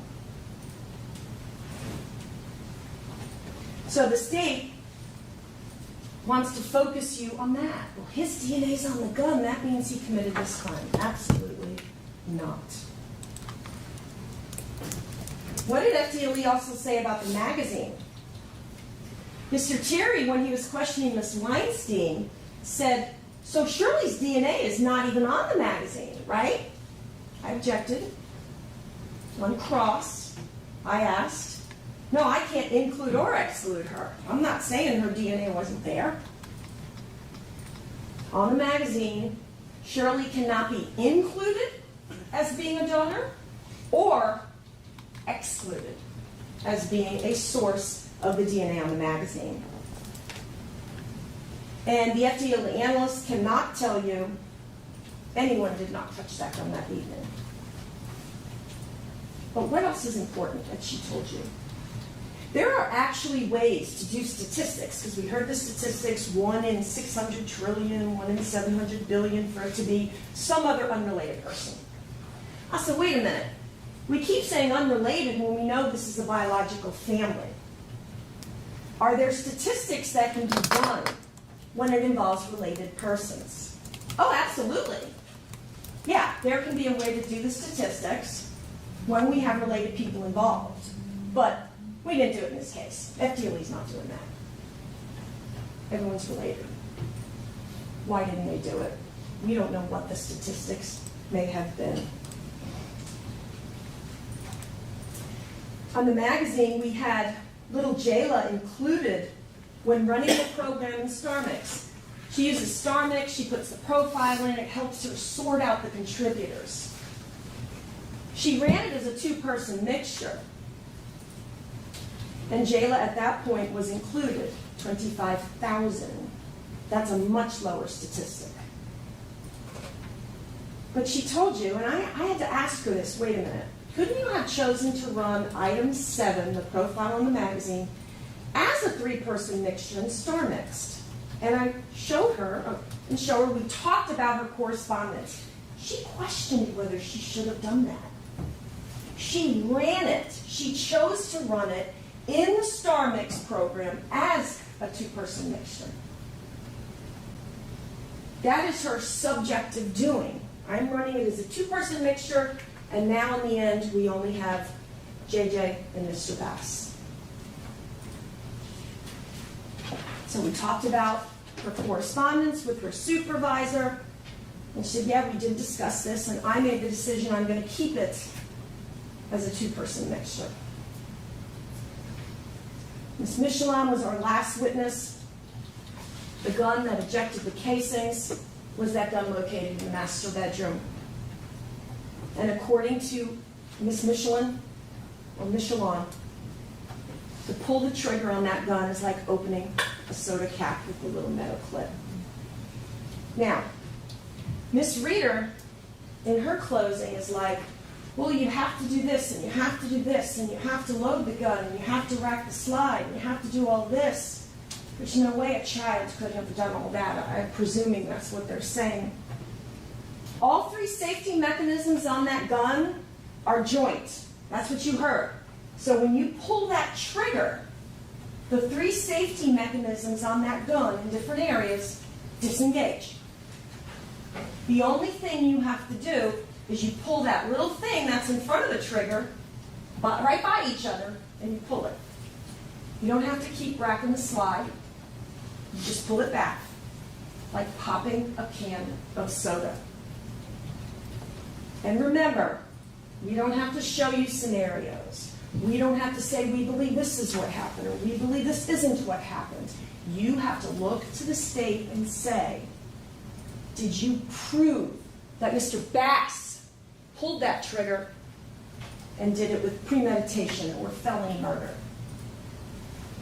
Because we could probably sit here all day and talk about scenarios. We're not going to do that. It is very strange what's in that kid's room. A baby little bassinet right in front of the bunk bed with, I guess she called it a clip to the magazine, is in that baby bassinet. What was going on in that room? No processing was done on it at all to see whose DNA, whose fingerprints might have left that right there. There was a purse in the kid's closet. I didn't make up the word purse. It is documented as a purse. A purse is in the kid's closet, a magazine, a holster, and .380 ammo. The same type of, I believe with the shots, there's like Hornaday and Norma. The same type of ammo. There's a full box in there that could have been used in that gun. The purse is not collected. Well, I find this little clip being important, so let's make sure, we take care of that or we do this with gauze, but let's not collect a purse, test it for DNA, ask people about whose purse it is, test it for prints to determine whose purse that is, and how in the world did it get in those poor child's closet? We don't know. And it's tragic. We don't know. The witness, I can't remember who I was talking to about it, must have been Bader or Holberman. Yes, it was extremely odd to see this. So we have the Sheriff's Department documenting tons of stuff in the master bedroom, right? The gun, absolutely. The wallet, yes. But they're collecting all sorts of stuff out of that master bedroom, right? None of it had anything to do with this case. So that's important enough to do for them. I asked Corporal straight out, can you shoot 9mm, because that's what most of it was, 9mm, and then there were some bigger ones, in a .380? No, you cannot. Had absolutely nothing to do with this, but let's focus on that. Let's not focus on why in the world those items were in the children's room and why was the purse in the closet, or it's even a little tough to see when you look at the picture. And you have the pictures, and I had to ask, I believe it was Detective Holberman about that.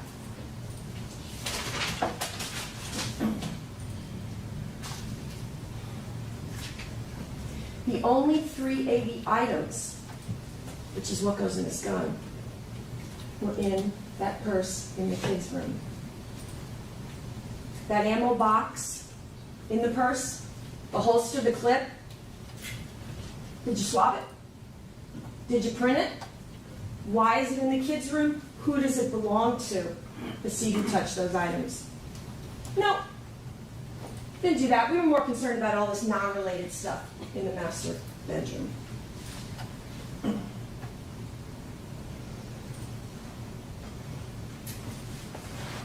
Jennifer Michelon told you that they could have done a trigger pull to give you the exact trigger pull for that firearm.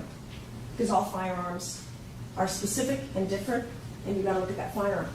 Just like Dr. Riley told you, everything with stippling depends on all these variables. We do not have any evidence of that firearm, that specific ammo being tested to see any stippling pattern. Nothing. We have no evidence to know. But she told you, I think she was honest with you in all her testimony. We could have done it. It wasn't done. She was the one that talked to you about how all the three safety mechanisms disengage. And then you have the little safety thing in front. It's like right in front of the trigger. All you gotta do is pull the trigger. There's no testimony that you heard or any evidence you heard about whether that gun was loaded or not and whether there was one in the chamber. So if you're sitting here, like Ms. Reeder says, you have to take it out. You got to put the magazine in. You got to rack the chamber, get it loaded. You heard no evidence of any of that. We don't know where that gun came from, how it got into the kids' room, who shot it, who is Mr. Bass protecting. We don't have any evidence. None. None. But we can't sit back there and assume, oh, well, children wouldn't have been able to do that because you got to do this and you got to do this. No.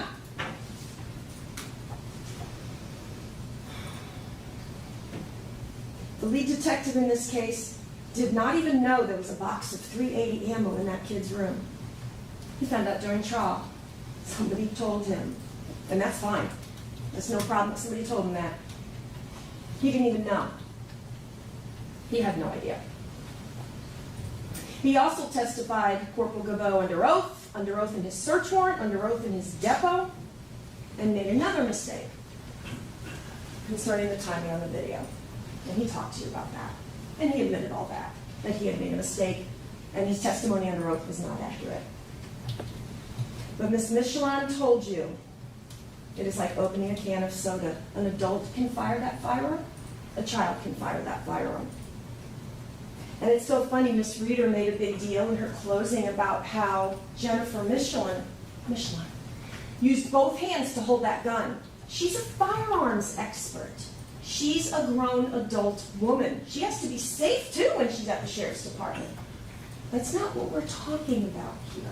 Of course she's going to be safe and hold it with two. She didn't tell you, oh, I had to because of the way it was recoiling. Nope, none of that. Her testimony was what you heard, a can of soda. These aren't mere possibilities. This isn't speculation. This is their evidence. This is their evidence that they want you to remove the presumption of innocence with. And they have not. Do you know what happened that evening? A lot of details we don't know. Many details we don't know. So, when the state has not, through no fault of Ms. Reeder and Mr. Cherry, that is the evidence, have not proven this case beyond and to the exclusion of reasonable doubt. I know it's hard. This was tragic. But the law requires a not guilty verdict, and that's what not guilty means. The state just hasn't proven to me beyond and to the exclusion of a reasonable doubt. There's too many questions and too many things we clearly do not know. So when the state has not proven their case beyond and to the exclusion of a reasonable doubt, you mark not guilty. Remember, that's what not guilty means. You don't have to be sitting here going, oh no, I'm positive he didn't do it, and that's what not guilty means. No, the state has not proven their case. Not guilty, not guilty, not guilty.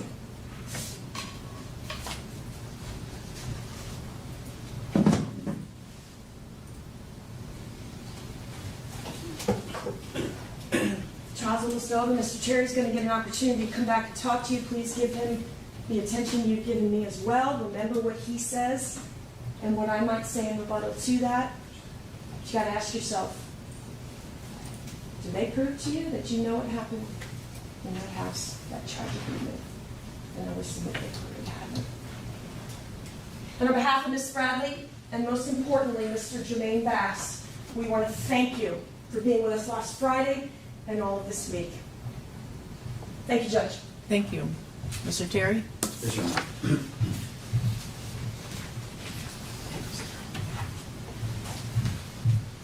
You know, it's interesting to sit there and listen to all that and realize she's got Schlemmer's doing her job.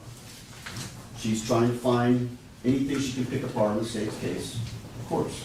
She went through each witness and tried to find anything that they did wrong, any little tiny mistake. She spent a lot of time talking about Shirley Bass. And she ignored the strongest and the most important piece of evidence in this entire case.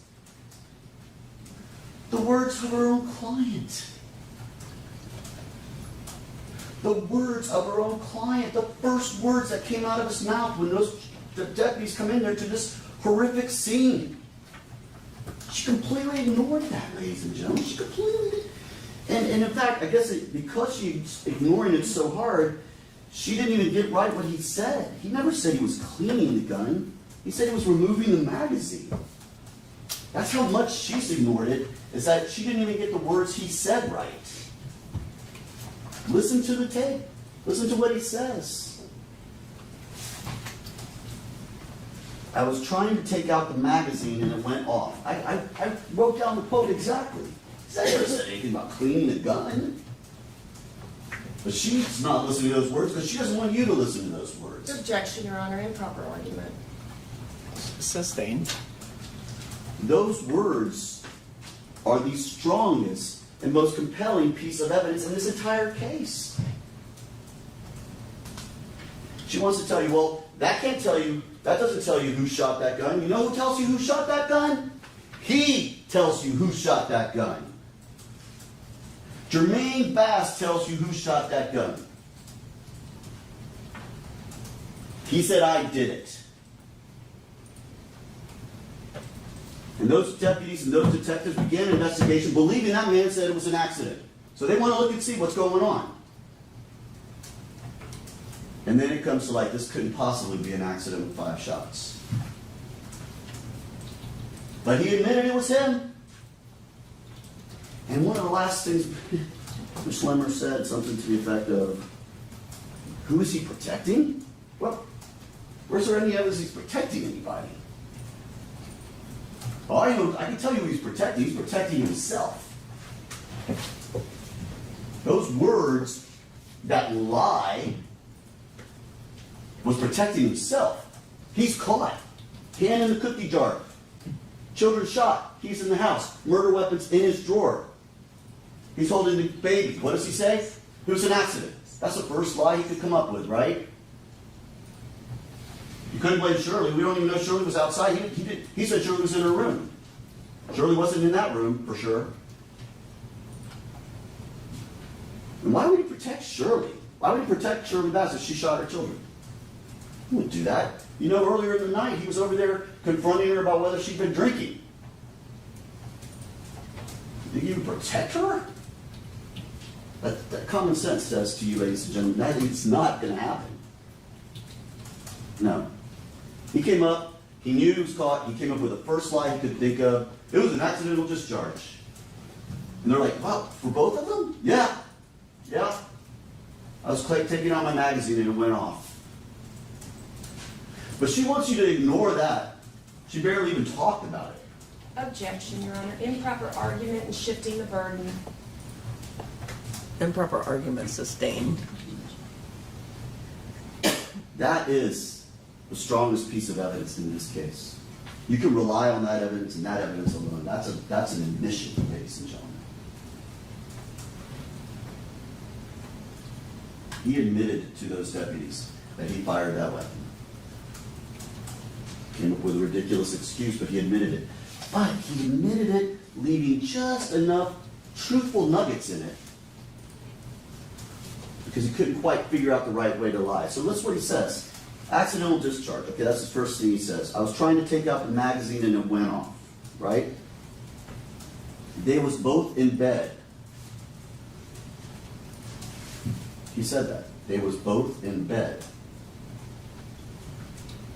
No one told him where they were or what was going on or where they'd been shot. That's actually true. They were both in bed. How did he know that?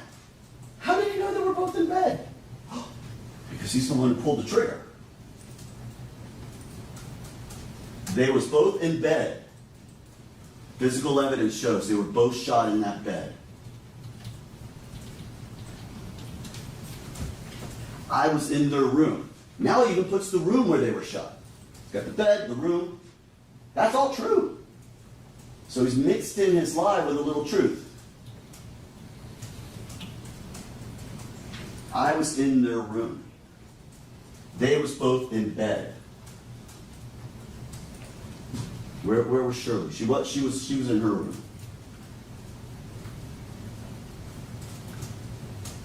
Again, those are his words, not my words. Not words by the Corporal Gabot. Not words from Anna Cox.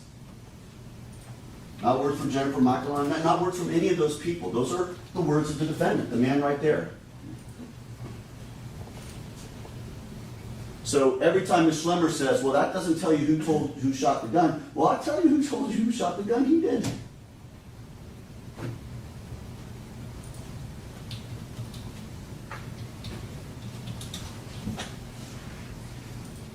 So Ms. Schlemmer said, he said clean gun. That's not true.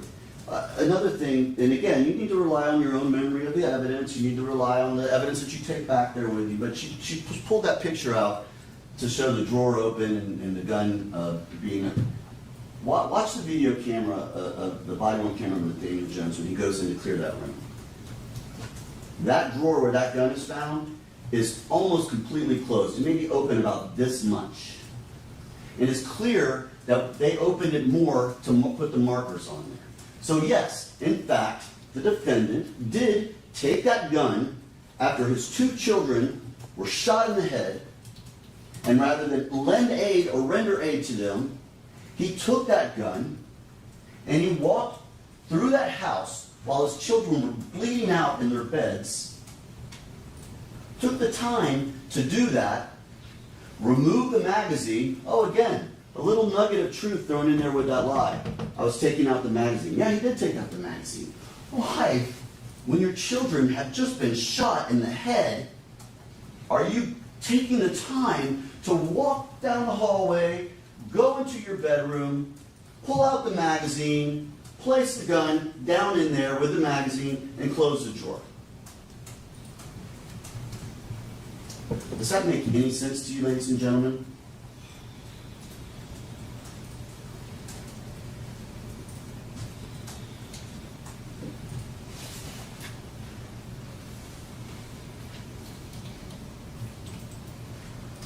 So that was the way he did that lied, but producing enough nuggets of truth that his statements actually had some truth in them.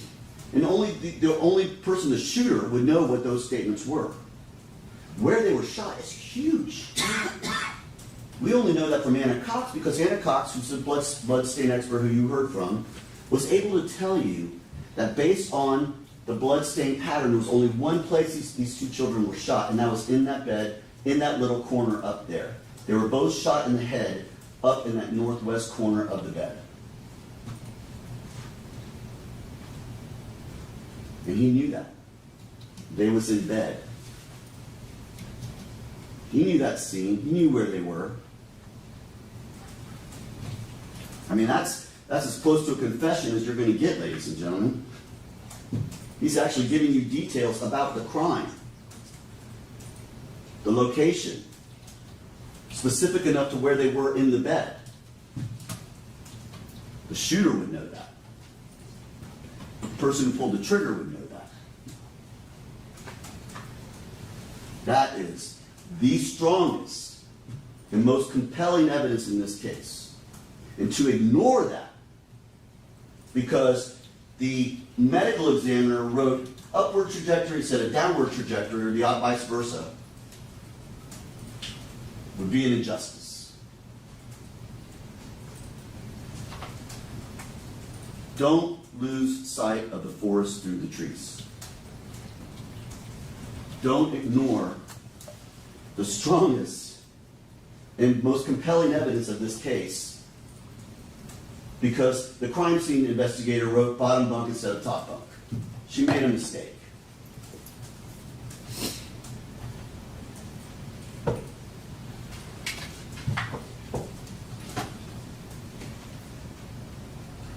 So not only do his words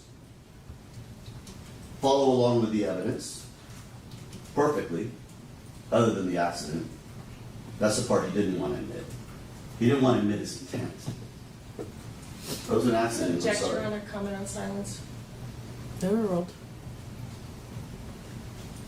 So instead of saying his intent, which was to kill those kids, it came out as, oh, it's an accident.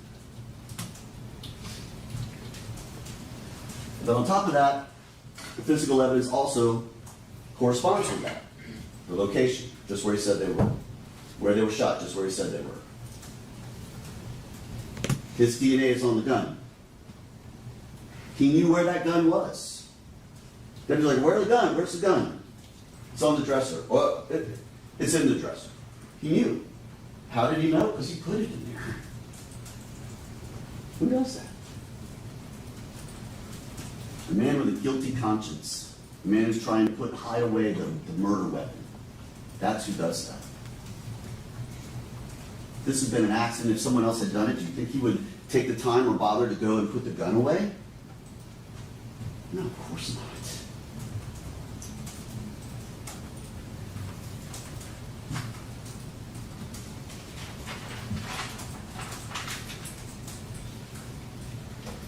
And it's no coincidence that gun was next to his wallet, because that's his gun.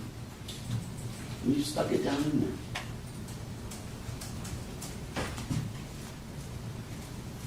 The shots were from off the bed. That's clear. If the shots to Jayla were from a person on the bed, meaning JJ, there would have been stippling, ladies and gentlemen.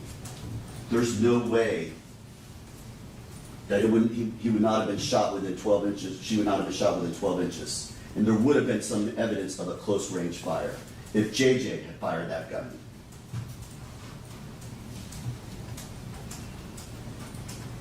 There would have been evidence of a close range fire. That gun was fired from off the bed, at least 2 feet away.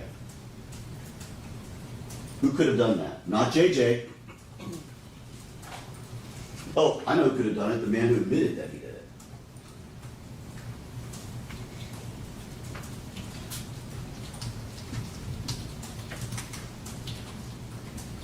Ms. Schlemmer says, you know, she knows me, she knows I'm going to talk about transfer. Of course I'm going to talk about transfer DNA.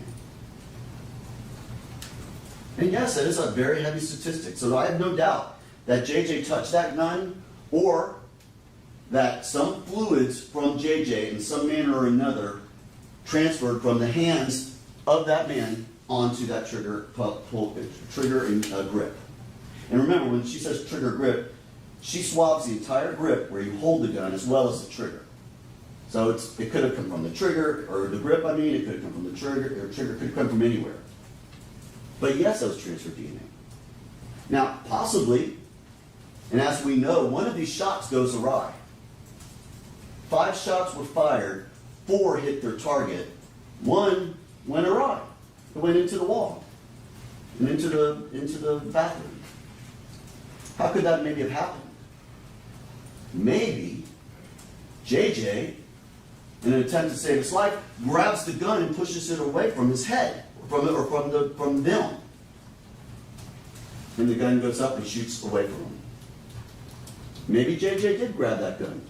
Maybe it was transferred DNA. But there's no evidence that JJ would have shot this gun. He's an 8-year-old boy. No evidence he had any animosity with his sister, any issues with his sister. Those shots were targeted. But also remember, He shot himself. Are we to suggest that he shot his sister 3 times, then shot into the wall, and then shot himself in the head? Oh, and hit his hand at the same time? He didn't shoot that gun. That's silly. It's silly to believe that he would shoot his sister and shoot himself. And that just makes no sense, ladies and gentlemen. No sense. So yes, this DNA was on there, but it's easily explained. You know whose DNA is not on there? The person Ms. Schlemmer talked about the most in the first half of her closing, Shirley Bass.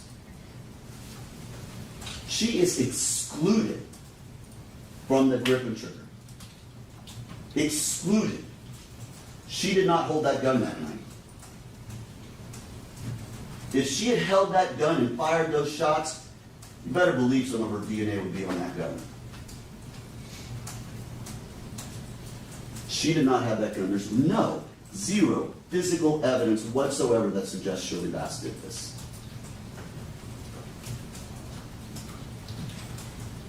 You know, and I know you all may be sitting here wondering, we didn't get to hear from Shirley. I wonder what she said. Well, I'm going to tell you something right now. You did hear from Shirley. All of you did. You heard from her in that 911 call. And I urge you very hard to listen to that call. Listen to it, compare it with the video we have of her outside Daquan Evans' apartment. Listen to how her voice changes, timeline and everything, because I'm going to suggest to you what happens. And you watch this and you will see that this is in fact what happens. And listen to the audio carefully and you will hear this. First of all, notice that when she is outside, the very first time she's outside, and you need to watch the video very closely, and it's hard to see sometimes, but if you watch it enough times, you will know where the door is to the Bass household. You will see her come out, and she comes out at 20:21:15, which is 10:21. So she comes out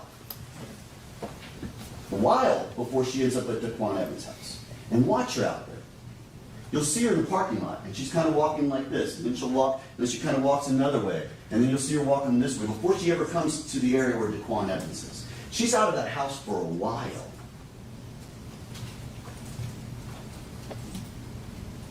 So what does she say when she's on that phone call? You hear her. She's frantic. She's terrified. She can't believe what's going on. She knows there were gunshots in her house. She says, someone shot my whole family. She's petrified. She doesn't know what's going on. She knows there were gunshots. And then she says, I don't know what happened in this house. She doesn't know. She didn't see it. She tells you right there, I don't know what happened in this house. She knows there were gunshots in her house, and she's scared for the safety of her family. But she says, I don't know what happened in this house, but she is scared. You can hear that in her voice. But she's not super confrontational, right? You can just hear she's like scared, and she's not making a lot of sense when she talks.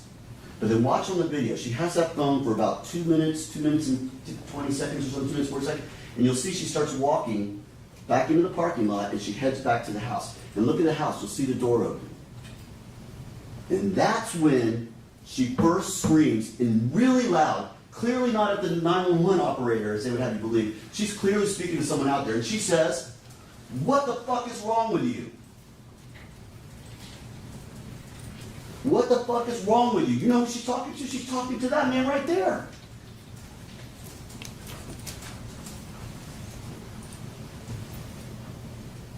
What the fuck is wrong with you? Because she knows he did something. She knows he had that gun, and she knows he did something. But she doesn't seem to really know what yet at this point, because you don't see her say anything, and then she calls him, you fucking asshole. And apologize for my language, but I'm trying to quote to you exactly what was said on that day, on that phone call, which I urge you to listen to. But it's at the 2-minute and 40-second mark. Her voice, her inflection, everything changes, because at that moment, she has now seen Jermaine Bass, and she's seen him holding her boy. She says, that man was playing with his freaking gun. I don't know what the fuck happened. Again, I don't know what the fuck happened. She doesn't know. All she knows is that her husband, of all people,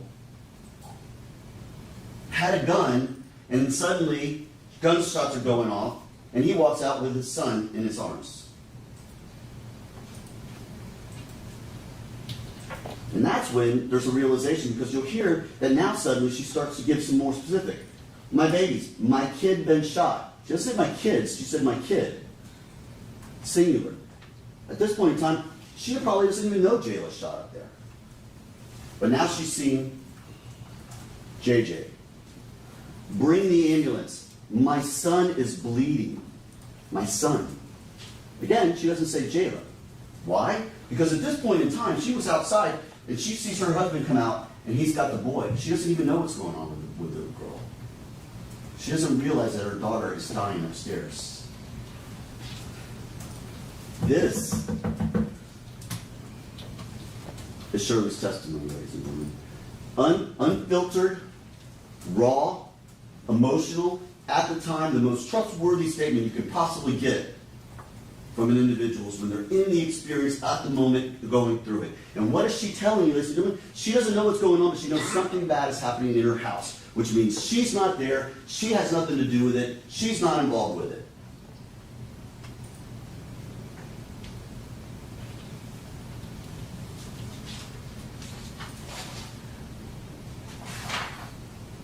The phone disconnects. You hear it come back in. If you listen, you can tell there's an echo. She's inside that house at that point. She yells at him, leave him alone, don't touch him. She says, I swear to God, if my son died, and you can hear all this on that phone call. And yes, she's very rude to the 911 operator, but remember, she's now realizing that her son is shot in the head. She doesn't know what's going on. She doesn't understand it, but she knows that that man right there, Jermaine Bass, has something to do with it. That man playing with his freaking gun.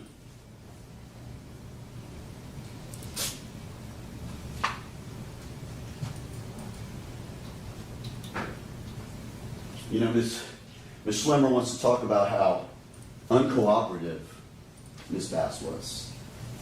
Well, what did the detective tell you?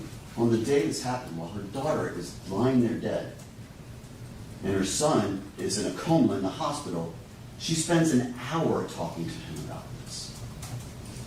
Think about this, ladies and gentlemen. This woman, whole world has just exploded. Everything has exploded. The husband, the man she's in love with, is now being investigated or believed to have shot and killed her daughter, and her son, who could potentially die, is there in the hospital. Her mind is reeling.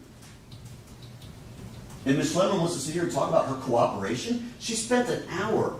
Corporal Gabo told you, she spent an hour talking to me. And he went back the next day and talked to her for even longer.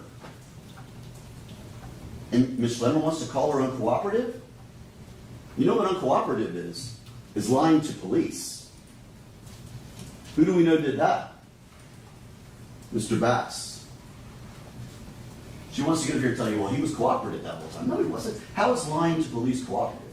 You heard Corporal Gabo, we based our investigation on what he said happened. They weren't looking for a whodunit or who's the other person that might have done this. He told them I did it. But it was an accident. So that's how they're basing their investigation.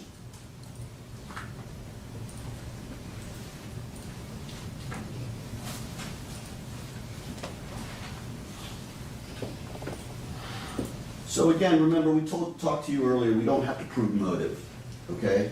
And I think you all understood that, and we went through that in some great detail. But I told you, you're going to get some evidence that something was not right. And I think you heard it. You heard it from China Gadsden, who got up here. And she told you that she was being aggressively tailgated as she left Ruth's Chris. And that's why we presented all that evidence to you, to show you and to corroborate what China said to you. Because we know that that man left those kids alone, got in his Nissan Titan truck. We see him pulling out from the residence. We see him driving down Fletcher towards the interstate. We have his phone records that show his phone going all the way down to West Shore, where he's there for a couple of hours. Not sure what he's doing there, but he's there, waiting, until Shirley leaves, at which point he aggressively tailgates her. China's, what is this guy doing? She doesn't know it's him. The only evidence of anyone being aggressive, acting abnormal that night, is that man seated right over there.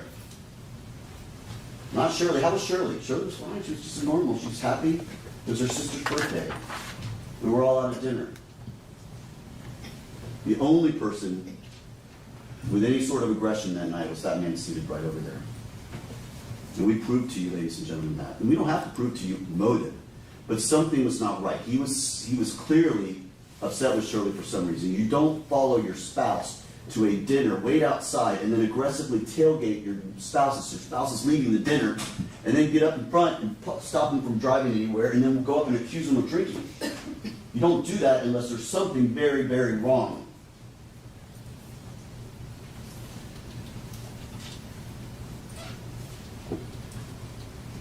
And Jermaine Bass took that anger home and unleashed it on his children. Whether to punish Shirley Bass or for whatever reason, we don't know, but he took that anger out and he put it into his children.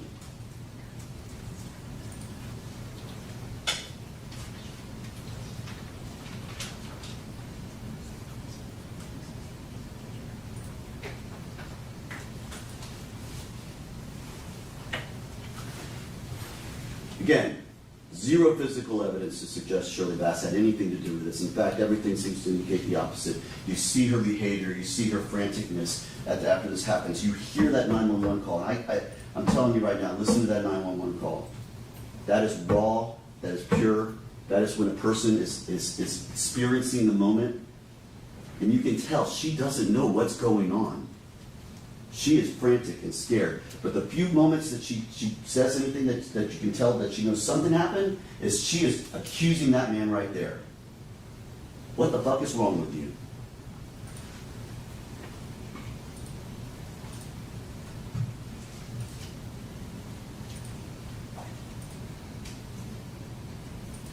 You know, Shirley was the one trying to attempt to get help for her kids. We know Mr. Bass had his phone with him because he made a phone call. While Shirley's out there going, get that ambulance here, send an ambulance. Is Mr. Bass calling 911? And Ms. Schletter says, well, Shirley was doing that. How does he know what Shirley's doing? She was out there. She was outside. She was outside trying to find a man to help her. Someone who could give her a phone so she could call 911. Most likely because she was too terrified to go back in that house, not knowing what's in there. So she finds a man who helps her, gives her a phone and calls 911. And what is he doing with his phone? He's calling his mom. He's not calling for help for his children who've just been shot.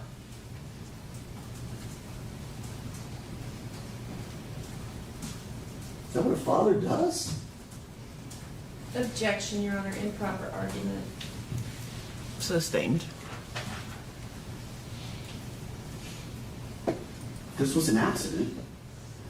I think the first thing you want to do is call and get some help.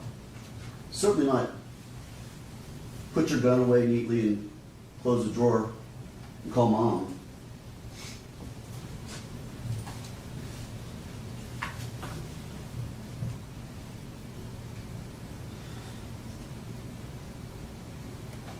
There were 4 people in that house. Jayla's gone. Sadly. JJ, Shirley, and Jermaine are in there. And I've shown you, I believe, and proved to you that Shirley could not have done this. She is excluded from the DNA on that gun. She never touched that gun. At least not the grip or the trigger. Physical evidence does not connect Shirley in any way to this case. Her behavior afterwards is typical of a person who's just gone through a serious traumatic event. What's not typical was the behavior of the father, of Jermaine. So the only other question is, Jermaine or JJ? Well, remember, don't ever forget this, the father is the one who admitted he shot that gun. And that's why Ms. Reeder spent so much time with that crime scene investigator to talk about the angles and everything like that. To show you, ladies and gentlemen, that that shooting came from off the bed. And we know JJ was shot on the bed. And then also ask yourself this. Two people, right? Those two. JJ shot himself in the head? That doesn't make sense. But again, no evidence of close range firing. The angle from which those shooting shows that the shooting came from off the bed. This was not JJ. JJ had nothing to do with these shots. JJ was innocently laying there with his sister, and that man walked in and brutally shot them both. That's what happened. It's so simple. It's right there in front of you, ladies and gentlemen. And you can pick apart a medical examiner's report of up or down. I'm going to object, Your Honor. Improper argument, denigrating the defense. Sustained. We can look at little things like that, but what we don't forget and don't miss the biggest stuff in this case. The strongest, most compelling, biggest piece of evidence. And that is the statements from Jermaine Bass on that night and the statements from Shirley Bass on that night. Look at that physical evidence, and you will know that these shots came from off that head. That excludes JJ. No DNA of Shirley, that excludes Shirley. That leaves that man right there, and guess what? That man admitted he did it. Very simple. This is not a complex case. There is no doubt whatsoever that on that night, on August 29th, 2022, Jermaine Bass, who told you he did, told those deputies that he did it, that Jermaine Bass shot and killed his own daughter, Jayla Bass, and tried to shoot and kill his son. That, ladies and gentlemen, is murder in the first degree, premeditated. Because look at the placement of those shots. Ms. Reeder showed you that. There is a picture of Jayla Bass, and you can see those 3 shots, well placed, all within a very close range. Does anyone think an 8-year-old boy could do that? Really? Sure, an 8-year-old boy can fire a gun, but with that kind of precision and accuracy?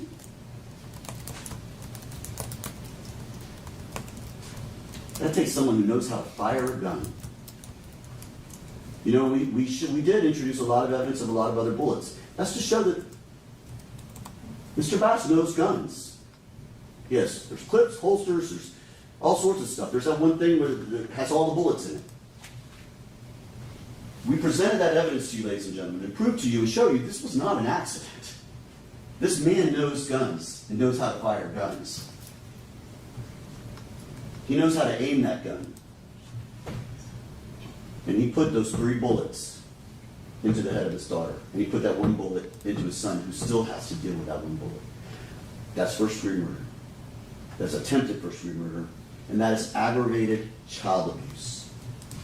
Both counts. It's not only premeditated murder, it's felony murder, because he is guilty of aggravated child abuse for what he did to those children, and that makes it felony murder. And I am convinced, ladies and gentlemen, that when you go back there, use your common sense. Think about what is the evidence to best rely on. The state has no doubt that you will return a verdict for guilty as charged on all